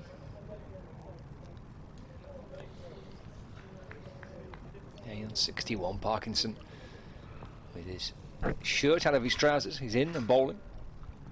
A little flatter, hit again nicely, and 2 players go leaping after it. First it's Jones to his left, trying to stop it, and then when it got underneath and beyond his reach, it was Croft, who's probably 10 yards away, just behind him to his left. Eventually did scoop up the ball, no run added. Parkinson again, and he finds Croft. There's Sam Hain, and again there's no run. Just a single so far off the over. Parkinson spins himself a catch and comes creeping in past the umpire. Forward goes Hain. And that's pushed away towards Rob Jones. Fields the ball, loops it back into the hand of Parkinson. Final ball of his third, this. Contending with that strong breeze blowing into his left-hand side. Forward again goes Hain. Plays that one carefully back along the ground. And picked up by Parkinson off his own bowling. And there's no run. So 166 for 5. Hain has 61. And Burgess is unbeaten on 18. Shouldn't us settle things down, Warwickshire. Wickets haven't fallen in rushes, but they're sort of falling at regular intervals.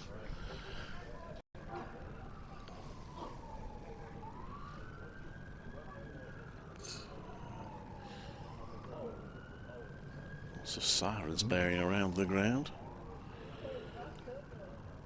Bailey comes into bowl to Burgess. His toes, plays that into the covers and then walks away. He's on 18 of just 20 balls, Michael Burgess. Batting positively. It's Ollie Allen Dolby to thank for a lot of his runs this season, because he's on a couple of occasions found himself down to the last wicket, and Ollie has stoically stayed at one end while Burgess has scored runs at the other. Burgess pushes out to the offside. There's no run. Wasn't there a game here where he was on? He got like north of about 70 deliveries or something. And then rather disappointingly, he went and got a run. Yeah, I didn't do that game. I think Richard Wilford was on duty for that one, but that was, and that's when Burgess, meanwhile, was slapping the ball to all parts of the ground at the other end. 2 different games, isn't it? Yeah.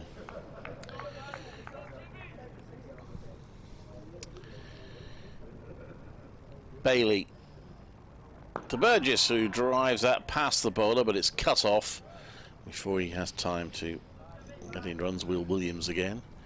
He's proven himself to be an adept fielder as well as a decent bowler. Signed for 2 games. People don't like this sort of overseas players that are signed short term. Rachin Ravindra is playing 1 game for Durham and has scored a century in that game against Worcestershire. Handy. Yeah. Bailey comes into bowl, and that's driven beautifully by Burgess. Maybe again slightly over pitch. There is a chase on.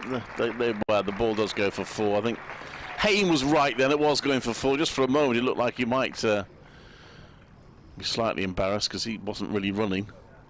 But anyway, it's very well struck by Burgess, so he moves on to 22. 170 for 5. Nicely timed, wasn't it?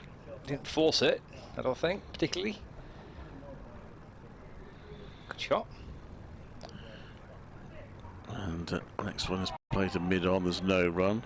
In theory, as Warwickshire could have tried to sign an overseas player just to play in this game, with Nathan McAndrew being unavailable, but to my knowledge, there was no thought of doing that. And it's only worth doing if you can get one that's any good. Yeah. I don't think that. I mean, I think if Jack Blatherwick wasn't injured, I think he probably would have played. Luke Wood's with England, so he's not involved. Obviously, Mahmood's injured for Lancashire. Bailey in left by Burgess. End of the over. 170 for 5. 56 overs bowled. So the stocks are depleted, really. Yeah.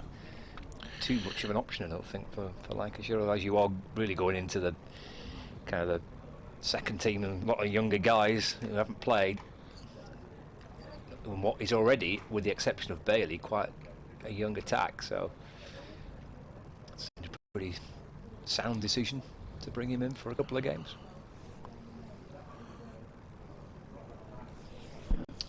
$70 for 5. Sun's disappeared. Nice and bright and sunny a few minutes ago. Yeah, it's been that sort of day, isn't it? Yeah.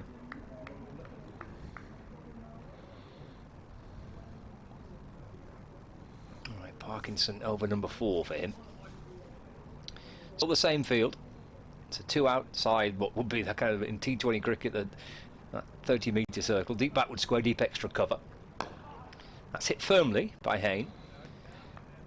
Keaton Jennings at mid-off just shuffles away to his left-hand side to stop the ball. There's no run. There's 2 close catches in on the offside. There's back point, slip. Mid-wicket, mid-on. Parkinson's in and bowling them forward because Hain again just working it back along the ground and gathered by Parkinson off his own bowling. Will Williams, by the way, the 700th first-class cricketer for Lancashire. Parkinson to Hain. It's driven into the offside for no run. You're going to list the other 699 for us? I can give you some players that have reached respective milestones. Player number 600 was Shuraf Ganguly. Oh. Player 500 was David Hughes. Parkinson bowling, left by Hain, through to the keeper, and there is no run. But yeah, he's the 700th first-class cricketer to play for Lancashire. Will Williams. 2 balls left of this Parkinson over. Hain waits, plays forward and defence, and there is no run. Last ball of Parkinson's 4th coming up, and then 39 left in the day, so we're edging towards that tea interval. Will be a little late, but perhaps not too late with Parkinson in from one end. Here he is, final time of the over, and that's driven by Hain to mid-off, and there's no run. 170 for 5. Scott's just going to do an update. Do you want to pop in for the last 10 minutes before tea? Oh, that's more than 10 minutes, isn't it? Because we're going to be late. So, I'll get Phil Britt to join us. And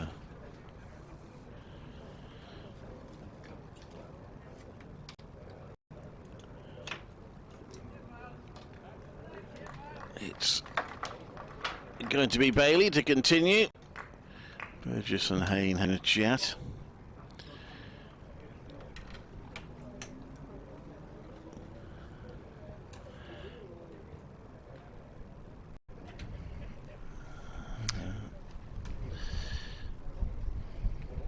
It's Bailey to Burgess, who pushes out to the onside. There's no run.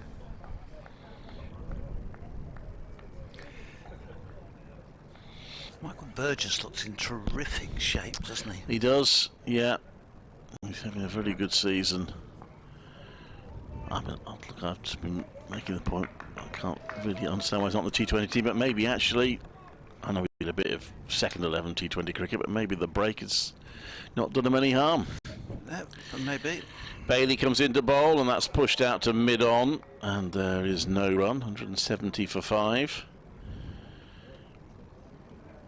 So he goes on walkabout.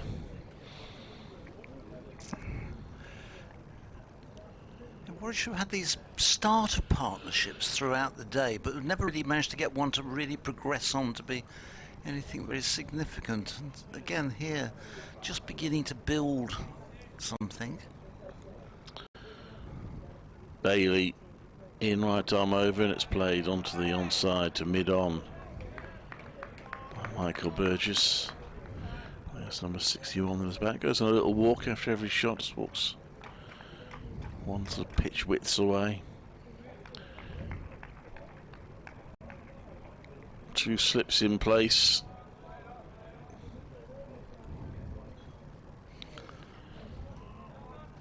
It's a bit more defensive now, this field, isn't it, than it was?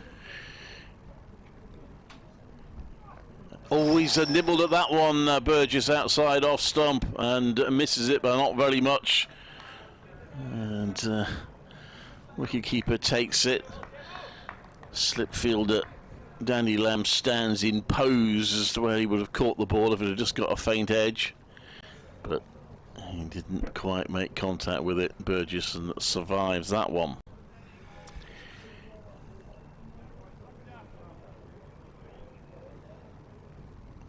And in comes Bailey, and that's punched down to the offside by Burgess. He still want to get to tea now. 4 more overs to go. There's definitely, I think you were fortunate enough not to have to do much commentary on the Northampton game. I think you missed that one. I wasn't covering that game, no. But there was absolutely nothing in it. It was hardly a ball beat the bat in that game.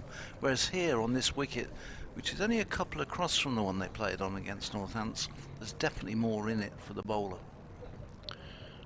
Bailey bowls, Burgess pushes it out onto towards mid-on when it's cut off. It's the end of the over. 4 overs to go till... Is it 4 or 6? I think it's 6, isn't it? 2 it should so be down 6 to, overs. 6 overs to go. Yeah.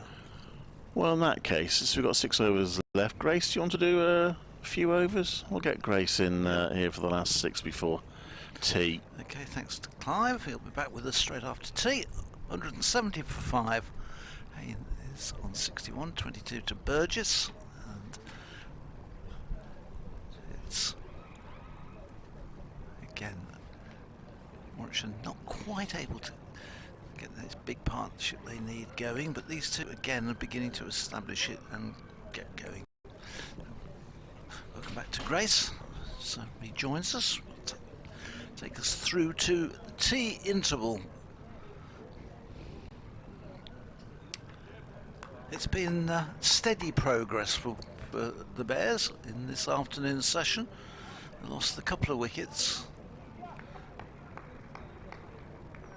Just saying to Clive, there's definitely a bit more in this wicket for the bowler than there was in the previous game against Northants over on this side of the square, and certainly from the match which we had right at the beginning of the season against Surrey over this side, where it was an absolute nightmare for the bowler. But, Parkinson in for the first ball of his over, and it's a relatively full ball smash back, but he's done well to get a hand at it, and it would just be one for Sam Hain. Looks like he could be in a bit of pain there, actually. Parkinson, he hit that hard, didn't he? Yeah, he did. You were quite right. He would have. I think that would have gone through for 4, but he managed to get a hand on it. Keaton Jennings at mid-off just ambled across in the end to go and collect it. I just report another 100 for Joe Root at Trent Bridge today. He's just reached 103, so back-to-back centuries for the ex-England captain. Parkinson in again and on the stumps and just patted back by Burgess. Just the 2 fielders out on the boundary here for Burgess. Got a deep cover on that longer boundary and a square leg near by the Eric Howley stand. We'll do a bit of an update over the next couple of overs on the rest of the scores. Again, similar to the last, just Burgess brought forward by Parkinson and defends it back to him. England are 325 for 2, Pope's 140, Root, as I say, just got his 100, so they're still 228 behind. Parkinson in, on the stumps this time, driven into extra cover, but again, top ball. In Division 1, you've got to be really quick here, because Parkinson doesn't give us a lot of time to say anything between balls. This would be a feat to get through Division 1, but in an over. Burgess awaits Parkinson a little bit shorter, but again forward and again defending into extra cover, who throws it back to the keeper, and yeah, he's getting through his overs quickly, isn't he? Yeah, he is, yeah. 165 for 2, Yorkshire, batting against Hampshire. Gloucestershire 215 for 4 against Kent, and to break off against Parkinson. It's his final ball, and again, 4 ball again, defended by Burgess, and that's Warwickshire 171 for 5 after 59 overs. That was a tidy over from Parkinson then. Didn't pose great threat, but it got a nice line and just kept Warwickshire batsmen just playing forward to him. Somerset, they made a little bit of a recovery. This 9th wicket stand now, 138 for 8. Added about 45 for that 9th wicket. Those are the scores in Division 1. In Division 2, Middlesex in trouble against Derbyshire, 169 for 6 at Chesterfield. Durham going well against Worcester, they're 231 for 1. Sussex 155 for 5 against Glamorgan, and Leicestershire 224 for 3 against Nottinghamshire, and that's the county championship as it stands approaching tea. And here Tom Bailey continues from the Birmingham end to bowl his 18th over. He's got the 1 wicket and he's on his way in to bowl to Sam Hain, and Hain plays the first ball solidly back up to mid-on. Williams does the fielding, there's no run. The sun goes in again. It's been one of those days where clouds have been plenty of cloud about, but there's been quite a bit of blue sky as well, and the sort of sun's in and out, but it's not been a sunbathing day today. I don't think that wind would have made sure you didn't to do too much sunbathing. Bailey's in and bowls, and again Hain plays this one solidly back up to Williams. There's no run.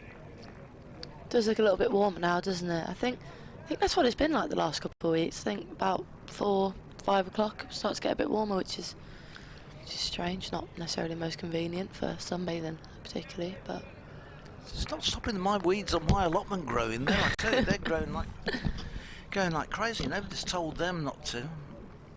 Here's Bailey again. He's in, bowls, and this is punched away into the offside. Can't get past the infield. The dot ball for Bailey. 171 for 5 it remains. I have all good intentions of going up and doing some strimming and weed killing and clearing. I've done one patch this year rather than... I've got a massive allotment and I've not really had time to go and do it. And when I went up to water the tomatoes and cucumbers in the greenhouse, I have to now plough through the grass because I've got my own vineyard. Oh. And wow. Which I'm not getting a great deal of wine out of at the moment, but or grapes. But there's plenty of the grass is now about, I would say, 2 foot high. And last year it was beautifully mown, but I just haven't been around, so I've got to find some time to go and do it. 171 for 5 as Bailey in bowls, and this is pushed back to the bowler. Yeah, I thought what's a good way to use all this ground without having a lot of work, so I planted 70 vines. Do you make your own wine from it? Well, I haven't had enough grapes to do it. It's been pitiful. This is the 5th year, and I kept thinking, well, I'm going to be, treading them and buy a bath and start squashing it, recruit people to go and tread the grapes. Here's Bailey in bowls, and this is turned. Yes, Hain squared up. He places it into the offside. Again, there's no run. He goes off for a walk towards square leg. Yeah, so I thought I'd have all this stuff, but the crop has been. The frost got took the vines last year and burnt them back, and where we are, it's quite exposed, right on the edge of the Cotswold edge, and so you get the frosts on the coming off the Cotswold edge down through where the allotments are, and it really does set some of the stuff back, the spring frosts. 171 for 5. Bailey in. Hain turns this one away nicely to deep to backward square leg, and they amble through for a single. Moves on to 63, 172 for 5 at the last ball of that over from Bailey, so he retains the strike. So now, if I ever get any, Grace, I'll bring some bottles in. But yeah, that'd be great. I think that you might have to wait a long time. A vineyard that makes no wine. I've never heard of that. Well, at the moment, it's more like it looks rather more like a very poor grape vine plot rather than an active vineyard. I've got quite a lot of grapes look like they're going to set this year, but I shall wait. The birds have quite a liking to them as well, I have to say. So. I can imagine. So Matt Parkinson comes on to bowl his 6th over of the day, 61st over of the Warwickshire innings, and it's Sam Hain to face the first ball. Wide, outside off, and left alone, but the umpire gives it a thought, I think, but then decides it's not wide enough. Maybe in T20 that would have been given a wide, yeah, but... It's funny, you do get used to watching T20 cricket, don't you, and thinking that should be called wide. Yeah, especially down the leg side, just like that one was there, but just played away to the deep square boundary quite comfortably by Hain, and yeah, he's gone both sides of the wicket there, hasn't he? Parkinson, first 2 balls, but just the 1 run from the 2 balls. Brings Warwickshire's score on to 173 for 5. Comes in to Burgess, who's 22 not out, and Fulton driven, but good diving stop by extra cover, who's quite close in there, very close in actually, and another dot, but a good stop, and I think if not, Keaton Jennings would have got round to it at mid-off, to be honest. Yeah, he was got him pretty well covered, hadn't he? Parkinson in again and brought forward, and extra cover comes round again and just defended back by Burgess. Spinners get through him quick, don't they? Yeah. In the red ball cricket, they really do. Yeah, Parkinson although he's got a little bit longer sort of, I won't call it a run-in, although he does actually break into a slight trot. Again, full ball, again driven well by Burgess, but another diving stop by extra cover. Who is that in extra cover there? That is, I'll tell you who that is. No, I won't tell you who that is. Well, he's doing a good job, and last ball the over, a bit shorter, and Burgess goes back, tries to pierce the cover gap, but does not manage to do so. Another good over from Parkinson. Warwickshire 173 for 5 off 61 overs. And should be tea pretty soon, should it not? 32 overs it will be, so we've got another 3 overs. Number 12 for Lancashire is a substitute fielder actually who's on there. They've obviously brought him on and he's in the game a lot. And I haven't got my book with me to find out who it is, so apologies because I can't tell you which fielder it is as substitute. Who is it that's gone off? Let's have a look. Luke Wells, perhaps? Is he around?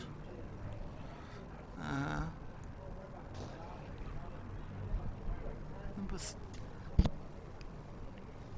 3 on his back, Luke Wells. I think that might be him. Anyway, Bailey's in for a new over, which is dug out by Hain. It was a good full delivery and dug out, but there's no run. I know, I think Luke Wells is out here at mid-wicket. I think that's him, so it's not him who's on. We will find out. 173 for 5, 64 to Hain, who is on strike now, and Bailey is into him again, and this again has Hain hurrying and jabbing the ball up to mid-on, where Williams does the fielding. He had a spell during the morning session where he was having a lot of chasing to do at mid-on, which sounds... But Dom Sibley was driving the ball through the sort of wide mid-wicket, that gap between mid-wicket and mid-on. And Williams was chasing the ball around, and it was a good job he wasn't actually in the attack. This next one is played by Hain out to the offside, there's no run. 73 for 5. It's the last thing you want, isn't it, when you're coming in off the long run? To be having to chase the ball to the boundary over and over. Where do you field normally? Oh, I'm a bit here, there and everywhere. I don't mind a mid-off and a mid-on actually. It's pretty regulation that, isn't it, for an opening bowler? Yeah. That's the easy spot really, isn't it? You know, you can have a chat to the bowler as well. Bowler, yeah. You can sort of, if you get mid-on, a lot of batsmen don't play mid-on at all, I found, and I found that was the better of the two. Mid-off, you can do a bit of chasing at mid-off usually. Yeah, you're not wrong there. This next one again, Hain plays just softly back up and evades Bailey's outstretched hand. Williams, who's been in the action a lot. Scott was saying he was playing down in Somerset, so they didn't bring him over from New Zealand. He was already here playing club cricket. Yeah, I mean, they've done well to find him, really, haven't they? It's a bit of a random signing, but he's gone well today. He's looked a really quite good bowler. Very good indeed. Kept a nice line length. He's done a good job. Bailey in again. Hain waits, just bends his knees and turns this one to mid-wicket, but again straight to mid-wicket, so there's no run.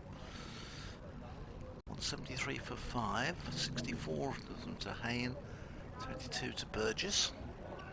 These two just trying to get Warwickshire back established again, trying to form some sort of partnership.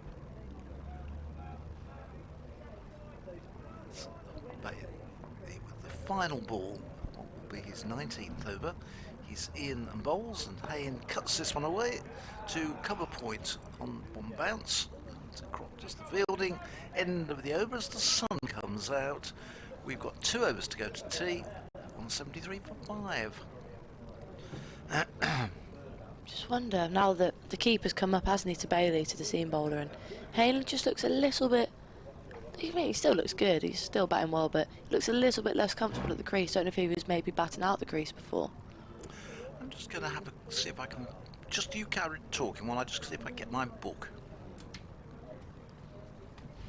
So Parkinson will be continuing. He's bowled 6 overs, 1 maiden, just the 9 runs from it, so it's been pretty economical, but we'll be hoping to take a wicket. It'd be good for Lancashire to get one before tea, but only 2 overs remaining. Warwickshire 173 for 5. 1 slip in here for Burgess. As Parkinson comes in to bowl his first ball.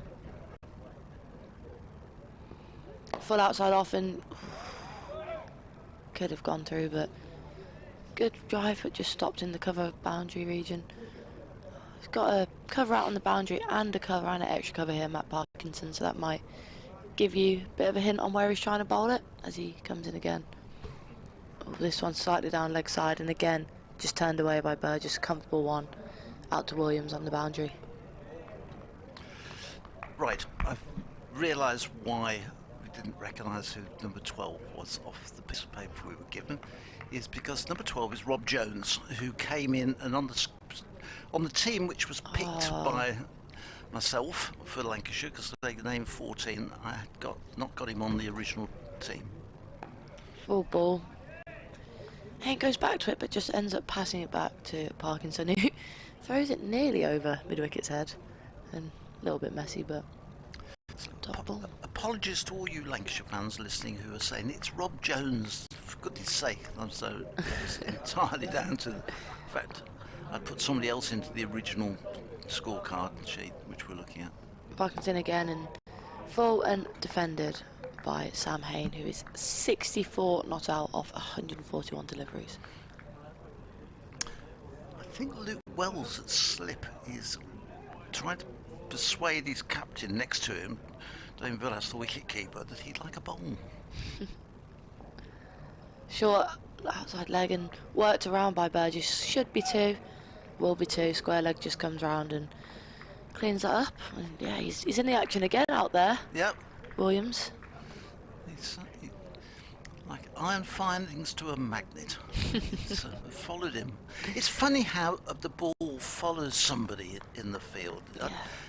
Whether it's just because you sort of have paid attention to a particular fielder, but today it does seem to have followed Williams around. The worst is when it's after you drop a catch or something, and then it keeps following you. And the final ball of the over is just defended by Burgess, and that ends the 63rd over. Warwickshire 176 for 5. Yeah, the test match yesterday,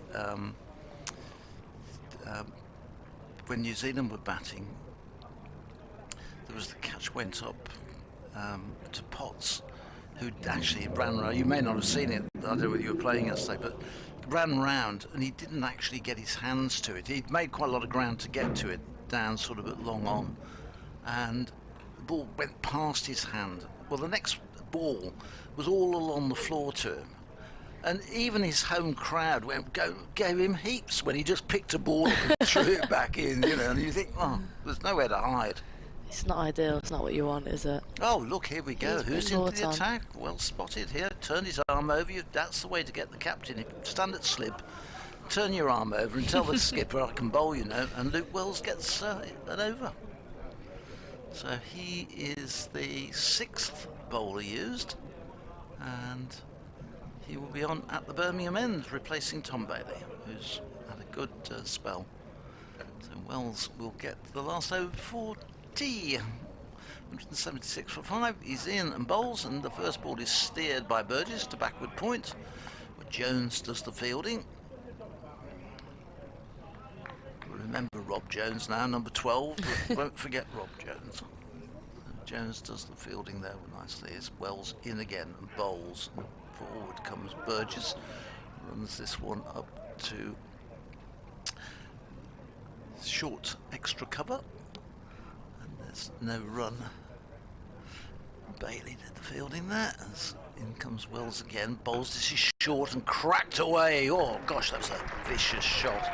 It was short outside the off stump, and Burgess was on it in a flash, thrashing it away past cover and down to the fence. But he really threw everything into that one. It might be the last over before tea, but he wasn't going to let that one go. 180 for 5 takes Burgess on to 27, and it'll just show Luke Wells, you can't be short on this wicket. He's in again and bowls, and this is a much better one. Gives it a bit of air and a bit of flight, and just brings Burgess forward and runs it up to short extra cover to Bailey, and there's no run. So a couple of balls to go before the tea breaks. The sun really out bright now and bowls, and this one is cut away by Burgess out to the cover boundary for a single.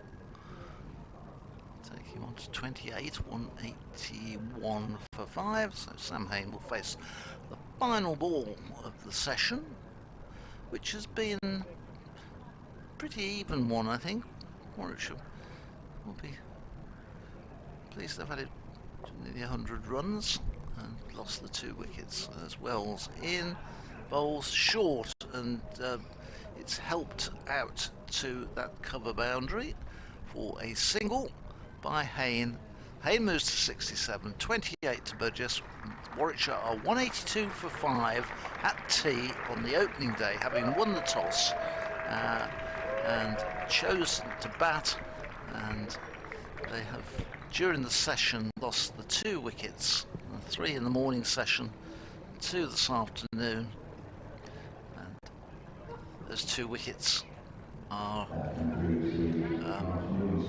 Matt Lamb, who has bowled for 8, and earlier Will Rhodes was caught behind by the captain Villas for off Williams, getting his first wicket for his new county. Rhodes went for 23, that was when, and then Lamb was out when the score was 142. So this pair have added 40 for the 6th wicket, but at the moment going in tea on the opening day, 182 for 5. We'll be off air for about 15 minutes when rejoin us, and we'll be commentating on the final session of the opening day.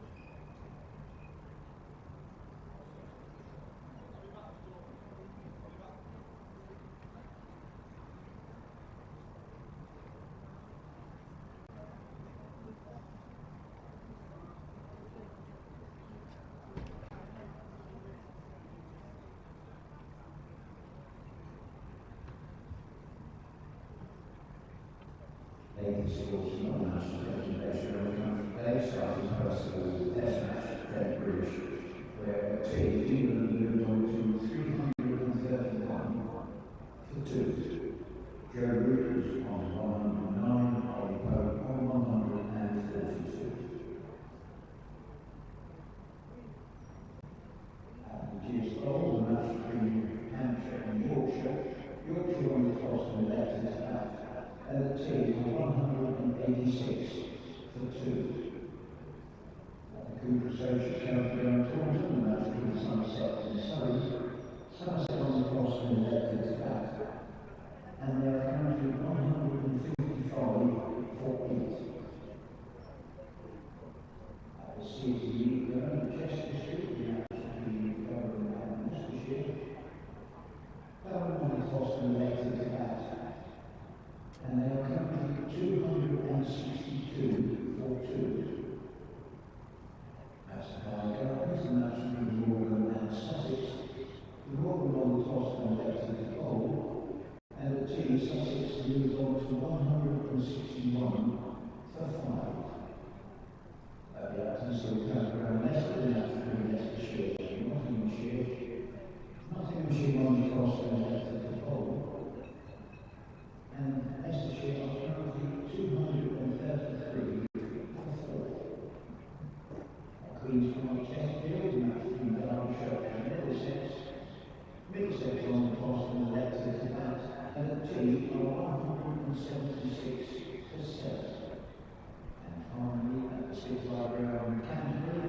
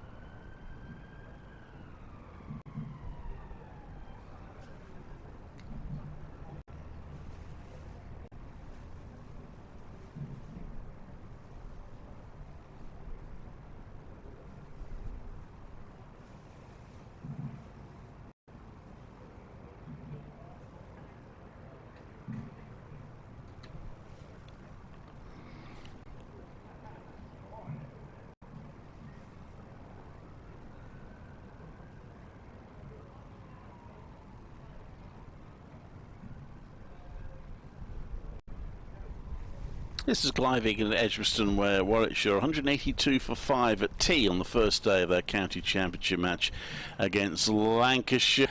Sam Hain holding things together. He's continued his fine form this season. He's on 67. Michael Burgess has also been in good form this season, has played nice shots for his 28. They put on 40. Wickets have fallen at fairly regular intervals throughout the afternoon. A decent bowling effort from Lancashire, who've made good use of the ball, nipping about a little bit. Dom Sibley 28 and Will Rose 23, the other top scorers in the innings. Warwickshire at tea 182 for 5.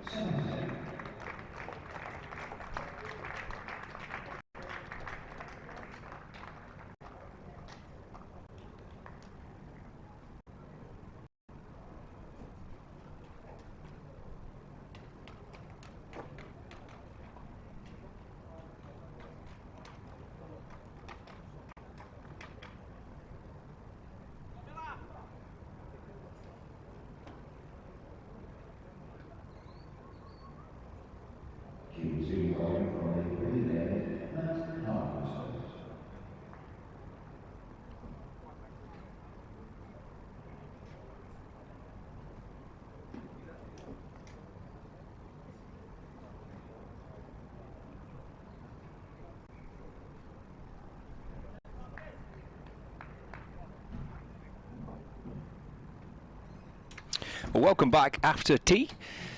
Final session on the first day. An intriguing first day. Sam Hain's had a very enjoyable first day. He is 67 not out and batted beautifully. And Michael Burgess on 28. And Warwickshire are 182 for 5.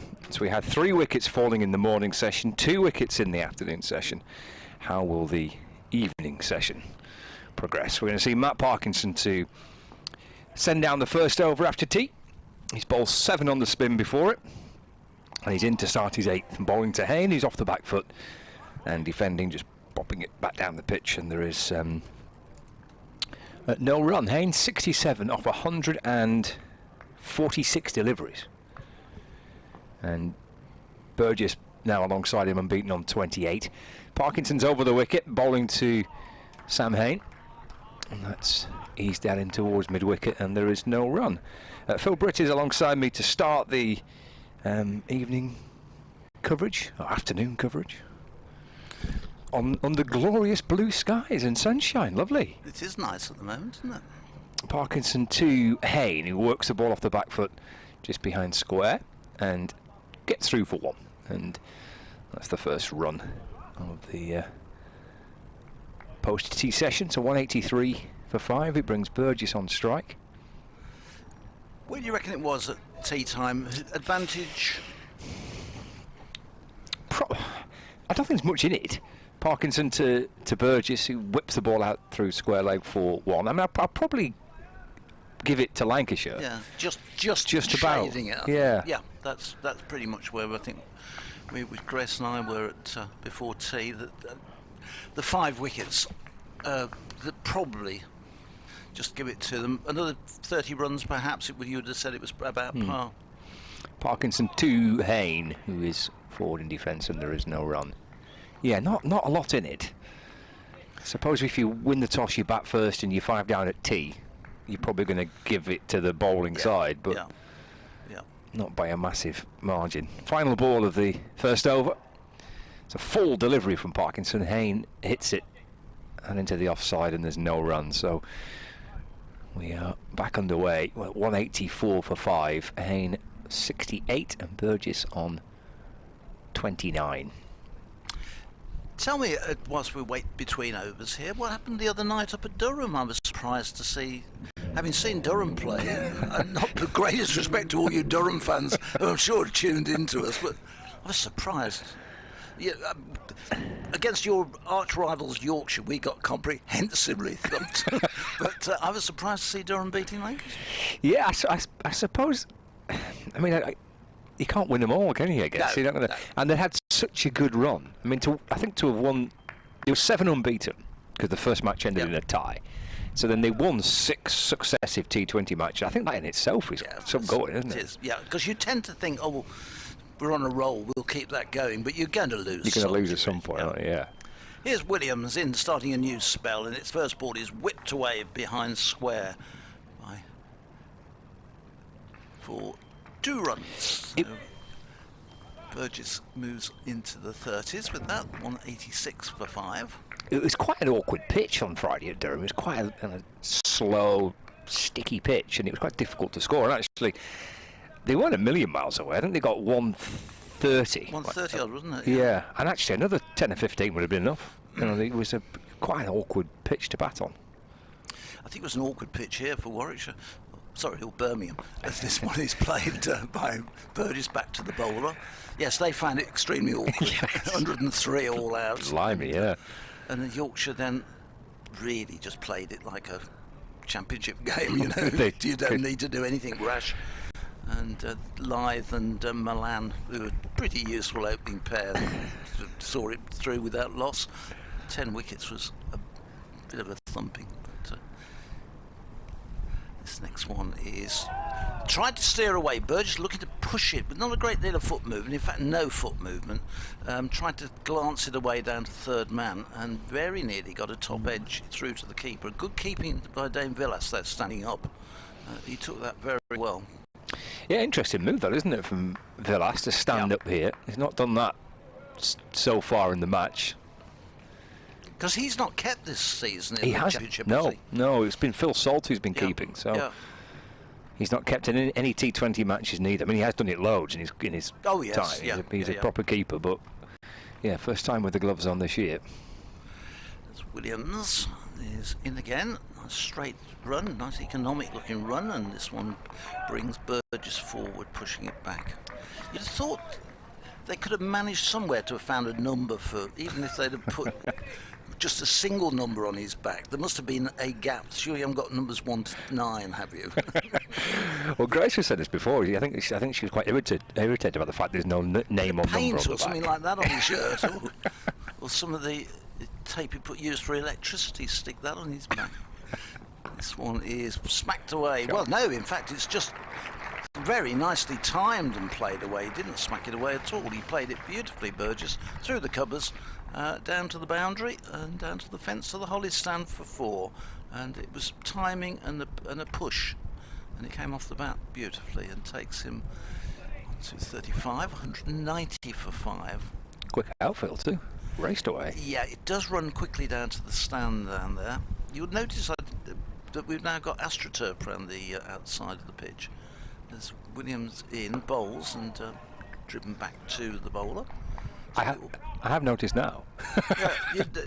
Well, it always, I don't know whether you remember, Scott, how it always got extremely wet down this bud because you don't get the sun on it. So they put this tracking all the way around, and I have to say it's really effective. It, you know, and 1 or 2 people turn their nose up at it, and it does slightly reduce the playing surface area, but not that much. But it gives that boundary so the tractors can go around it, and people can walk around it, and it just takes that muddy. Because it was often they had the lamps drying it out down here sometimes. Trying to get, you know, if you get a particularly wet spell, this part never dried out at all. So it's like, I think Man United have got the same problem on parts of their pitch because of the height of the stands. Parts of it never see the sun. So it is. The idea mainly is to improve the drainage down here as well as the aesthetics. Yes, somebody might have told me no, that's not the reason at all, but that's what I was told. It's Parkinson to Hain. It's a 4 defensive and there's no run, so it does loop all the way around, does it? Yes. Yeah. I don't mind that at all. I think it looks. It's the first move towards a 4G pitch for cricket. 190 for 5. Hain 68. Here's Parkinson with his leg spin. It's a flatter ball, but on the leg stump, and he's deflected it down towards fine leg. It's going to go all the way. It is. It's 4 runs for Hain. He moves on to 72. He's batted really well here today. Is that a 50 partnership as well? 50 partnership, yeah. Okay. Off 111 deliveries. So it's been much needed because these two came together with Warwickshire in real trouble at 142 for 5.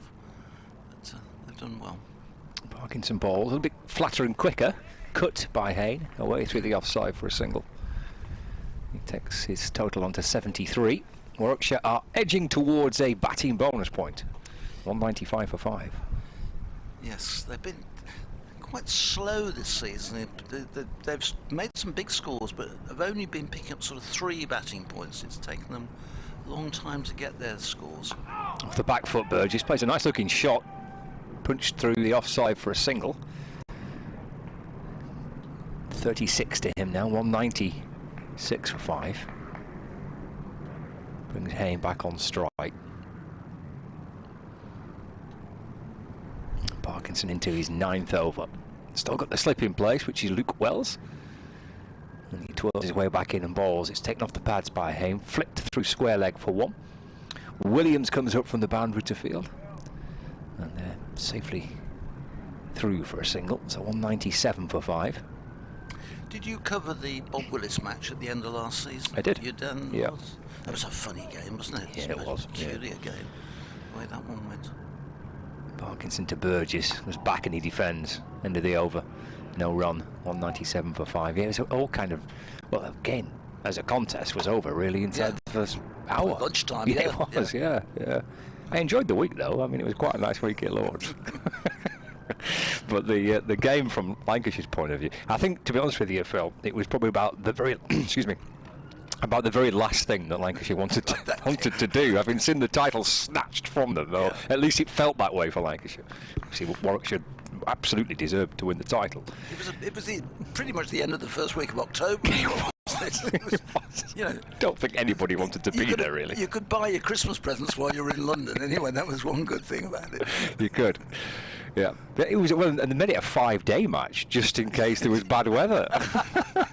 Just to extend the agony even more. 197 for 5. Williams again in from the Birmingham end. He's into bowl, and Hain glances this one. Might have come off the pad. That they scurry through for the first, looking for a second, but it's not there. As it runs to backward square leg. No, he got a bit of bat on that.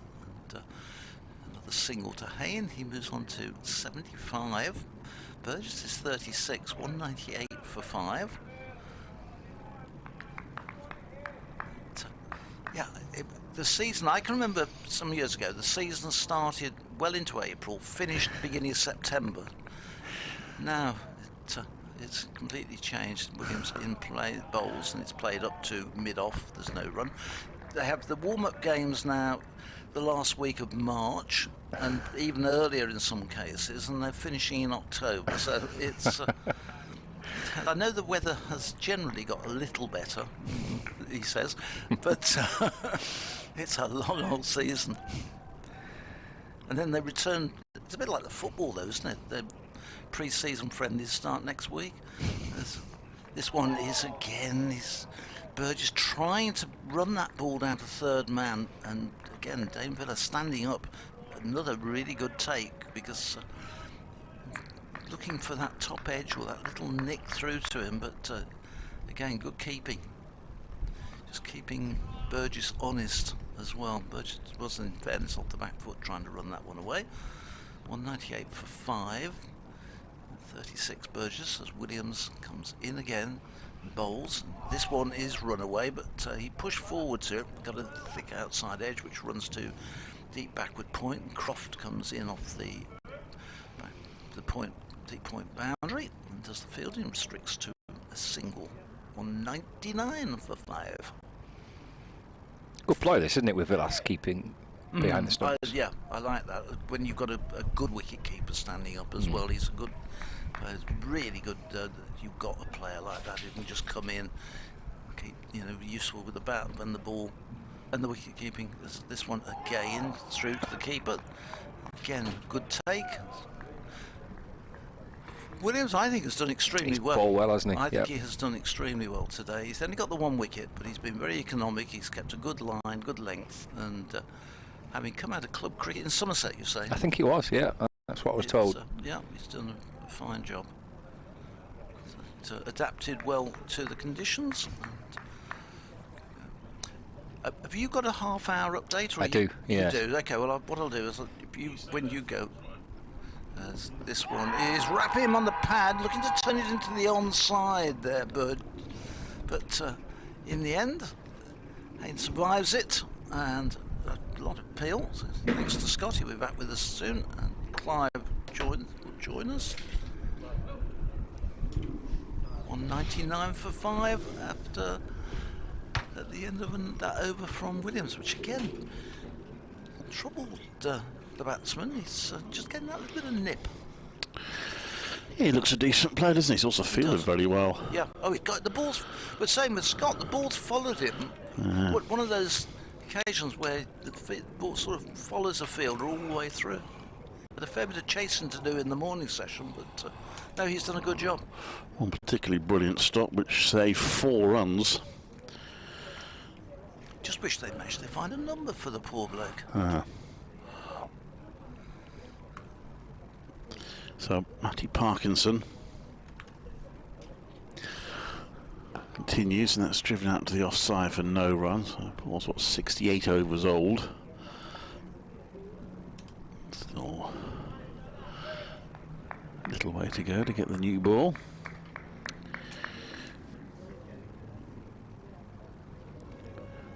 He comes in once again. That's guided into the offside, but again straight to the fielder by Burgess, so there's no run.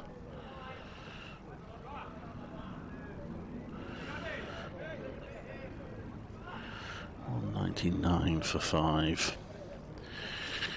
So a second 50 partnership of the innings, both involving Sam Hain. As Burgess turns that one through mid-wicket, that'll bring the 200 up for Warwickshire. It will be cut off. And really should have got 2 there, but they only got 1. It does bring the 200 up though. 200 for 5.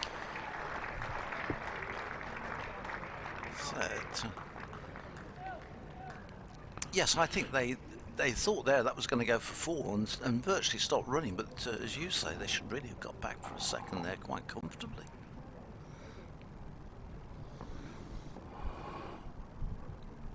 In comes Parkinson. That's defended for no run. 200 for 5 in 416 balls. That does include 5 no balls. Parkinson, 1 slip in place, 4 defensive by Hain. There's no run. So the second 100 took a little less time than the first. The first took 228 balls, lost 3 wickets. The second took 188. We lost 2 wickets for that second 100. That one is guided out to the other side for no run.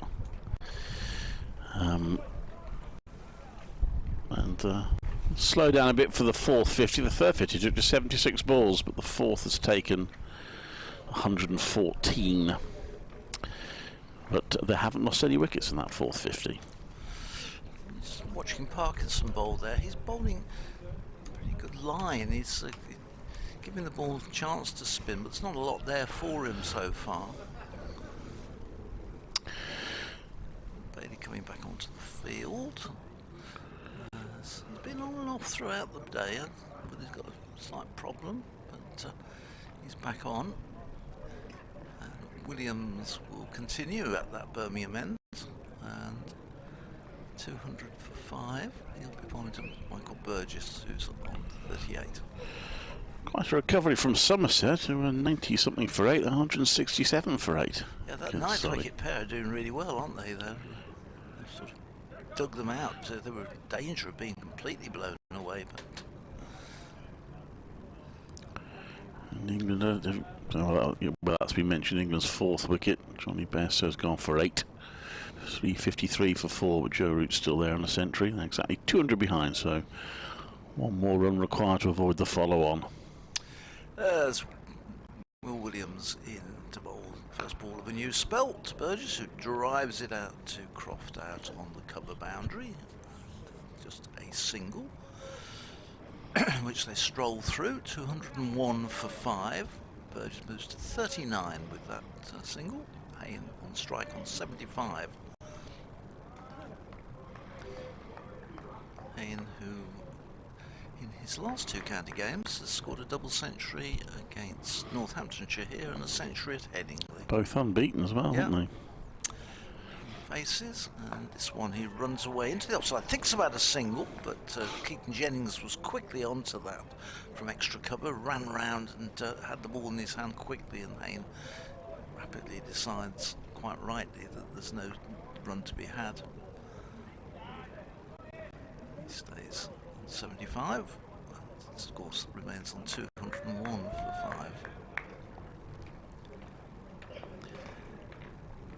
Here he comes in again from that Birmingham end and bowls, and Hain runs it away to backward point this time. Not quite where he was aiming the shot. He got squared up a little bit and ends up actually outside his off stump. Having finished, he sort of played the shot almost on the move across his stumps. But, there's no run. The line today from the Lancashire bowlers has really been pretty tight. They've given very little short stuff for the Bears batsmen to go out. And this one, another one right on the mark from Williams. And makes Hain play it out to Jennings. That short extra cover. There's no run. So let's see. Hain was out for 8 in the first innings against Yorkshire. So 210, 3, 19. I mean, he's got now 75. So 394 for 1 in his last Yeah. 4 innings. Certainly boosted his average. This one he punches up to mid-off again without even thinking about a run. Yeah, and prior to that he'd had a 78 against Surrey and 2 half-centuries in total, isn't it? Yeah, he's had a good season so far in the Championship. He's gone past 600 runs for the season in the course of this innings. He just missed out last year, didn't he, on the 1,000 runs? Yeah.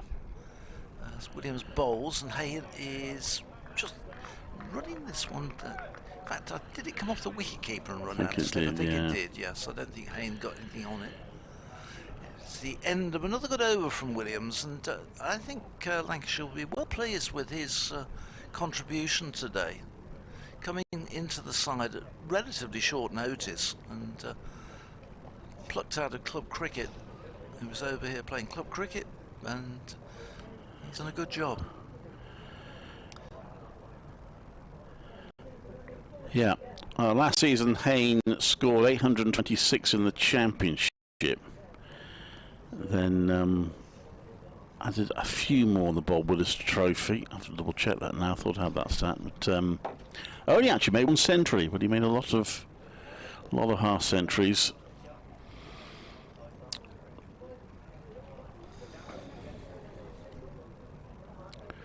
.201 for 5 here.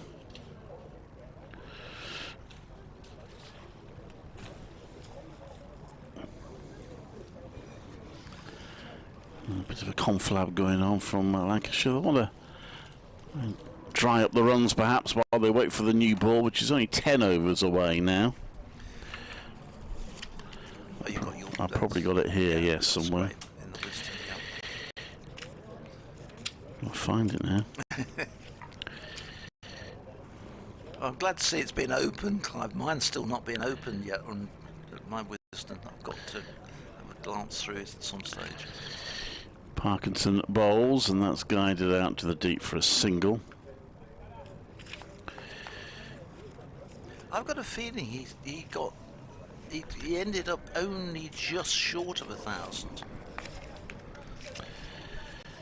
Yeah, I think you're right, but I need to find...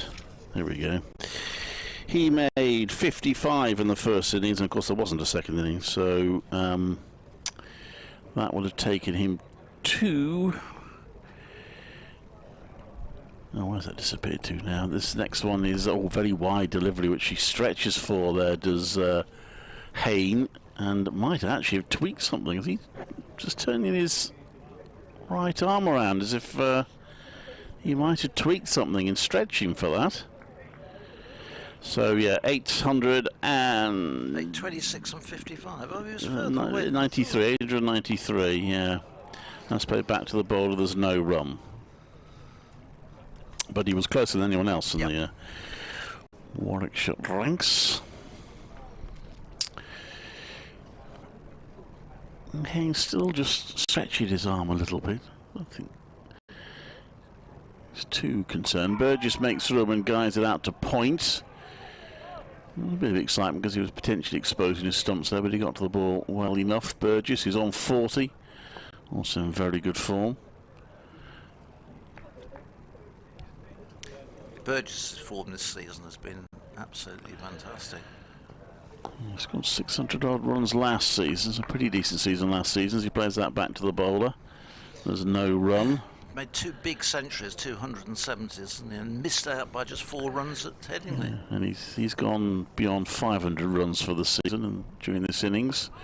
Plays that back to the bowler. There's no run. 203 for 5. So scoring rates fluctuated. They've had spells where they've scored briskly, spells where they've been a little bit bogged down. In terms of bonus points, still 39 overs left. So if they're still batting at 110, they'll have to be fairly positive to get to 350 now.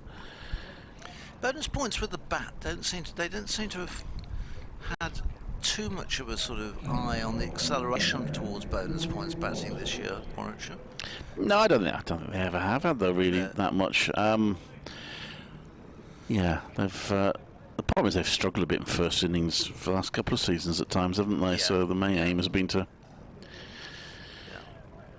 The bowling change at the Birmingham end, and we're going to see Will Williams is out of the attack, and we're going to see back into the attack George Balderson, who has got a couple of wickets before lunch this morning. Today he's in and bowls, and this first ball is played away nice and solidly out to that cover boundary for a single by Sam Hain, taking him on to 77, 204 for 5. That was just a loosener at the start of a new spell from Balderson. It was short, and Hain was able to just rock back and cut it away. But straight at Croft, who's out on the boundary there. 204 for 5 as Balderson into Burgess, who pushes this one away into the extra cover area, and a good diving stop and a threat of throwing the stumps down there from Keaton Jennings, who diving across one-handed and gets a slap from Luke Wells, who comes all the way over to give him a pat on the back. There's been some very good fielding by Lancashire today. So quite a few runs from ground fielding. One slip chance put down early on, and Balderson in again, bowls, and this is pushed up to mid-on, and there's no run. We also saw what looked like a very good piece of fielding, followed by some impressive honesty from Bohannon, because for all the world we thought he had made a very good stop just short of the boundary, but whether he just wasn't sure or whether he was convinced he hadn't, he prompted the umpires to signal 4. That's good. That's not unusual, isn't it? Generally it goes in, oh no, I don't know, or don't think so. Balderson bowls, and this one is cracked away by Burgess, but straight again out to Croft, out on the cover boundary, straight at him, absolutely arrow straight at him. 205, 41 now to Burgess. End of this over, Clive. I'll make way for Grace to come in here. Hain on 77 is on strike. Balderson in, bowls, Hain behind it, running it up to who else but Will Williams at mid-on. Takes his cap off, scratches his head. I hope he's not got. They used to have Brill cream on their hair. Sorry, not advertising, but on their hair, and then it would keep the ball nice and shiny. But I'm sure that's not the case these days. I don't think people use it much these days, do they? Oh no. I certainly don't need it. Hain in, bowls, and cracked away, and down to the backward point fence for 4. And to finish the over, that back into the attack there from Balderson, 209 for 5. Hain moves into the 80s.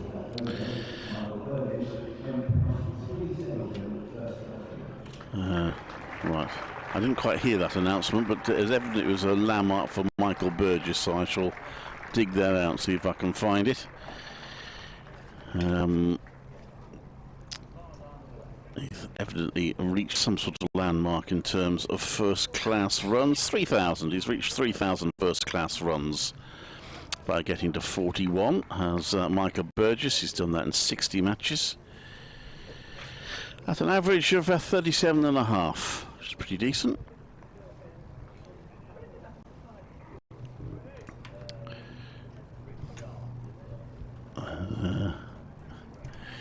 This one from Parkinson is hit straight to cover by Burgess, and he's caught. Well, that was a bit of a soft dismissal. He has a suspicious look at his bat, but he's driven that straight into the covers to Croft, who takes an easy catch, and it's 209 for 6.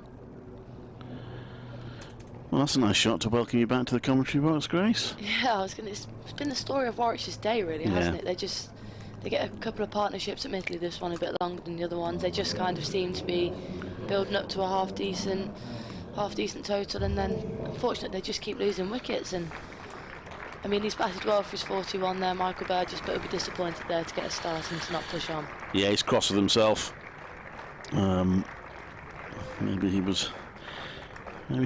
Maybe Mark Robertson will tell the tannoy announcer not to announce landmarks in future like that. But, perhaps it put him off. But what was that then? 67 for that stand. They had that stand of 65 for the 4th wicket.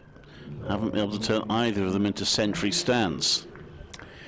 Danny Briggs next to bat. Second bowling bonus point for Lancashire. And Warwickshire 209 for 6. Work to do. Minimum of 300 they'll want. But having won the toss, I think they'll probably want more than that. I think that might just lift Lancs a little bit as well. I mean, yeah. Exactly one, isn't it? Not too far after tea, and they've been struggling for a while now, so good to see them pick one up and see if they keep the momentum going.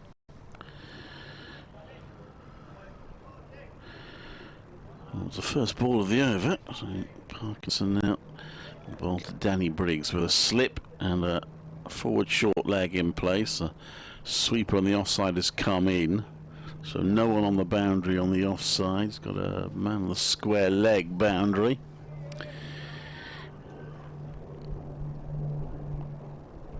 Parkinson bowls to Briggs, who defends it, and it remains 209 for 6. Well, bonus for Parkinson. I mentioned the main instruction to him was to keep things nice and tight ahead of the new ball, but he's got the bonus of a wicket as well. He's going for just over 2 and over. Comes in now to bowl. Briggs playing back to that, guides it through mid-on, and they go through for a quick single. Oh, has the fielder hurt himself, or was he just rolling around? I mean, for effect, Tom Bailey, I think he hurt himself slightly, but nothing too serious. Just looked like he landed a bit awkwardly, didn't he? Yeah. A little bit. Quite managed to get himself in a position to get a throw in, otherwise that could have been tight. But Briggs is off the mark, 210 for 6. Parkinson. A quicker ball that's driven by Hain. The sweeper had gone back on the offside for Hain, and it's a single. 82 to Sam Hain now. Can he make it a 3rd consecutive championship match in which he's reached 3 figures?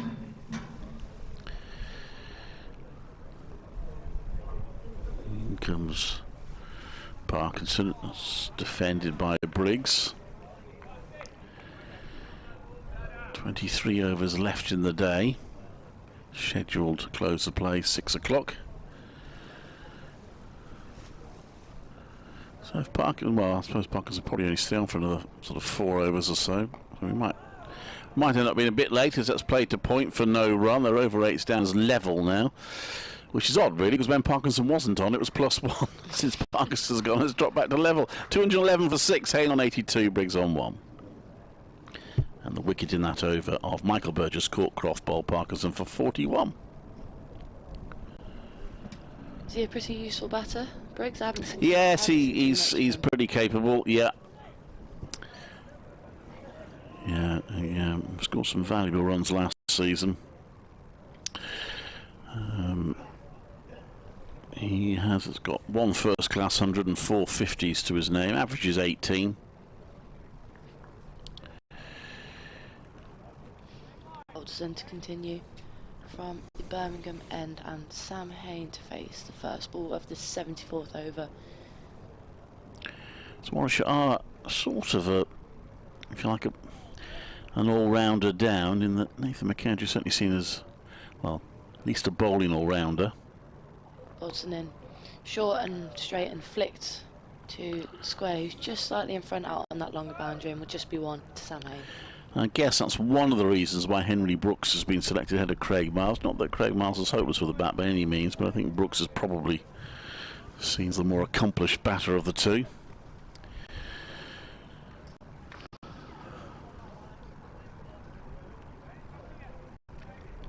Looks like Sam Hain's had a little word with Danny Briggs there, maybe. Something about the bowler has yet to face Robertson here in this game. Got his 2 wickets bowling from the Pavilion end at Balderson. Now bowling from the Birmingham end. 2 slips in for Briggs as Balderson runs into bowl. 4 on the stumps and flicked really nice by Briggs, and it's a pretty long boundary, but it should run away for, maybe not run away for 4.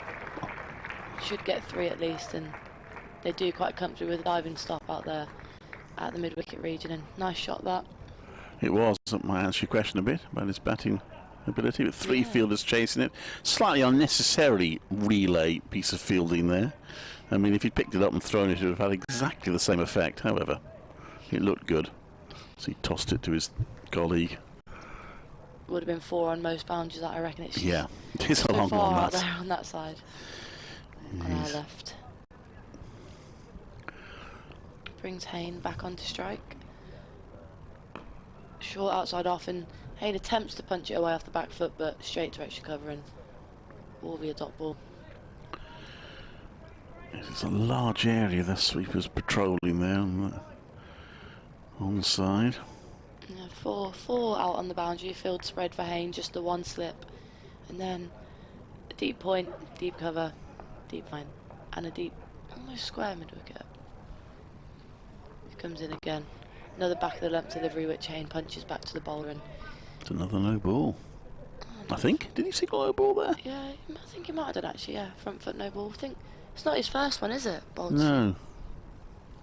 I'll check that. It's a bit unclear with that signal.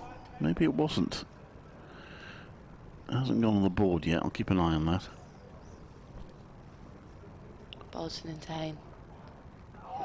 Good ball outside off left by Hain, and not too far from the stumps, I don't think, as the keeper joggles it and throws it away. Looked like a good ball that. He's bowling well.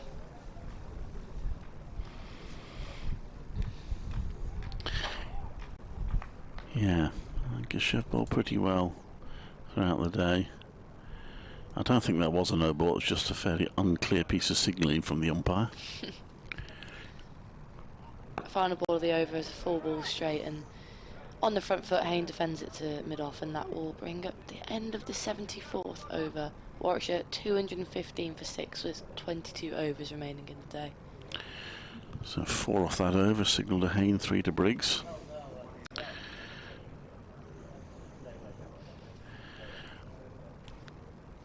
Six overs to go before we see the new ball. You reckon Parkinson will bowl through till then, and then after that I thought so, yeah.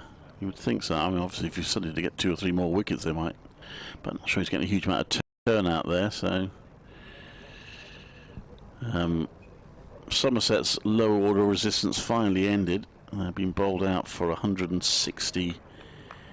180, which is some recovery from where they were 8 wickets down. In comes Parkinson to bowl to Briggs, who turns that round past the short leg, and there's a man right on the square leg boundary. And there is a single, so they had been 95 for 8 when they put on 79 for the 9th wicket. Not so many for the last wicket, all out for 180. Peter Siddle finishing 19 not out.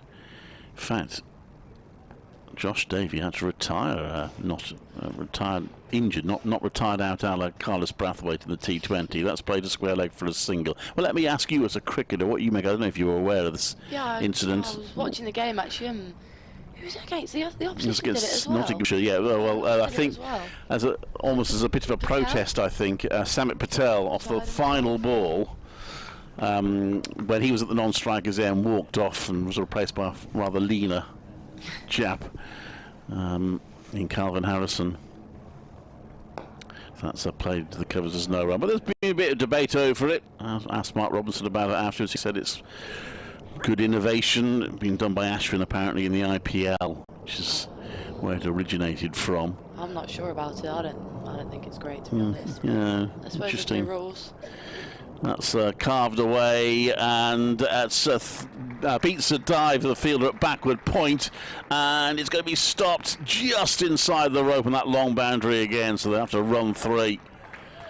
And a decent shot from Briggs. So you don't think it's within the spirit of the game then? No, I don't know. I'd never seen it before, and I thought Surely there's got to be something against that. It seems a bit wrong. Well, really, apparently doesn't not. it? Apparently it is within the rules. Yeah. Just didn't fancy it, did he? Just didn't fancy it. Well, I mean, the point that we made on Friday is it didn't necessarily show a huge amount of confidence in his own batting to think that someone else would do a better job, but there we are. It sort of worked out, although, as I tried to explain on Friday, I don't think actually it made any difference in the end, because he was at the non-strikers end for the final over, and Sam Hain, to replace him, never got on strike anyway, so I don't think it made a difference, really. That one is played to a square leg for a single by Hain, is on to 85, 221 for 6. And of course you see it in tour matches, don't you, when countries are preparing for test matches, their players retire out because they want to give someone else an opportunity to get some practice in the middle, but that's a bit different. Bit different, yeah. Just a bit. Parkinson comes in double. Briggs, who sweeps that. Oh, that's a good shot. That's gone to back a square leg for 4. Briggs has started very well. That's his 3rd boundary, making up 12 runs. 225 for 6. I think he must have heard me questioning his batting ability, but it's not questioning as such, but he's proved to me, yeah. I'm wrong, of course, it's not his 3rd boundary. I'm forgetting those long boundaries. He's hit a couple of 3s in there, so threes, I think. it feels like his 3rd boundary, but it's not. It was actually his 1st, so I was close. Got off to a good start here, Briggs. 12 off his 9 balls so far, and yeah, looks handy, looks useful.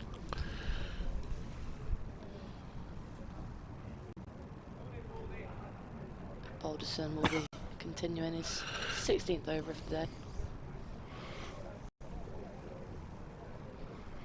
Still the 4 sweepers out for Sam Hain. 2 on the leg side and 2 on the offside, just the 1 slip in place. Into Hain, and just a respectful, solid defence by Sam Hain. Decent ball, and will be a dot. Well, the field spread away it is, anything on the leg side, and Hain's got an easy single he can help himself to. Yeah, nobody in on the leg side and where the ring would be except mid-on, so yeah, as you say, massive gap anywhere through there. As Bolton comes in. Short outside off and hit nicely off the back foot away by Hain, but will only be 1 out to that deep, almost backward point, I'd say. Yeah, it is a lopsided ground, as we were mentioning, so it is a short boundary on the offside as Danny Briggs, the right-hander, is about to face the bowling coming from the Birmingham end. Just seen the 1-6 though, Alex Davis hit 1-6, and then when he tried to repeat it, he top-edged and got out. Bolton into Briggs. Short outside off and hit very well by Briggs, and a little fumble at point, good stop, and they think to run but decide against it, probably wise. I think don't really want to run out when you're 222 for 6. Wells there doing the fielding, Luke Wells. Hit that hard, good bit of fielding that. He's striking it cleanly, isn't he, Danny Briggs? He is playing with some nicely. Confidence. He's of course one of the players who's adjusting from T20. He's actually playing this innings a bit like a T20 innings. Oh, that was a good ball. Just outside off, beats the bat. Briggs tries to go back and straight through to the keeper. It's been quite a lot of playing and missing. They've bowled good channels, haven't they, Lancashire boys? Yeah. It's been a bit out there for them, I think. Be interesting to see what it's like when Warwickshire come to bowl, boosted by the return of Liam Norwell to their attack. Ollie Stone's still not fit enough to play a full championship game. He's played 3 T20 matches. Bolton in again, outside off and flashed away for 4 by Danny Briggs. Looked for a second like it might have been a chance for a catch at backward point there, but he's hit that well and it raced away to the boundary near the Eric Hollis stand. Yeah, slightly risky looking shot, but he hit it hard, didn't he? So it would have had to have gone straight to hand. Yeah, good looking shot. Briggs moves on to 16, that out of 12 deliveries.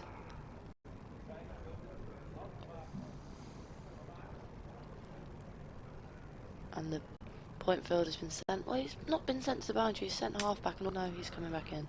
Thought about it, but final ball of the over. Ooh. Goes to leave it, Briggs, and wraps him on the pad, but a small appeal for LBW, but nothing too convincing, and that ends the over. 230 for 6, Warwickshire. Yeah, hit him too high in the end to be out. Always a bit risky that when you pad up to 1. Maybe he thought it was going to go past him, but it hit him on the thigh pad, but right in front, it was going to go over. 230 for 6. Then Warwickshire taking 5 runs from that last over. Ticking along, but losing wickets. No century partnerships. 2 half-century partnerships. But no century partnerships. 2 wickets as George Balderson. The rest have been shared. Bailey, Lamb and Parkinson getting 1 apiece.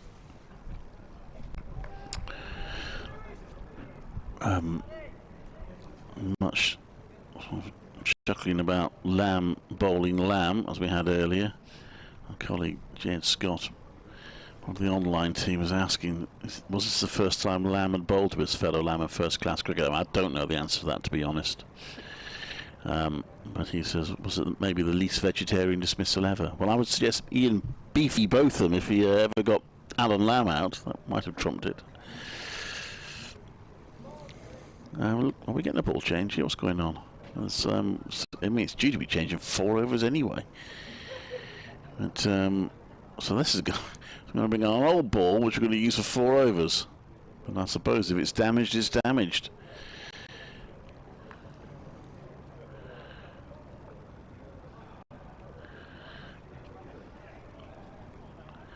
So we're getting a change of ball, not a new ball at this stage.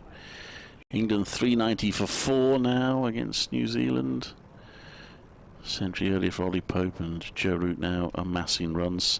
One-day international in Multan, Pakistan, a slightly reduced game to 48 overs at 269 for 9 at the end of their innings against West Indies. South Africa chasing 149 to beat India in a T20 at Cuttack, and they're seemingly struggling at the moment. 42 for 3 in the 9th. Afghanistan have beaten Zimbabwe and Harare. As far as the championship's going, giving you Somerset 180 all out. Yorkshire going well, 245 for 3. Harry Brook not in the runs so much today, actually. Well, yes, he was in the runs. He made 76. Today, as Parkinson coming to bowl to Hain, who's on 86. 1 slip in place for Parkinson with this change ball. Obviously, Sam Hain likes it because he's driven it straight down the ground for 4. Still timing that, wasn't it? Just yes. Played so nicely, and they just watched it race away for 4. Good shot to start the over for Warwickshire. Gloucestershire 288 for 5 against Kent. Durham 295 for 3 against Worcestershire, Chesterfield. So a few runs around. Not so much at Chesterfield, where Middlesex 215 for 7 against Derbyshire. Sussex 203 for 6 at Cardiff against Glamorgan. Leicestershire 287 for 4 against Nottinghamshire at Leicester. Don't know why I always put a surprise inflection in my voice when Leicestershire are doing well. But anyway, Parkinson comes in the bowl to Hain, who drives that. And it's a good stop in the covers. And he is prevented. He might not have got a run anyway, to be honest, because it was going to go straight to Keaton Jennings, but it's well cut off by Rob Jones in the covers. Parkinson bowls that's left by Hain, who's on 90. It's been a good 90. Enjoyed it. Enjoyed Sam Hain's innings. Often do at Edgbaston, actually. It's been a crucial one as well, with others making starts but not going on. And he plays forward to that, back to the bowler, who stays down on 1 knee after playing that forward defensive shot. As if he's giving the coaching manuals an opportunity to take a photo. Wants a new photo for his Instagram, I reckon. Parkinson, well, it's a quicker ball, gives it a bit of air, but it's well wide, and Sam Hain's able to ignore it.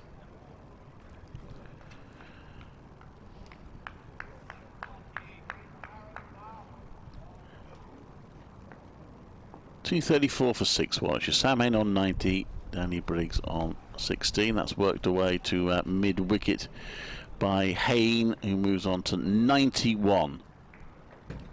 Here at Edgbaston, Warwickshire, at the end of 77 overs, 235 for 6.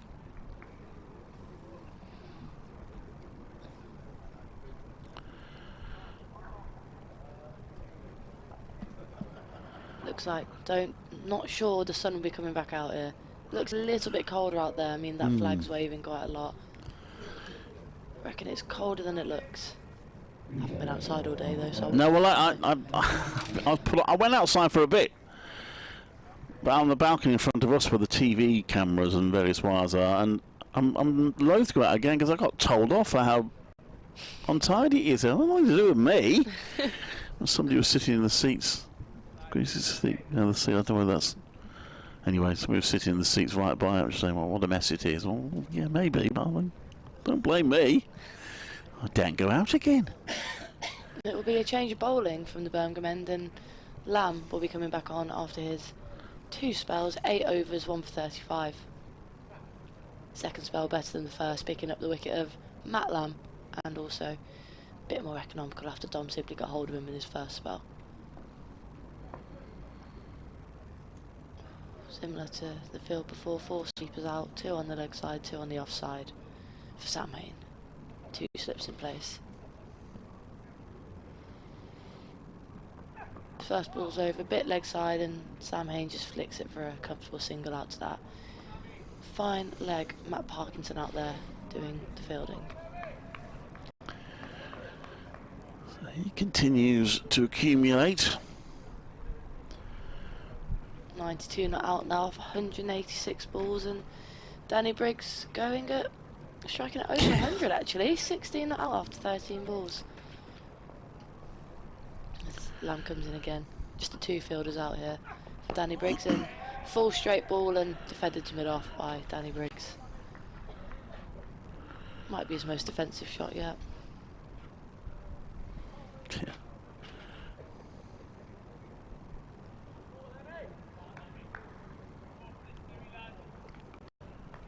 Warwickshire 236 for 6 as Lamb runs in again for the 3rd ball of his over. Short, outside off, and Danny Briggs goes to go back and just... What do you call that, playing a miss? I think he might have just kept his bat inside the line. Certainly that's the impression he was trying to give, wasn't he, at the end? But yeah. You see that sometimes after, don't you? They play a miss and then they give it the... Oof. No, I was leaving that alone. It was a good ball. Comes in again, right arm over and outside off again, but flashed away by Briggs. Good hand by... Who is that at backward point there? I think it is Balderson. Yeah, it is. There it is. So will only be 1, could well have been 4 for Danny Briggs there. I think they should maybe point out for Danny Briggs as well. He seems to certainly be aiming to get it through there, and he has a couple of times. Sun popping out again. Just as I said it wouldn't be back. Warwickshire move on to 237 for 6, and Sam Hain back on strike. Short outside off and punched away again, out to the cover boundary. 1 run, and Sam Hain moves on to 93. It just looks so easy for him to get these singles if he wants them. Guiding the ball, the fielder's in the deep. Off he trots for another single. Looks comfortable, doesn't he, Sam Hain? It'll be interesting to see when the new ball comes in. Is that in 2 overs time? It is, yeah. How that will be, and if that will create any chances for Lancashire. Final ball the over. Danny Briggs in, and straight ball goes to flick it, hits him on the pad, but a half-hearted appeal clearly going down, and that ends the... Is that the 78th over? It is. It's quite small, isn't it? The scoreboard. It is, yeah, I know. But your young eyes shouldn't have a problem. It's getting a bit of a problem for me these days. 238 for 6. It is. Umpires are having a chat. No particular reason why they should be. I suppose it's... have you got the ball? I got it. I can't remember who brought it out, but I can't think there's anything procedural that they particularly need to discuss. That might just be dinner plans for this evening. Parkinson to continue what may well be his final over of this spell. He's 1 for 41 off 14. He's actually milked a few runs off him over the last couple of overs. Yeah, he was very economical, wasn't he, at the start of his spell? So he's gone for a couple here, but he's still bowled well. And he bowls there, and that's left outside off stump. There's no run. Current England squad member, of course. He was in the squad for this test, allowed to return to Lancashire when he wasn't selected for the 11 to play in that test match. He's done a lot of drinks carrying, hasn't he? He has. He's an expert on it now, I would imagine. Comes into bowl, and that is whipped away, and that, despite the best efforts of the fielders, is going to go all the way for 4. What a terrific shot from Sam Hain. It's gone through about 4 fielders. He's drawn a perfect line through them all and hit that hard to move on to 97. 242 for 6. Brings him up to 97, and that was one of his best shots of the day, I think. Just, again, timing. Timing and placement as well. Parkinson comes into bowl to him. That's a full toss, and he's taken advantage to complete his 3rd century in consecutive matches. And Sam Hain moves on to 101, gets a handshake from Danny Briggs, brings the 250 up as well. But a splendid innings from Sam Hain, who removes his helmet, raises his bat, and is applauded by the Warwickshire crowd. They know his ability, even if England don't yet. 190 balls. That was his 13th for. Splendid innings from Sam Hain. Do think Matt Parkinson made it a little bit too easy for him, though. It was a nice full toss, and it actually doesn't bring it. Texas scores 246 for 6. I beg your pardon. He pushes that one onto the onside. There's no run. So that is 3 consecutive county championship matches that he's made a century. That's 3 in his last 4 innings, and all 3 at the moment are unbeaten. Hain drives at that one, and that's cut off at mid-off, so no run this time. What a performance from Sam Hain. His average is high, isn't it now? It's only going to be higher after this. Yeah, it's his 14th first-class century as he turns that one round to mid-wicket and jogs through for a single. 9 from that over, I think. Matt Parkinson. Yeah. What an effort from Sam Hain. Over 5,500 runs now in his first-class career. His average has crept up to 39. Career average in 102 matches. He did have a couple of seasons when he struggled slightly mystifyingly with the red ball. He was brilliant with the white ball, without actually playing in a style that looked particularly much different from how he played with the red ball, and yet, for whatever reason, he struggled with the red ball. But the last couple of seasons, he's found form in this format as well. Be Lamb to continue from the Birmingham end. Hain to face, outside off, and left alone by Hain.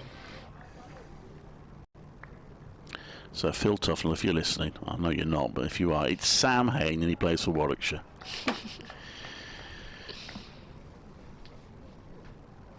He's just one of those players that just consistently seems to score runs, doesn't he? But yet to have a chance, has he? No, I don't think he has given one. Lamb in again.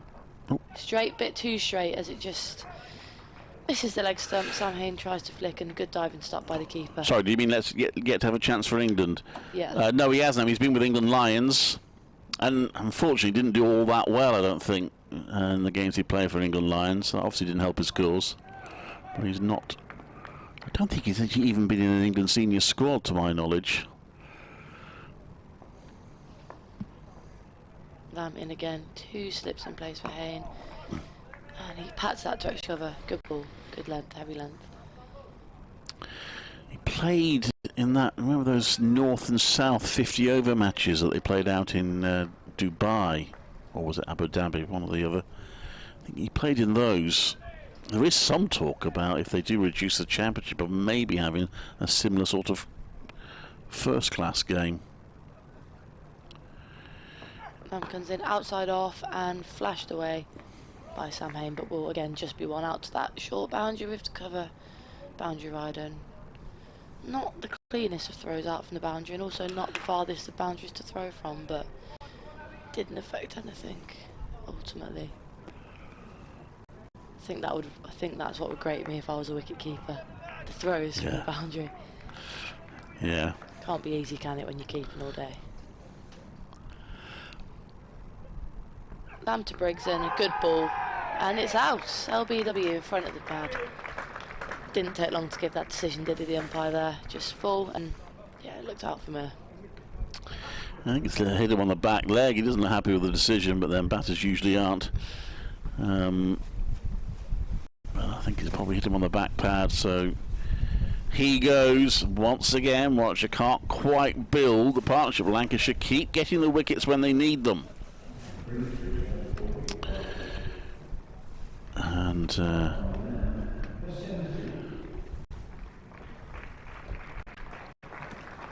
he trudges off for a bright 17.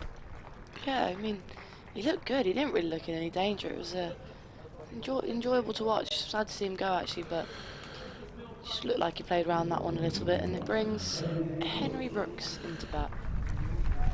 So they added 39 in fairly quick order. They did it in 7 overs.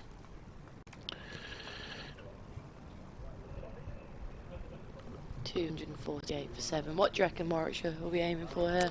They've certainly got to get beyond 300, you'd think, having won the toss. Yeah, I think they'd be slightly disappointed if they're all out for 300. Another capable batter, though, isn't he? Yeah. As long as you've got Sam Hain as well. I mean, you know, Ollie Handobby coming in at number 11 has proven that he can hang around if he's got a senior batter at the other end. So there's still some life left in this innings.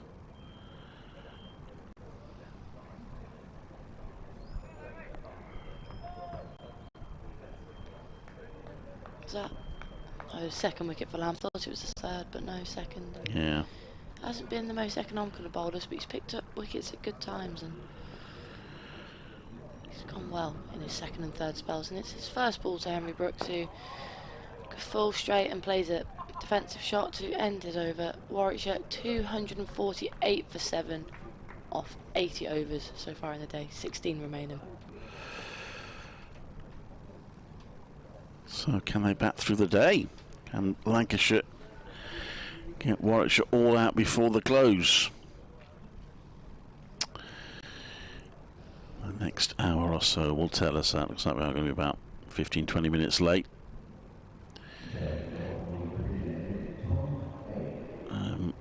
England have lost a 5th wicket. Ben Stokes has gone for 46, but Joe Root is still 126, a 406 for 5. Applying to New Zealand's 553. Has the new ball been taken now, or is there one more over to go? No, it's available now, and I would imagine it's been taken. Yes, the umpire is gesturing that, and you can see the old ball being rolled off the ground. So it is a shiny new ball that Tom Bailey has. And can he use it to end Sam Hain's fine innings? Hain on 103.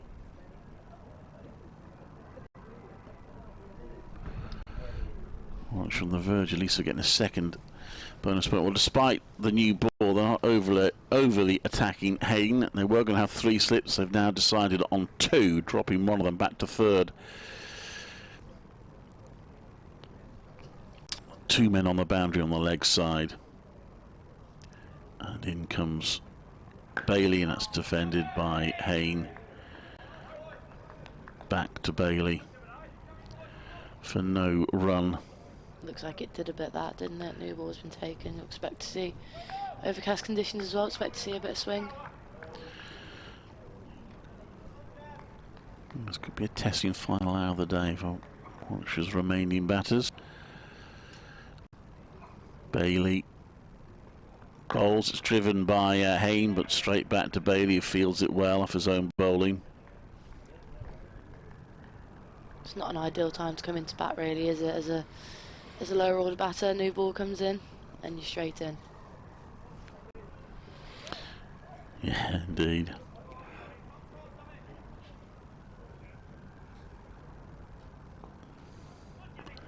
In comes Bailey, and Hain pushes that out to mid-on.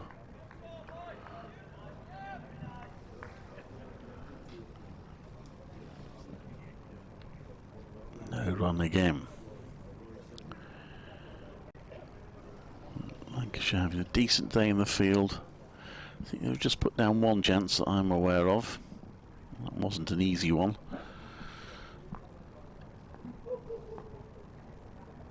The bowlers have kept plugging away, kept taking wickets. Bailey bowls and Hain leaves that.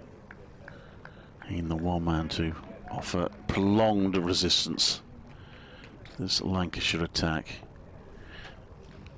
I think Lancashire will be pleased with how they've gone today. I mean, despite Hain going really nicely at 103 and out at the moment, there hasn't been a period, has there, where there hasn't been a wicket really? No. It's been wickets at intervals continually throughout the day. Did you say the highest partnership was it 67? 60, there's two partnerships of about 60 something, yeah. So 67 for the 6th wicket and 65 for the 4th. That one's defended back to the bowler, there's no run. So that's two partnerships that could have gone on and really put Warwickshire in a commanding position, but Lancashire intervened. I got 3 wickets in the first session, 2 in the second, and they've had 2 so far in this one.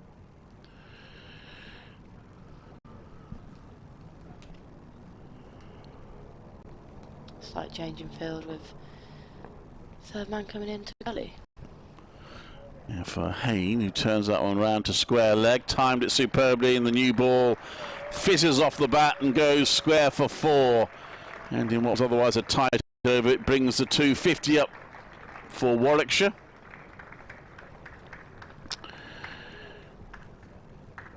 I'll give you the stats, and then Phil, do you want to pop in here in a bit? I'll just, because I like to do it, 491 balls for the 250.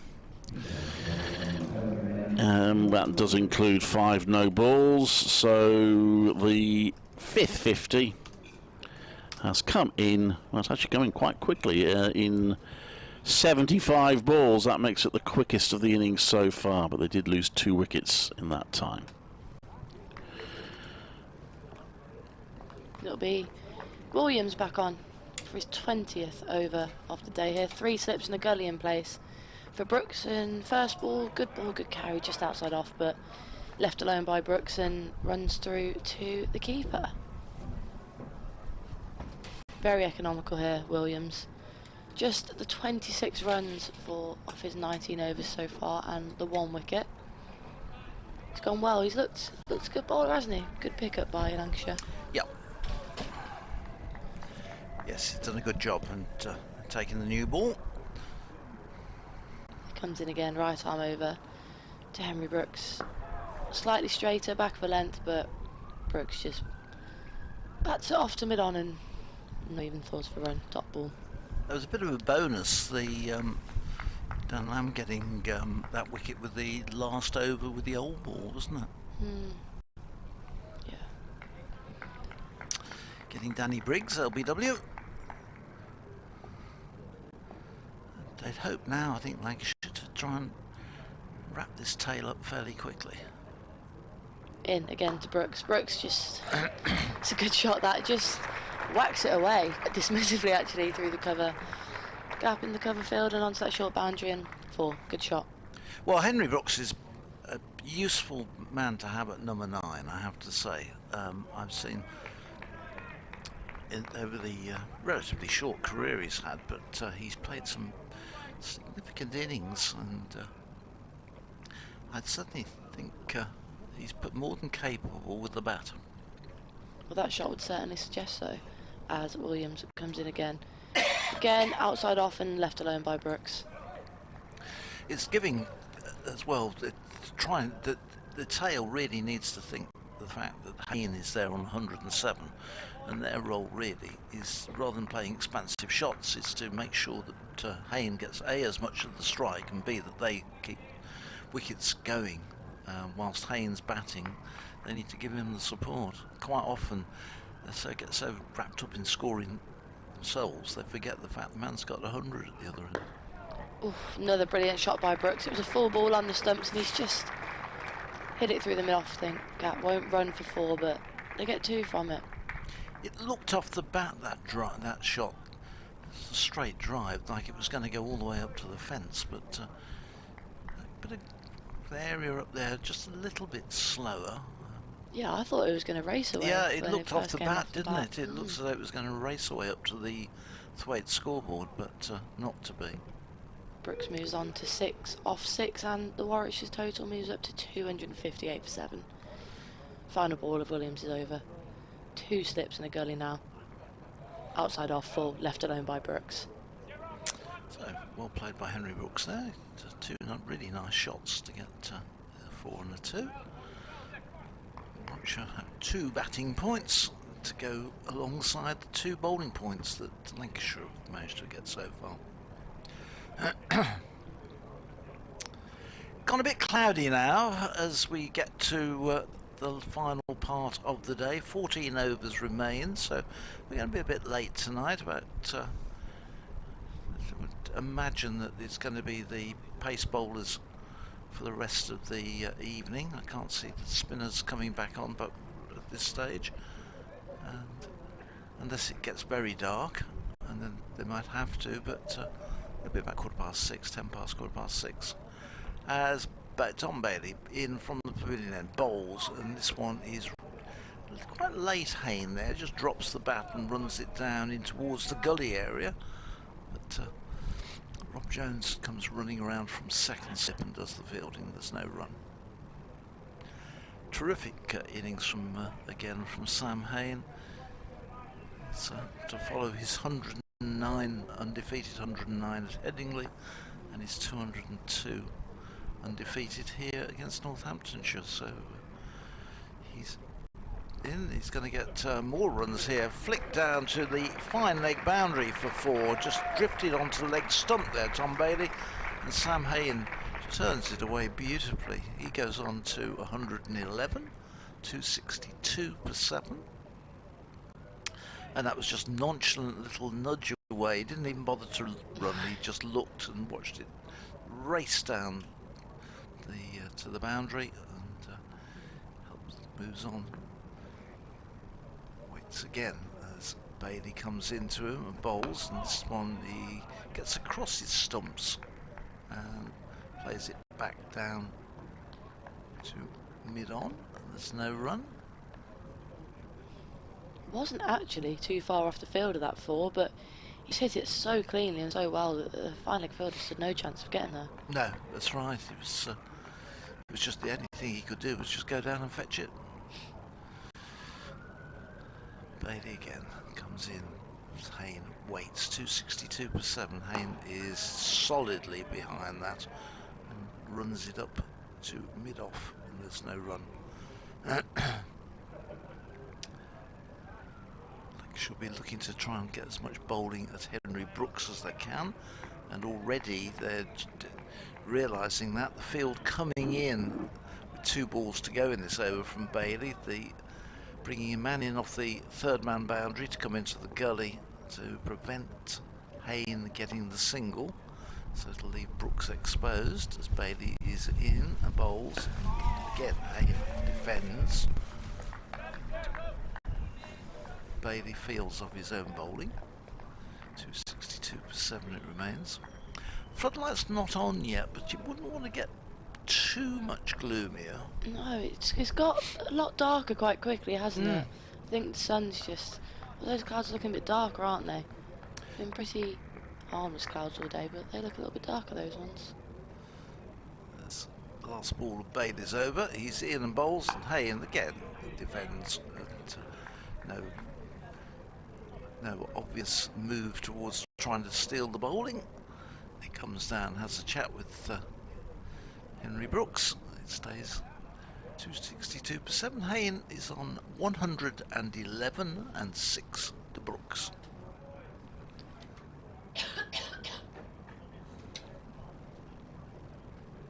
Interesting to see what Williams does to Brooks here. He's played him well through the offside, and you just wonder if...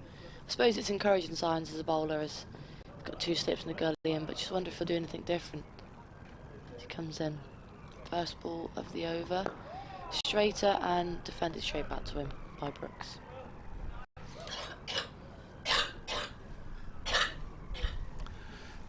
Sounds like 2 days off work, golf that days. Yeah, I haven't been able to shake it. I've had it for such a long time. I'm not at all under the weather, but just haven't been able to get rid of this cough. It's not ideal, really. As Williams comes in again. Straight, and Brooks gets behind it and just pats it back to mid-on. I'm just looking over on the left-hand side as we look down over towards the Priory stands, and there's a light on. Do you see it on the by the purple top advertising board? See where that? Yeah, yeah. And it's standing out quite clearly now, that light. Earlier in the afternoon you couldn't see it. It looks like it's a permanent light on there. There's one or two of them. Williams in again to Brooks, who goes onto the back foot. Good straight ball and palms it to Keith and Jennings at cover. Yes, that's Jennings out there, extra cover. Yeah, just looking at that light and thinking, well, if it's that, then it can't be too long before they put these on. Mind you, 5:30 in the middle of June, you'd expect the light to go, wouldn't you? They normally get them on pretty early. What is wrong with our weather? Williams in again. Full and played on the up by Brooks, who gets a leading edge on it, just runs to point for nothing. That wasn't the sort of shot which fills you full of confidence, that one, because that could have gone, as you say, on the up. It could have gone up and looped up into the offside. Less convincing than the shots he played the over before, but nothing too worrying in the end. Williams comes in again. Encouraging signs for him as a bowler. Similar line and length, and this time a more convincing shot, more defensive than the last one, and defended back to mid-off. And final ball of the over, square leg is sent out onto the boundary in the aim to get Brooks on strike at both ends. Encouraging him to take the single. He's going to know he's been in his first day of first-class county cricket in the morning. He's had a long session, Williams. Ends his 21st over with a short delivery which Brooks evades, and the end of the 84th over, Warwickshire are 262 for 7. Sam Hain 111 not out, played very nicely for that. I think Scott's going to come in and give you a break. Grace, thank you very much indeed. You're with us tomorrow, aren't you? Yeah. So Grace will be back on here with us tomorrow. Thanks very much indeed to her. And Scott Reed will replace Grace with Warwickshire 262 for 7. Hain on 111. He'll be on strike. Henry Brooks at the other end is 6 not out. Good evening, Scott. Good evening. Hasn't he batted well, Sam Hain? He has, hasn't he? Yeah, he really has. There's Bailey in to Hain. Just flicks the ball away through mid-wicket towards George Balderson in front of the Hollies stand. And he gets a run, so he's 112 not out now, 263 for 7. It's, we've talked about this several times during the day, but, he's got that previously, he got 109 in the last match against Yorkshire, undefeated 109, 202 here against Northamptonshire, again undefeated. He's had a couple of half centuries, one against Somerset, one against Surrey. So he's having a pretty good season, and already, he's not the top scorer in the country by any means, but 681 runs is a reasonable gathering at this stage for any batsman. Yeah, I'm sure he's absolutely tough with the way his season's gone. Having a summer to remember as Bailey bowls to Brooks, but through to the keeper. Good pace and good bounce and carry through to Dane Villas. Clive was talking about it earlier on. I think he was on with you when he was talking about it, about how Sam Hain had a couple of seasons where he couldn't buy a run in red ball cricket. He was scoring for fun in white ball cricket and just could not get it together at all in red ball cricket. But he's now scoring in all forms of the game, and you wonder how long before somebody said, hey, this guy might be worth a look at. Bailey to Brooks, who's right in behind and defends to mid-off, and there's no run. At the moment, the Warwickshire side doesn't have anybody in the England team Chris Wokes being ruled out with injury. We exclude Chris because he's almost become just the occasional player for Warwickshire. Over the last few years, you don't see a great deal of him. But none of the others are in. Dom Sibley's back now. He's not in figuring, so they're not having much international call-ups on their team. Bailey bowls a lovely delivery that shapes away from Brooks. He plays forward. The ball just beautifully moves away from Brooks into the gloves of the keeper, and Dave Villas have a great view of that. He wasn't too far away from just scratching the outside edge of the bat. Good delivery, wasn't it? So Warwickshire fairly fortunate, if you like to put it that way, insofar as opposed to Lancashire, who've got a lot of people on international call-up for both Test and One Day. Bailey to Brooks, goes back and defends. It runs up to Parkinson at mid-on. There's no run. Yeah, you kind of feel a bit. You almost feel a little bit guilty by saying, "Oh, like Lancashire, you're losing players to England." But obviously, it's great for them. But I guess as a county, you want to produce really good players that maybe not quite good enough to play for England. Well, and you get your full squad. Yeah, it's even worse when your players go off to play for England and then come back and are injured and out for a year. Bailey to complete the over bowls, and that's nicely played away through mid-wicket for a single. Just a little shuffle back into the crease and then clips the ball out towards mid-wicket region, and he keeps the strike as well, Brooks. So he's on to 7, and Warwickshire at 264 for 7. It's a bit like the Emperor's New Clothes. You're not supposed to say that. You're supposed to. But the reality is that most members would like to see their best players playing for their county, and it's great that they're going on to play for England. There's absolutely no question about that. But being purely selfish, it would be nice to see them more regularly playing for the county. Williams starts a new over. He's in, and Brooks drives, but with no power, and to mid-on, there's no run. I suppose that is the debate around county cricket at the minute, isn't it?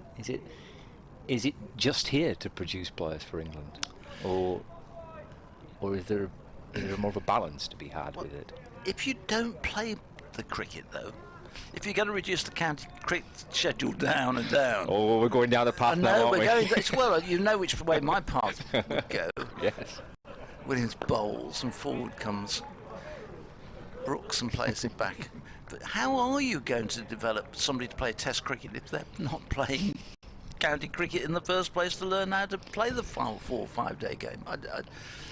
It's like, now you've got me. Yeah, I've wound you up now, haven't I? Yeah, it's like we win the World Cup with the world champions at 50 over cricket, and what have we done? We've made cricket a second 11 competition, and yet we're world champions, and we're saying great.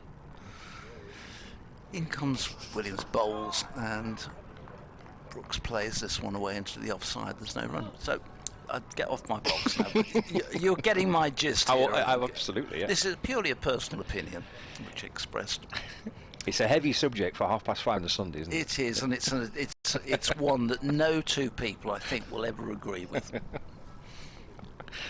I think also it depends how old you are and what you've been used to seeing. And remember, I came up on 30-odd, 43-day matches.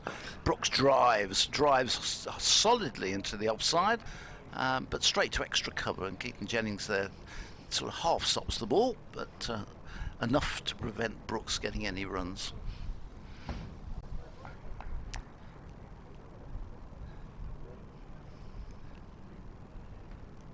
The volume of international cricket is such now, though, isn't it? It's colossal when you look and see the programme. Was it 8 Test matches this year? This one ducks underneath and Brooks goes through to the keeper. Yeah, and I'm not sure if it's happened before that this one-day squad playing in the one-day competition at the same time as the Test team playing a Test series. Yeah. 2 England squads playing in different countries and different formats. There's a lot going on. Old Trafford got Tests against South Africa? That's right, yeah. This one is Brooks defending into the offside. There is no run. It's the end of another over. 264 for 7. Brooks It's on 712 to Hain, and we've got 10 overs remaining in the day. It's not quite as busy a venue as Edgbaston, isn't Old Trafford, but it's yeah, it's got plenty of cricket again this year with the international stuff and then the 100 games, as well as the domestic stuff for Lancashire. There's, it's pretty busy. Yeah. The grounds do get a bit of a battering, don't they? The pitches certainly do. And they've been playing host some concerts this week as well. So yes, well, of course, isn't it the concert which resulted in? Perhaps you reminded me now, didn't? Because originally here we were going to have England South Africa. Now it's England India, and the South African test was moved to Old Trafford because of that. It's barely to Hain. He's across and defending into the offside for no run. It's because of a concert, or I think so. Yeah, that they couldn't get the dates for India, so they did the switch. And we've got the one-day international also, I think, came the 50-over game, because originally we were going to have the 50-over match now, but we've got the T20 England-India at the end of the week after the Test match against India. 2-6, 4 for 7. Bailey bowls forward resolutely in defence, goes Sam Hain. It's a proper forward defensive, that isn't it? Put everything into that. And Bailey probably turns and goes, blimey, how do you get him out? He's played a really solid, positive forward defensive shot. He's looked solid from when he came to the crease, hasn't he?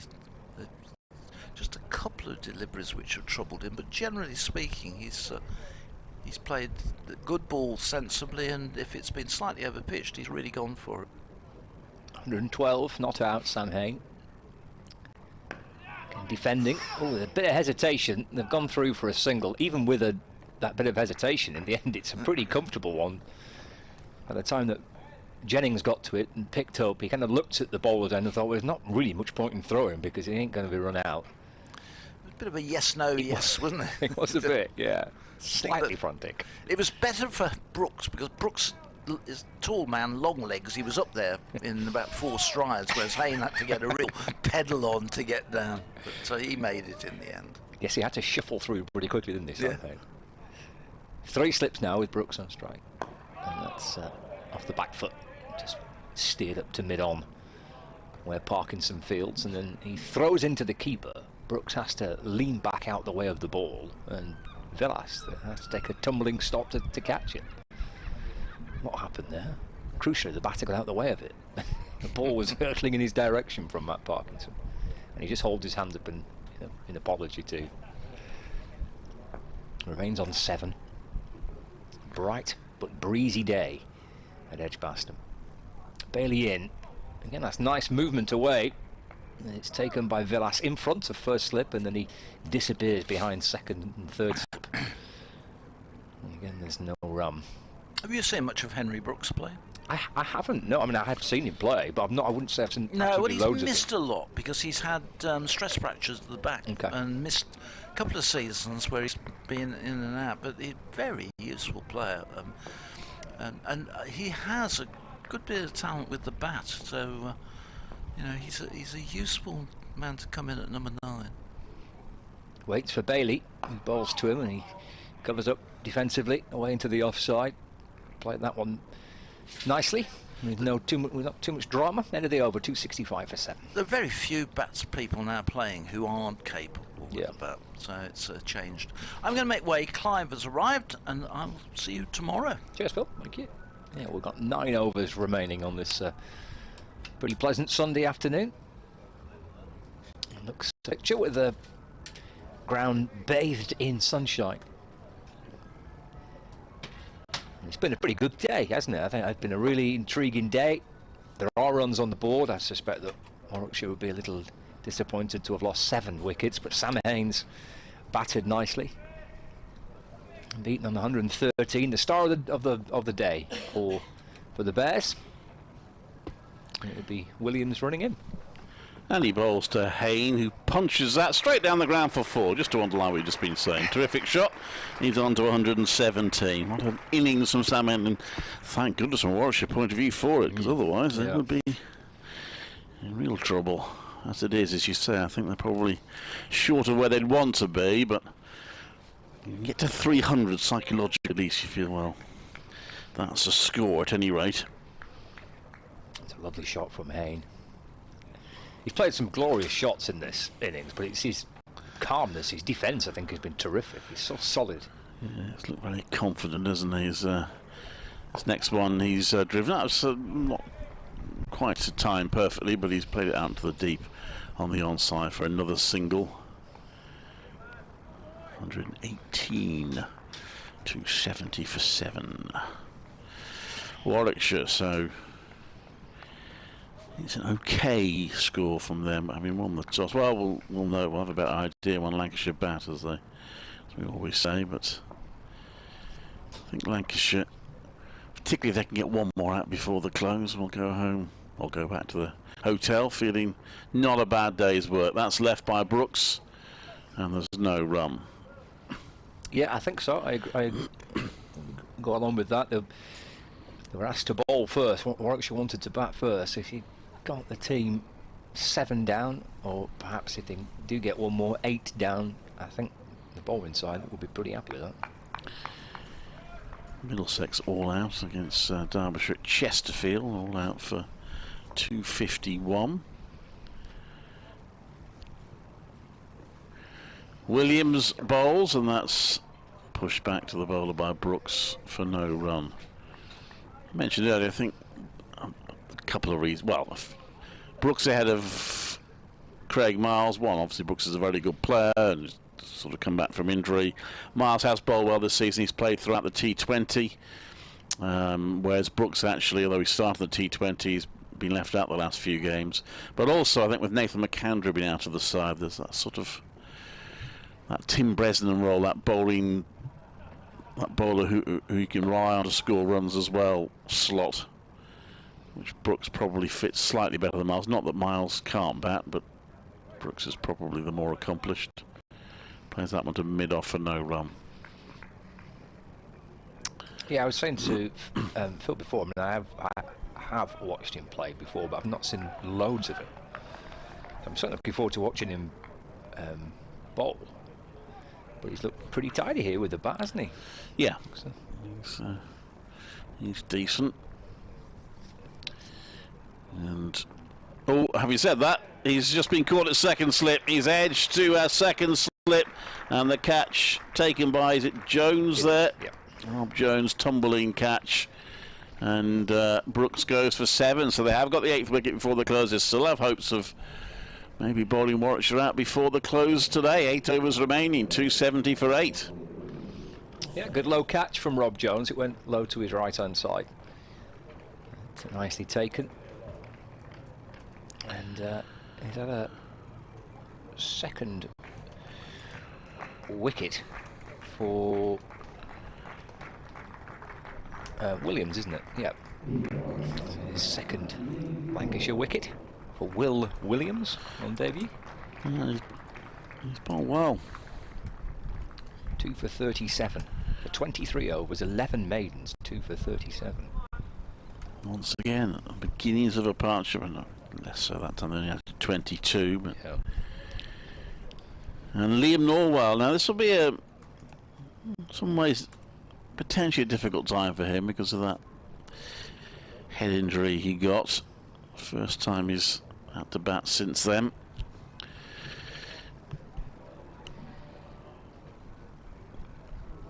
Good to see him back, fully fit and fully recovered from that. And the good news for him is he can just relax at the non-striker's end initially, because it was the last ball of the over. Yes, we're not in T20 a minute now. Don't have to face the new ball when you're the new batter, whether they cross or not. 270 for 8. It's not yet been introduced that to first class. No, I think it has. Yeah, I think the batter's not in first class cricket. It's not. Bailey in and bowls to Hain. That's flicked away through mid wicket for 4. No, I think if a catch is taken, the fact the batter's cross does not come into it. It's my understanding. Oh right, I knew it was in T20 cricket. Yeah, no, I think it's in all. That's it. Yeah. Oh. Yeah. Oh, well, I didn't know that. Yeah. Obviously, it doesn't apply at the end. The non-striker's end because it's at the end of the over, but yeah, that's my understanding. 274 for 8. That was a good shot before. 122 not out now, Sam Hain. There's Bailey over the wicket. Forward again goes Hain. Just drops the ball away into the offside and there's no run. Well, he may feel he needs to not that he's been scoring slowly, but he's got Liam Norwell at the other end. Is a sort of number 10 who'll play his shots and may well connect with quite a few and score some runs. And then he's got Ollie Hannon Dolby who'll do the opposite really and just try and keep the ball out, which he's effective at doing. But nonetheless, he is running out of partners here, Hain. Bailey to Hain, back and across, and they have a little hesitation as to whether to go for a single as the ball rolls away towards point, and they do. So Hain moves on to 123 and the score to 275 for 8. So he's happy to take the single, third ball of the over. Yeah, see, Warwickshire can try and get up to 300. That'd be nice. Definitely would. He's going to need a bit of help from Norwell and from Hannon Dolby.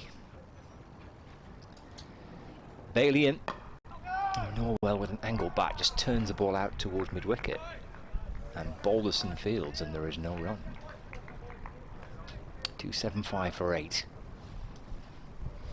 You say a good day's cricket. The game has moved on reasonably well. Yeah.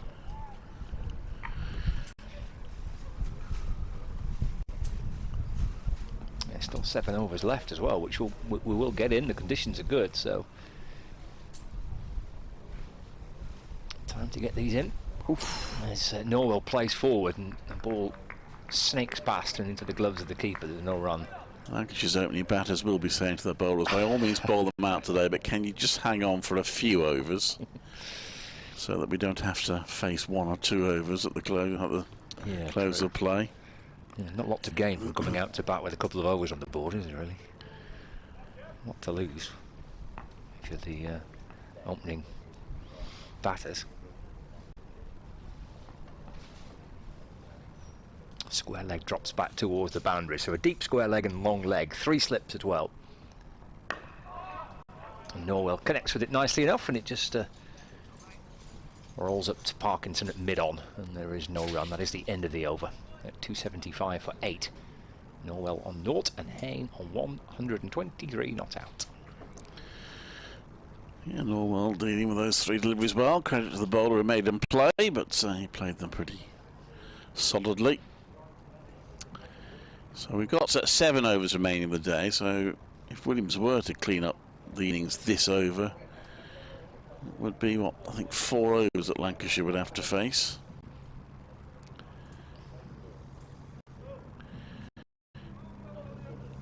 For the close, but be a good effort to bowl Warwickshire out in a day. He does a look around and there's a couple of deep fielders on the leg side. Be interesting to see whether you want to take a single very early in the over. Williams bowls to him and the answer is he will. He plays that to a sweeper on the mid-wicket boundary, takes a single. He is in with a chance of a 3rd consecutive match where he's ended up with a century, and in one case a double century, without being out. His only dismissal in his last 4 innings so far was a dismissal for 8 in the first innings against Yorkshire. He's in good form then. He's not bad. I was just trying to work out what he is at the minute. 311, 319, 443 for 1 he is at the moment. That's played out to mid-on and there's no run. 276 for 8. Yep, he's seeing it pretty well then, Sam Hain. Enjoying his batting. He's having obviously a fantastic season. Yeah.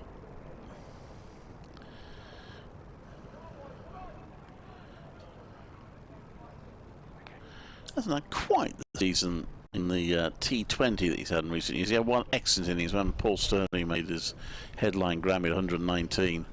That's driven by Norwell and straight to the fielder at mid-off. I thought he let it go through his legs, but he hasn't. He stopped it. It's no run. While Sterling was hitting those runs, Sam Hain was also playing an excellent innings at the other end. Got a half century. I think he got close to a half century in a losing cause in one match. He finished 0-0 out, having not faced a ball in the 8-over game against Nottinghamshire, but a couple of other innings haven't gone quite so well. That's played back to the bowler. There's no run, but in the Championship he has been excellent this season. He started off with sort of half centuries and not converting them, but he's clearly put that right in the last 3 games. He's made up for it.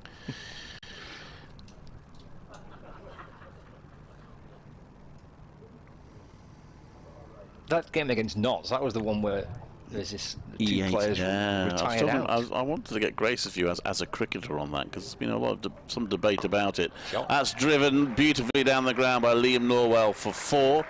So for those who are not familiar with it, Carlos Brathwaite, the Bears captain, with 1 over to go, it was an 8-over-a-side match, walked off. What's going on here? And Sam Hain actually came on to the non-strikers, and he was retiring out. Apparently, I missed it, but apparently been done by Ashwin in the IPL. And Samat Patel then of Notts, with 1 ball to go and Notts needing 3, retired out from the non-strikers end. And with the greatest respect to Samat, I have a huge respect for Samat. He did bring on, or he was replaced by a batter who could probably run between the wickets a little bit. It didn't do any good because they didn't get the runs anyway. And that's a bouncer, and Norwell ducks under that, and it's 280 for 8. And actually, when you think about it, I don't really think Carlos Brathwaite's move made any difference at all, because he had Chris Benjamin at the other end, who was out. He hit a 4 and then was out. And then Alex Davis came in and hit 14 off 4 balls, so Sam Hain never got on strike. He did a bit of running, but I don't think it made Brathwaite's much difference. Decision because he was facing the spinner? Well, that's what was said afterwards. I do wonder about that, because, as I say, he was at the non-striker's end. Right. That's what they said. Okay. And they said, oh, it's worked because Alex Davis hit 14 for 4. Well, actually, it wasn't Alex Davis that came in when he retired out, so I'm not sure that makes any difference. But then Bailey to Hain.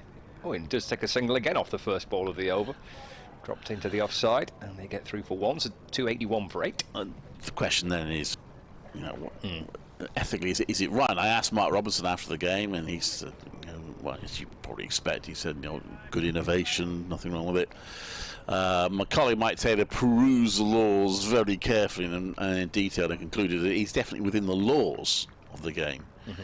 Whether it's within the spirit of the game is of course the way. Is it a legitimate tactic that we might see other teams now use, other players use, or Bailey in balls and Noel's beaten through to the keeper, no run. I think the bottom line is, if people don't want it to happen, then the laws would have to be changed, because now that it's been done a couple of times, then we probably will see it used again. I mean, I can't think of too many occasions when it really is of much value. It's just slightly, I don't know. I can't imagine too many times when you'd want to do it, to be fair. Bailey to Norwell. It's flicked up to mid-on, and they have got through for 1. Nice run from Norwell. Moves on to 5, 282 for 8. I mean, Brathwaite in that innings, particularly against the spinners, he had swung and missed a few. Actually, the last ball he played, he hit for 6. Could you do it with the bowler? No, again, Mike looked into this. I don't think you can as a bowler. I don't think your bowler can. Obviously, he can go mid-over if he's injured. Yes. Bailey bowls. That's a nice shot by Hain off the front foot. Back foot up in the air, actually. Flicked it away towards the leg side. Plenty of fielders out in the deep, and Hain moves to 126, a score to 283 for 8. But I don't think there is any room in the laws for a bowler sort of retiring mid-over because he's fed up. Or he's been spanked for a few. Yeah. But as I say, I asked Grace about it, because she's a cricketer. She doesn't like it much. She didn't like it much. She doesn't? No. Okay. Bailey over the wicket and bowls, and that's defended by Norwell. But then she's a bowler, of course. So. Well, that's very true, yeah. But I'll be interested to see. Whether that was just a bit of a one-off, or whether it will start becoming a regular tactic, and if it does, whether there's any response from the lawmakers.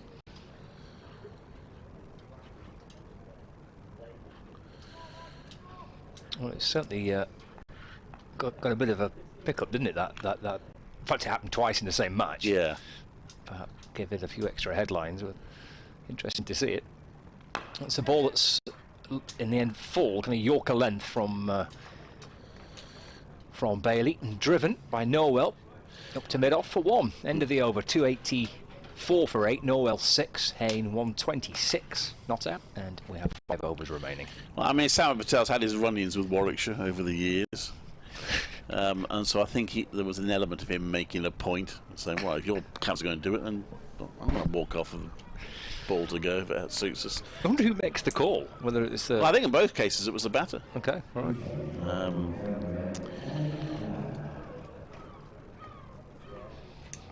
I thought he must be injured when he walked off, but apparently not. He was just not enough. Anyway. Was it explained to the crowd or not? No. No, okay. Nothing's ever explained to the crowd, let's be honest, is it? No, I mean, I'm not sure any of us quite knew what was happening at the time, but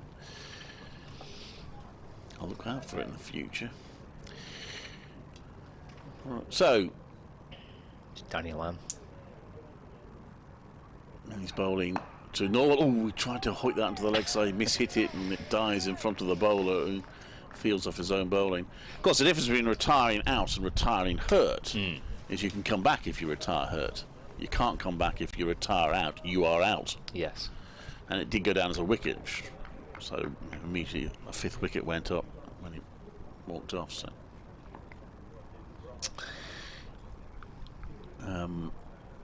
Lamb comes into bowl. Oh, and Norwell's a wild swing at that. They must told him there's only 5 overs to go to the close, and he's got Sam Hain at the other end. He's down on one knee looking apologetic. Maybe he fancies his bowl. He took a wild swing at that and missed it completely. Sam Hain. Yes, he's got that a bit. Liam, what are you doing? I mean, I don't want to use that over one expression, but it is the way he plays generally, Liam Norwell, but maybe he might need to just change it a little bit. And he does there. In fact, he's nurdled a single 3rd ball of the over. So he moves on to 7 and the score to 285 for 8. That was the most casual run by Sam Hain. I mean, actually, wasn't really. He kind of walked halfway, but always looking over his shoulder to see whether or not Tom Bailey was going to throw at the stumps.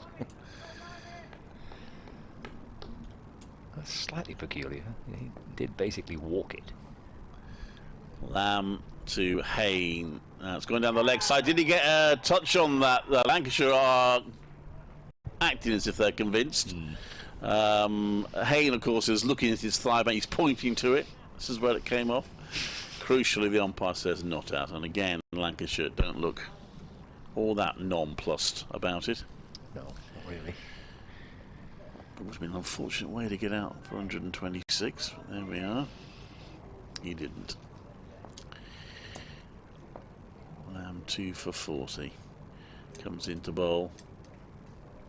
Right arm over, and Hain works it out to the offside for a single. Well, that was the last ball of the over, so that will suit nicely. It wasn't the last ball of the over. That 0.5 went up very quickly there. It did, yeah. So Hain is on to 127. Norwell will have 1 ball to face. 286 for 8.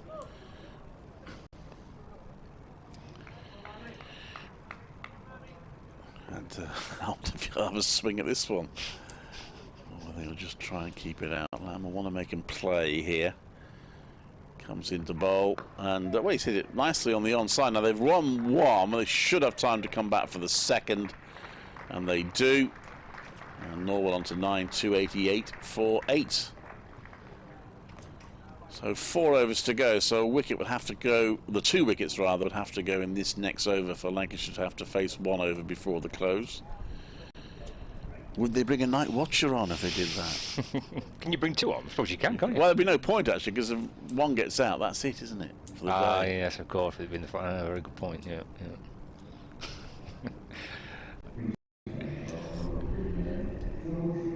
see George Balderson coming in to replace Tom Bailey.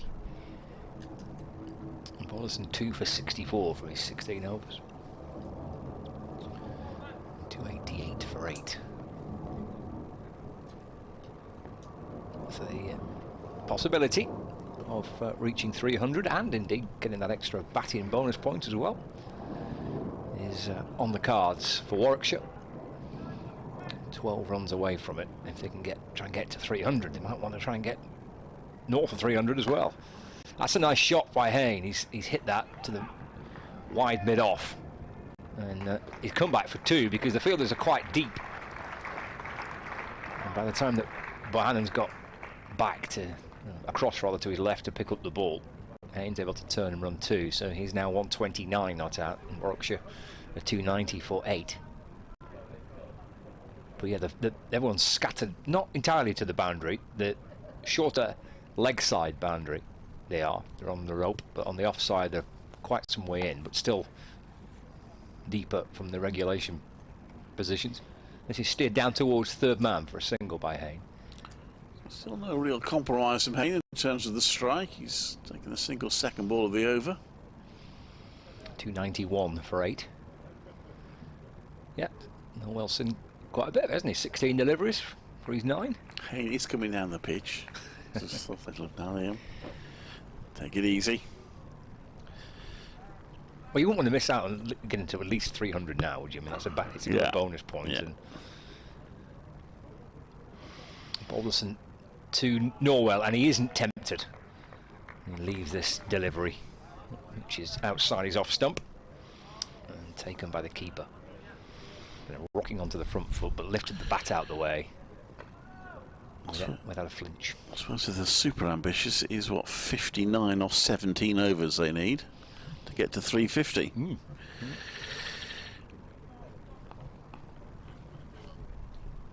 3 slips waiting. Balderson to Norwell. It's defended to mid-on. Parkinson tumbles to his left to stop the ball, and there is no run. As I walk a little up towards square leg, there's Liam Norwell. Hain comes down the pitch. Parkinson's on one knee, polishing the ball. Balderson's back to his mark. 3 slips are in conversation with each other. Stephen Croft is chatting to the umpire who's at point. Balderson to Norwell, that's played into the ground to the right of third slip. And they are through for 1. Norwell's into double figures now, he's up to 10. 292 for 8. Yeah. On ball to go, he may have a strike again, but to 22 these two have added now for the 9th wicket, so fairly quickly. Warwickshire not managing a century partnership in their innings.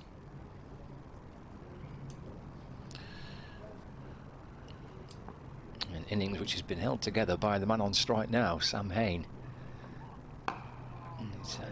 Defend it, snapping the ball away into the offside off the front foot.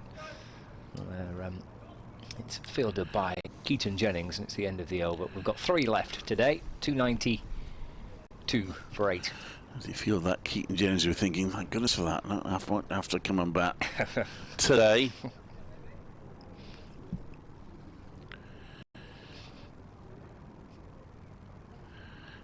So Lamb to bowl to Norwell.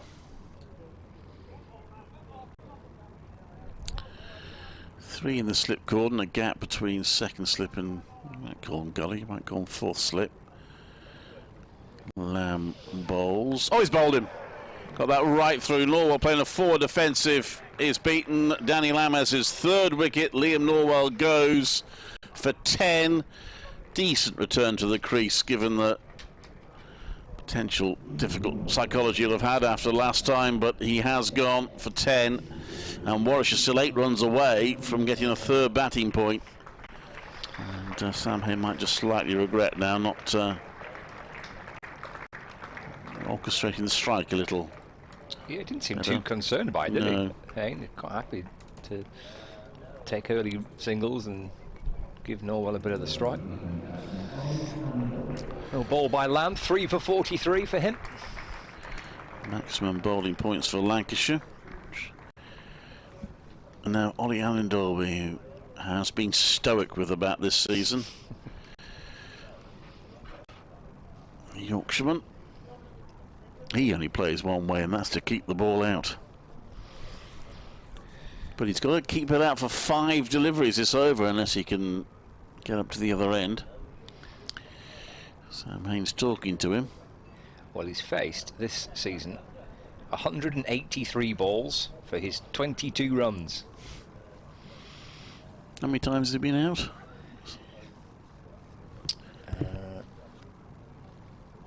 3 times. 3 times he's been not out 3 times. So he's been out. How many innings is that? He's had 6 innings. So it's 3. So he's averaging about 60 balls an innings then. Or about 60 balls per out, if you like.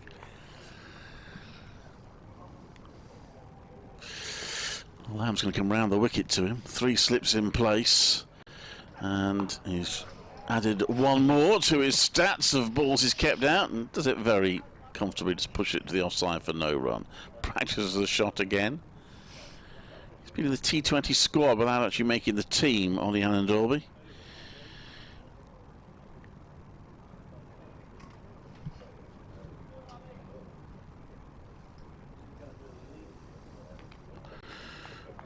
Lamb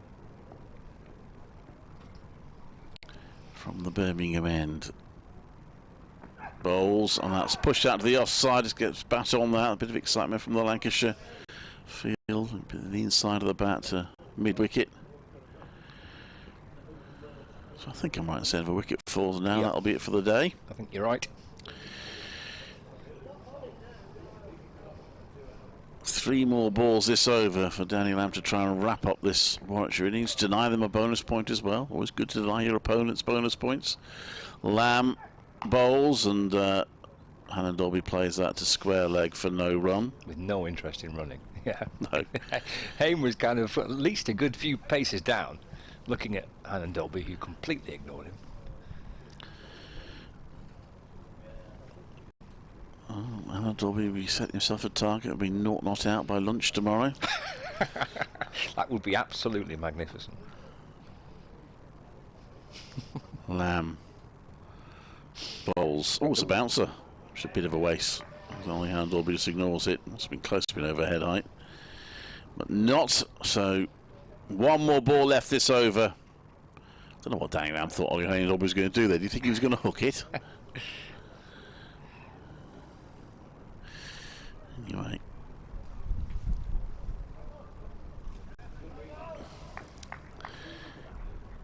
So Lamb bowls, and that's left for Allen Dolby. It's a wicket made in the last 2 balls. He's a bit disappointed with Danny Lamb, but a decent over. He's got rid of Liam Norwell, cleaned him up, bowled him for 10.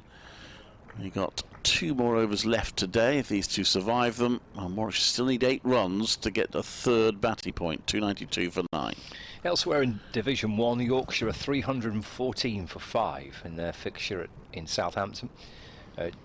George Hill made 131, and Harry Brook making 76 for Yorkshire. 314 for 5 at Hampshire. Gloucestershire are at Kent this week and are 354 for 7 in their match at Canterbury. So 354 for 7 Gloucestershire. Sounds a decent game there. And in Taunton, there's been quite a few wickets falling today. Somerset all out for 180, and Surrey 43 for 1 in reply. It's Balderson to Hain, who's back and across and defends, and there's no run. Rory Burns is 30 not out, and Hashim Amla is unbeaten on 11. Ryan Patel, the wicket to fall, so plenty of wickets tumbling in Taunton in the Division 1 scores. And in Division 2, Middlesex 251 all out, Derbyshire 23 without loss in reply. There's Hain edges to slip. Rob Jones takes the catch, and Warwickshire are all out for 292, and Sam Hain's wonderful innings comes to an end. It's a great knock from Sam Hain. The Lancashire captain jogs up to, as indeed does Stephen Croft and 1 or 2 of the other Lancashire players, to say well battered. But he followed a wide delivery, edged it to the slips. parts for a really, really good 130. He's been brilliant for Warwickshire. He's absolutely devastated he's got out, and Warwickshire do fall short of reaching 300. 292 all out. Yeah, I think he was trying to run it down to third, wasn't he? Not a bad idea, no one down there, but just edged it on the handle because of Papa. He does look distraught, doesn't he? Possibly because they're missing out on the batting point, and but nonetheless suspended. He's getting good applause from the crowd. 130 for him. He is cross, isn't he? He's trying to acknowledge the crowd by raising his bat, but he's crossed himself the way he's got out. But good effort from him, but a good effort from Lancashire. They'll be very happy they had to bowl Warwickshire out in a day. 292 is going to need a good bowling performance from Warwickshire tomorrow. Otherwise, Lancashire well have the initiative in this game. I think they'll be the happier of the two teams at the close, with Warwickshire all out for 292. So we'll see you tomorrow, just before 11 as ever, and I look forward to that from us all from Edgbaston, with the close of play score of Warwickshire 292 all out. We'll say good evening.